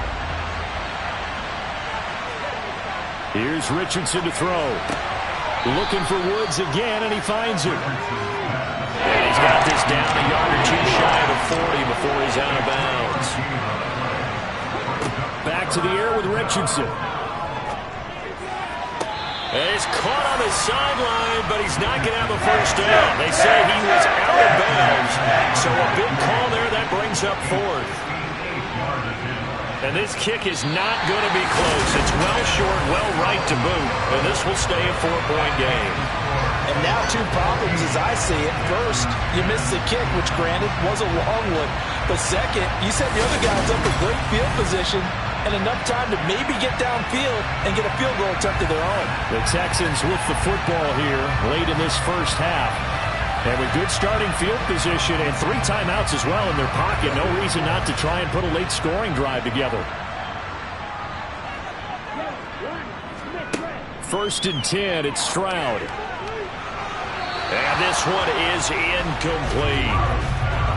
After the incomplete pass, here now is 2nd and 10. Stroud now on 2nd down. Throw over the middle, caught by Jordan. Now the Texans will burn the first of their timeouts as they'll stop it with just over 40 seconds to go in the first half. From the 34 now, here's 1st and 10. Stroud to the air on 1st and 10.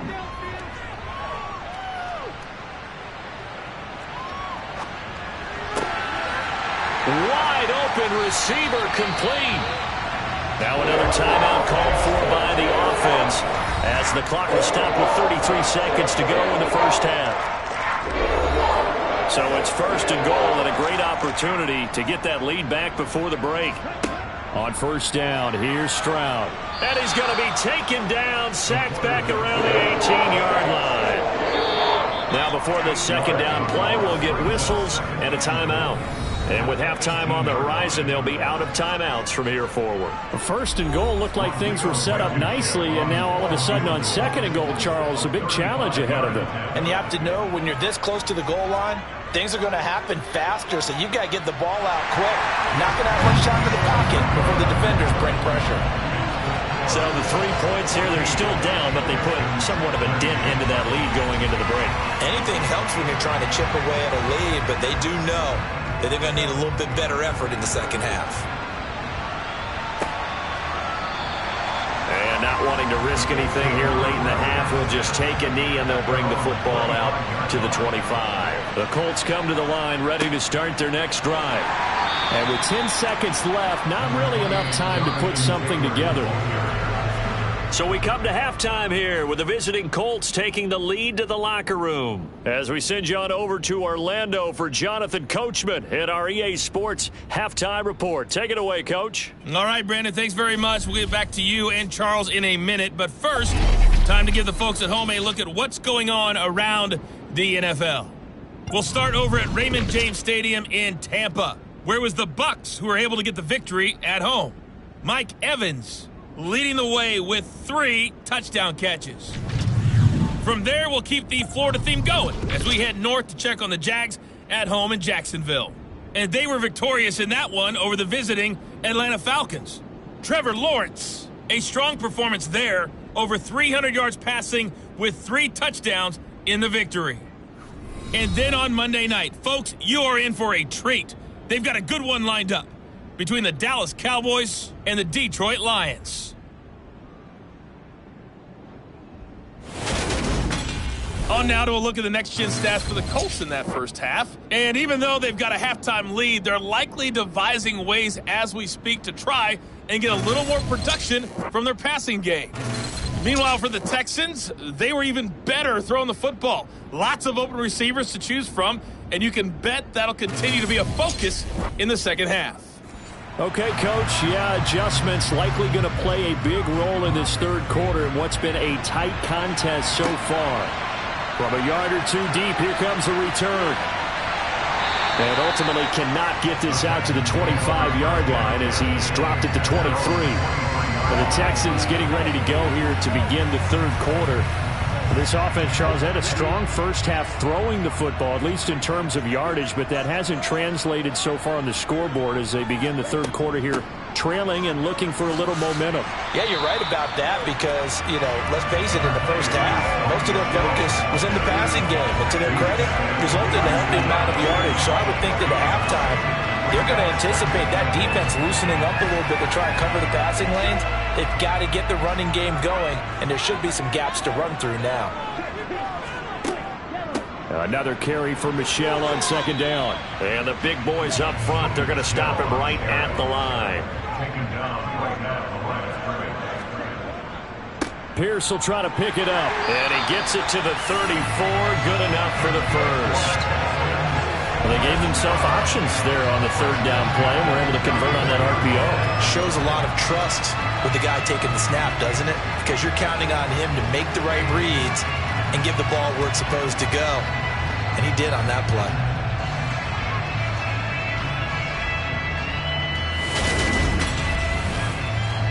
From the 34 now, here's 1st and 10.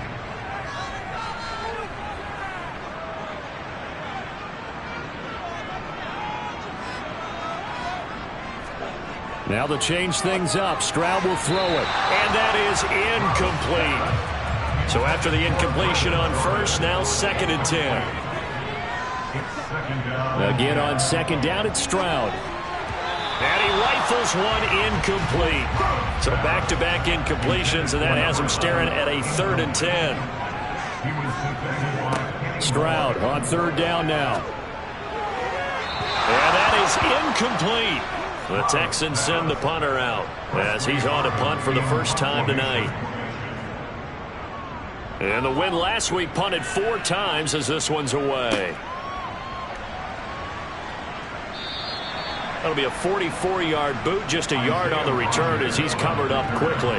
And the Colts will go on offense here, 1st and 10. Now we take a glance at the offense as they work their way back out for their first possession of the second half.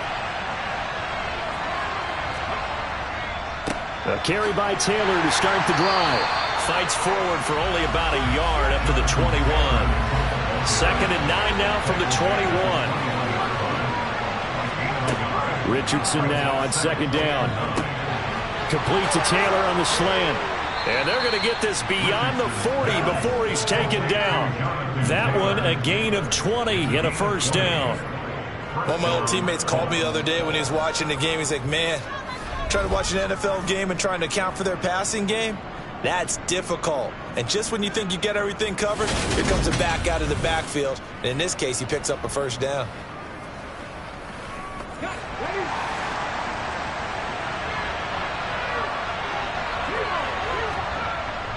1st and 10, Taylor now. And he's going to bull his way forward to the 48.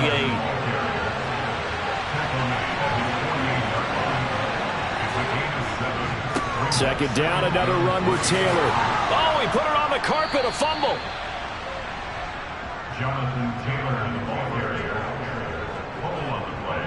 Wow, that ball gets knocked free, but a teammate comes along and scoops it up. It's almost like baseball. Guys at bat, people are on base in scoring position. One guy doesn't get him home. The next guy comes through and picks him up. And avoids the turnover. So a 1st and 10 now in Houston territory at the 46. They give to Taylor out of the gun. And a good job of finding the open space to run as he's down close to the 30 here. 73 yards for him on the ground now. He has been a tough man to bring down all night. We often give credit to the O-line there. 2 tight end formation. Those tight ends block pretty well also. Yeah, and that's one of the most dynamic positions in football now. The tight ends who can block at the line of scrimmage at the point of attack, and they can also get downfield and catch the football. Line of scrimmage, the 31 now on 1st and 10. Richardson to the air on first down. Quick hitter here, it's complete. And he's brought down inside the 20 at the 18-yard line. Never make the mistake that the slot receivers, especially the little guys like we're watching here, are just quicker than fast. A lot of them combine quickness and speed, and they catch a lot of footballs, as we just saw there. So from inside the 20, here's 1st and 10 at the 18. Inside the red zone here, they'll look to throw. Then he'll find his target, Woods. It's complete. Ball at the 8 here for 2nd and a yard, maybe a touch less. Now Richardson. He'll find a man over the middle. It's Pittman.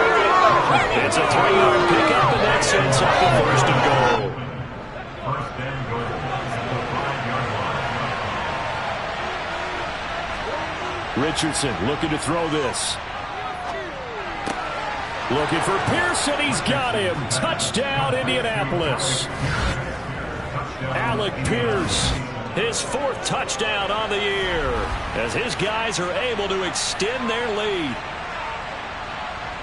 What a great drive that was. A long drive, sustained, well executed. I love what we're seeing out of him here in year 2, right? This young quarterback continues to evolve and grow.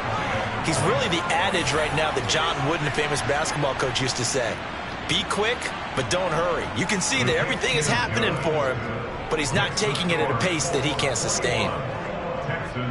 So that drive consumes 9 plays all told. And it was capped off by a touchdown catch from Alec Pierce.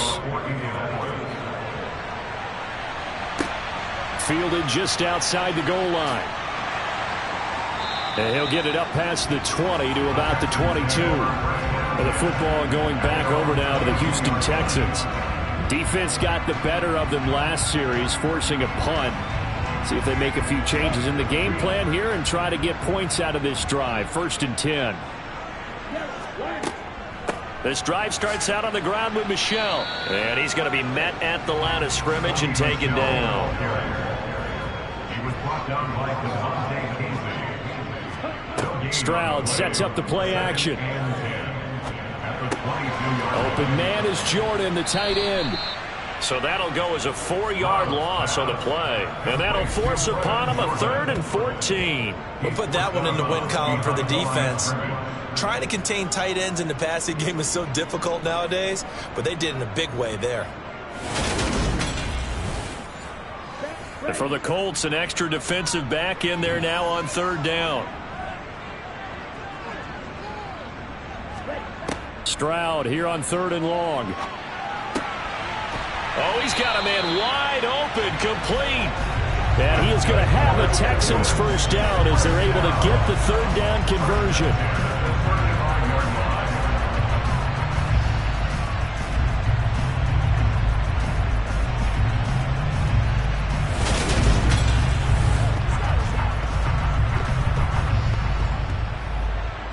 Ball up to the 35 now as they come up on 1st and 10.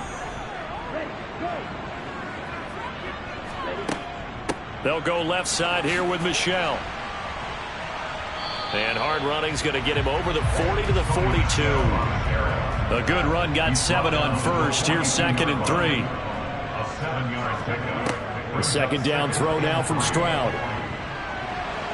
Eluding the pressure. And he's going to have to eat this one as down he goes. Multiple defenders getting to him there for a huge loss. Now that was a passer's nightmare. The front door totally shut down by the defense, so he kept going backwards, hoping to find another avenue of escape. It didn't exist.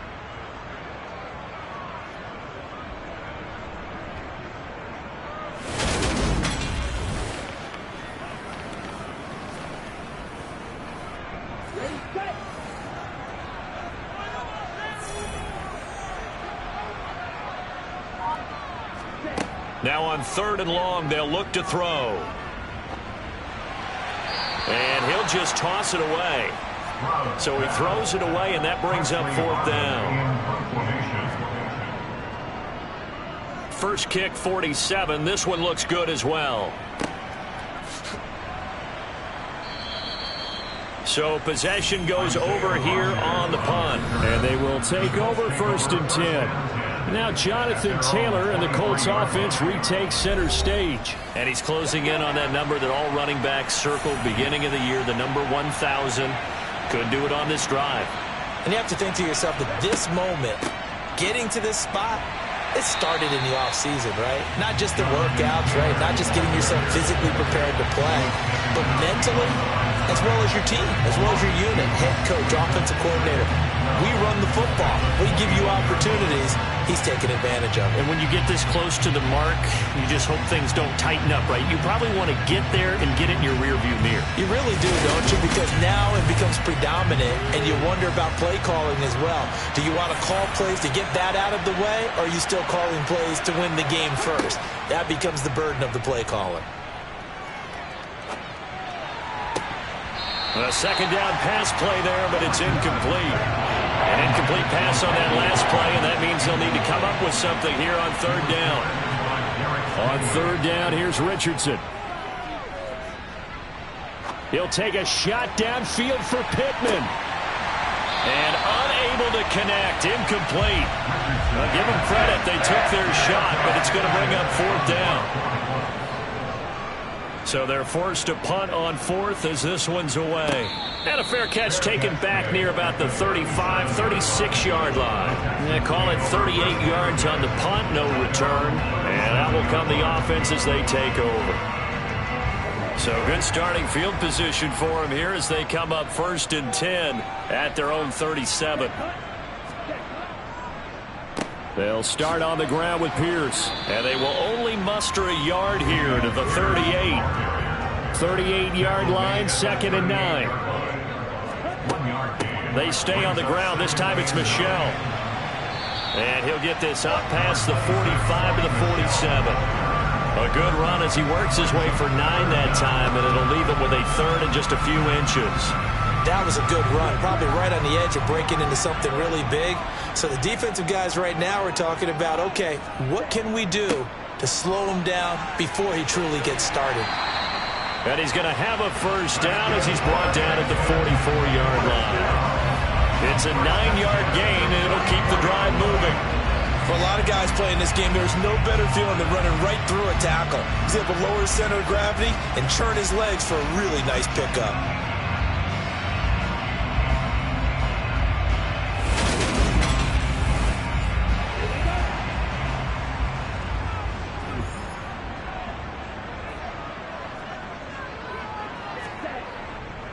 First down, they go right back to Pierce.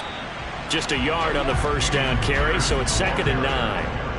The tackle made at the 44-yard line. 1 quarter remains here on a Sunday night. You're watching the NFL on EA Sports. Back now in Houston. It's Texans football, but they trail here as we get started in the 4th quarter. On 2nd down, it's Stroud. And too much juice. It'll be out of bounds, incomplete. The offense on 3rd down tonight, they've hit 4 of 7. This is 3rd and 9.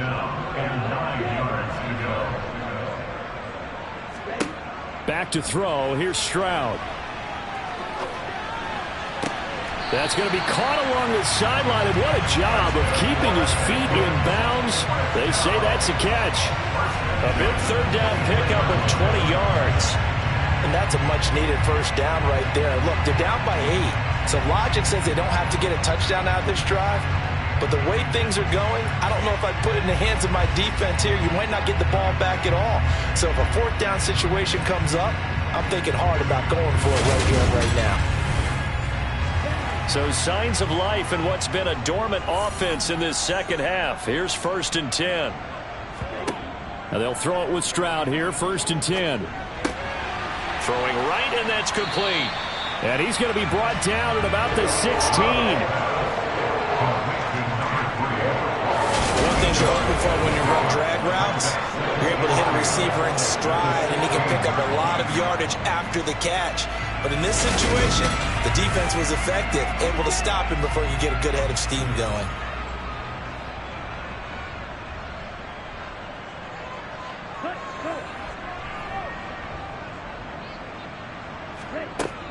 Throwing now is Stroud. Oh, no, he lost the football. And the Colts pick it up. And he'll be stopped shy of the 15 at the 14-yard line on the return. I know one thing. The team that had the ball and was driving, they're going to feel horrible. But the team that was on defense, I think we got to give them a little bit of credit, able to hang in there and force a key turnover. In the red zone, though, had a chance to tie it and an opportunity missed. The Colts set to take over here offensively. They get the crucial turnover, just huge, but now they've got the football deep in their own territory, and you got to be careful because if you give it right back, there goes your lead. Have to be extremely happy with their defense. They received a gift. That takeaway, even though they're deep in their own territory, now they have the football. And you know there's always that alpha on defense, that grouchy guy. Forget what the coaches said. I'll guarantee you, he told the quarterback, we just took care of you. Now you take care of us. Running straight ahead, Taylor. And he'll lose yardage and be down at the 7-yard line. That's going to go as a loss of a yard, and it'll be second down. Sometimes I think these defensive tackles get a little bit of a bum rap. We just see them as big guys that eat up blockers for others to make tackles. Oftentimes they're quicker than they get credit for. And this time he uses quickness to make a play.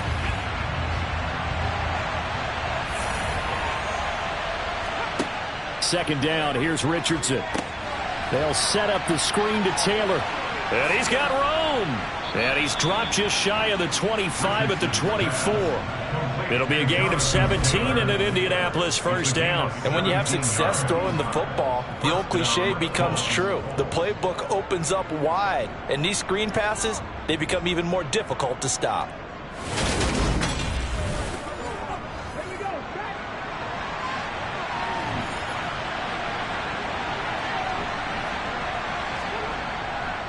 They'll try the left side with Taylor.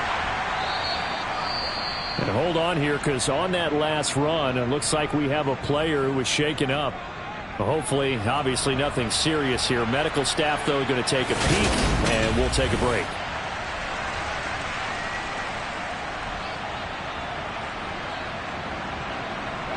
The first down run got 5. Here's 2nd and 5. Richardson out of the shotgun. Firing quickly here, and that's complete. 7 yards there and a first down. A gain of 7. First down for Indianapolis.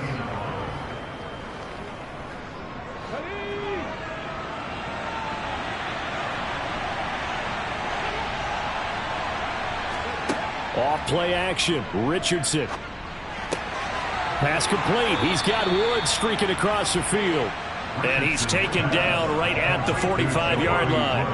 A good pick up there of 20 yards. And these guys certainly are not hiding what their intention is. They're absolutely showing it. They're definitely not going to sit on this lead here in the fourth quarter. So a 1st and 10 now in Houston territory at the 45-yard line. From the gun, it's Taylor. He doesn't find a ton of space following the display of quick feet down just inside the 45. Second down, another run with Taylor. Nifty move. 89 yards rushing for him here as he starts to draw closer to a 1,000-yard campaign. Well, that's a carry they have to be satisfied with, and throughout this game, they've been satisfied with what he's given them. Whenever they've needed a big run, a first down, he's the guy they've turned to, and it doesn't matter what the defense thinks. They feel like they've got the confidence to keep handing it to him and keep picking up good yardage. Line of scrimmage, the 31 now on 1st and 10. They run once more with Taylor. And he loses the football a second time. And the Texans say they have it. They do. Well, partner, here's where team football gets tested a little bit, because I know the defensive guys were over there chilling on the sidelines, and all of a sudden, they heard the sudden change call because that fumble puts them right back on the field, and they've got to go out and finish the game now themselves. Absolutely. Nursing that slim lead here in the fourth, a costly turnover.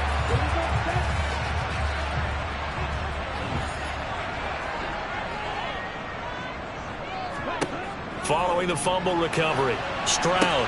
That's to his running back, Sony Michel. And he'll have a gain of 3 to the 33.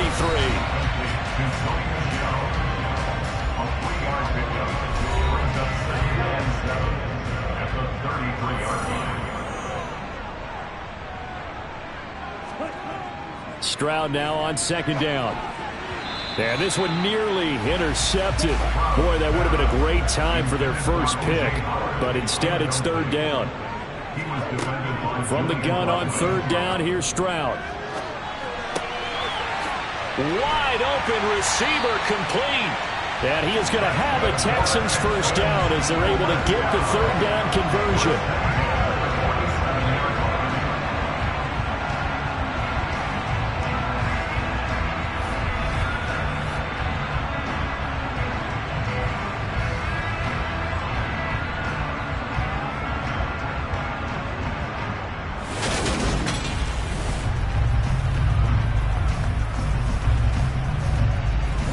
So signs of life in what's been a dormant offense in this second half. Here's 1st and 10.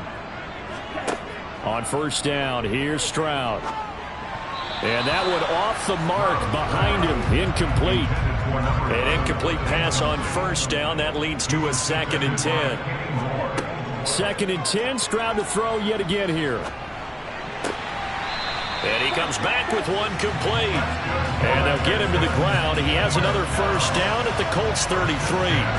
Texans passing game in rhythm right now, picking up another first. Well, this is where reading defenses and practice time comes into play. Got to know what you're running versus zone versus man and how to run the proper route. And they just executed that one pretty well.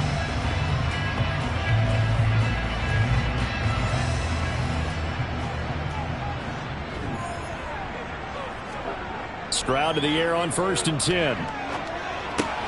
And he finds Howard complete. And he'll be brought down at the 27. Under 4 to go now as the clock runs and they come up on 2nd down. And Stroud now to throw. And a quick throw here that's complete. And he'll be out of bounds as he gets this down about the 21 or 22. They call his number again. It's his 6th catch and a first down.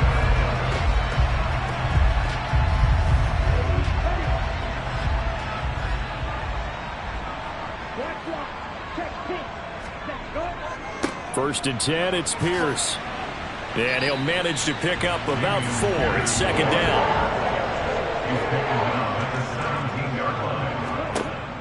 Now Stroud. That's going to be caught at the 10-yard line. And the Texans are going to be set up with a 1st and goal coming up as they get him down at the 6-yard line. That's the 3rd time on this drive that these two have connected with each other. They've got a real rapport going. And right now, it's paying off with big chunks of yardage as shown by that last play. 1st and goal, a touchdown and a 2-point conversion here are musts. And that's going to be incomplete. Well, the incompletion, but now we also have an injured player. Well, the medical staff is going to come out here and take a look, and we will take a short break.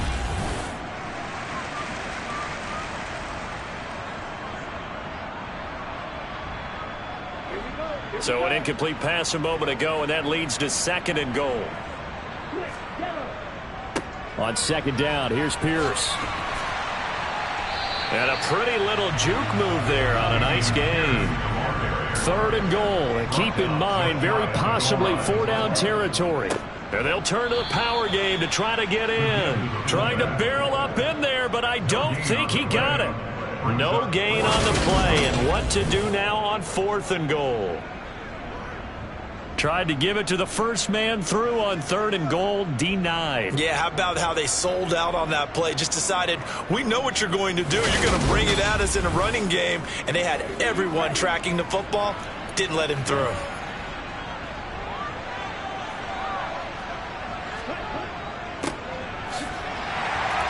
And he gets into the end zone. Touchdown, Houston.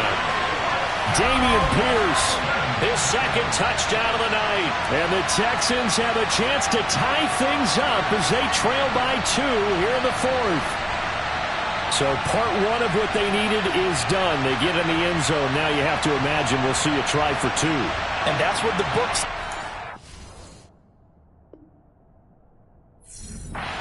Defensively, they can't hang their head right here. They've still got a chance to come out with the lead. If they...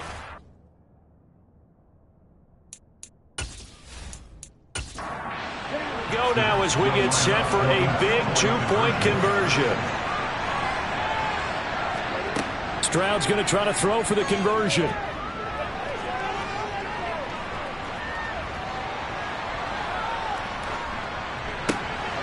That's caught, but he is not going to make it. It's a big play by the defense, and they're going to hold on to their 2-point lead. And the failure to convert and tie the game, now the pressure shifts back to the defense. But I think it was the right play. I think it was the right call to try and tie the game there.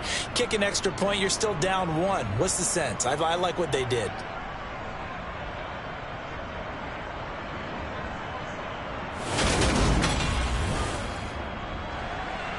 Out is the Texans kick team as they'll send this one away. This fielded right at the goal line. And he won't get this to the 20-yard line as he's down at the 19. And now Indianapolis set to take the field. Now, Charles, of course, you got to remember, last possession they fumbled. It led to a touchdown. One-score game here. Got to be careful. And this is where coaching and training really comes into play, doesn't it? What does everyone say after an error? Next play, move on, next drive. That mantra has to come to the front. They've got to take care of business right here and act like the last series just didn't happen. 101 yards rushing now for the NFL leader coming into this ball game.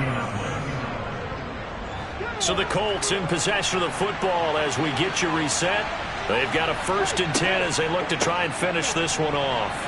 A first down run, good for about 3. 2nd and 7 coming up. And now we'll see a timeout used on defense as they stop it right out of the break with 1:57 to go in the ball game. Have to imagine this will be on the ground as well as they come up 2nd and 7.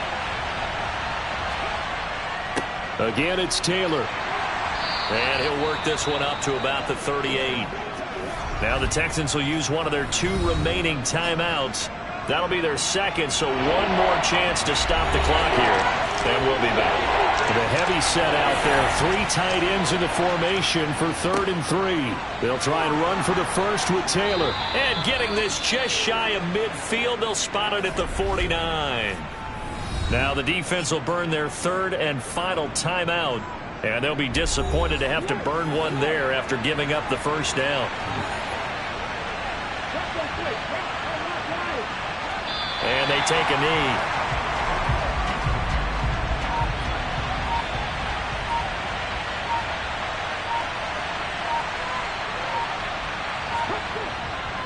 On 2nd down, it's Taylor. And they'll get him down as he's inside the 40. It's a gain of 14 there, and that should be enough to get him home free. But they picked up a little bit of yardage there, and now, in this situation, should be in no hurry to run a play really fast. Let the clock wind down.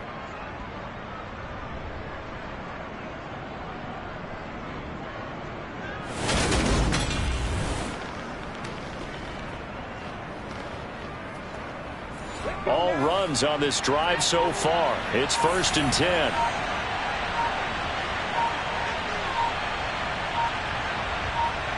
The Colts in victory formation now as they take the knee.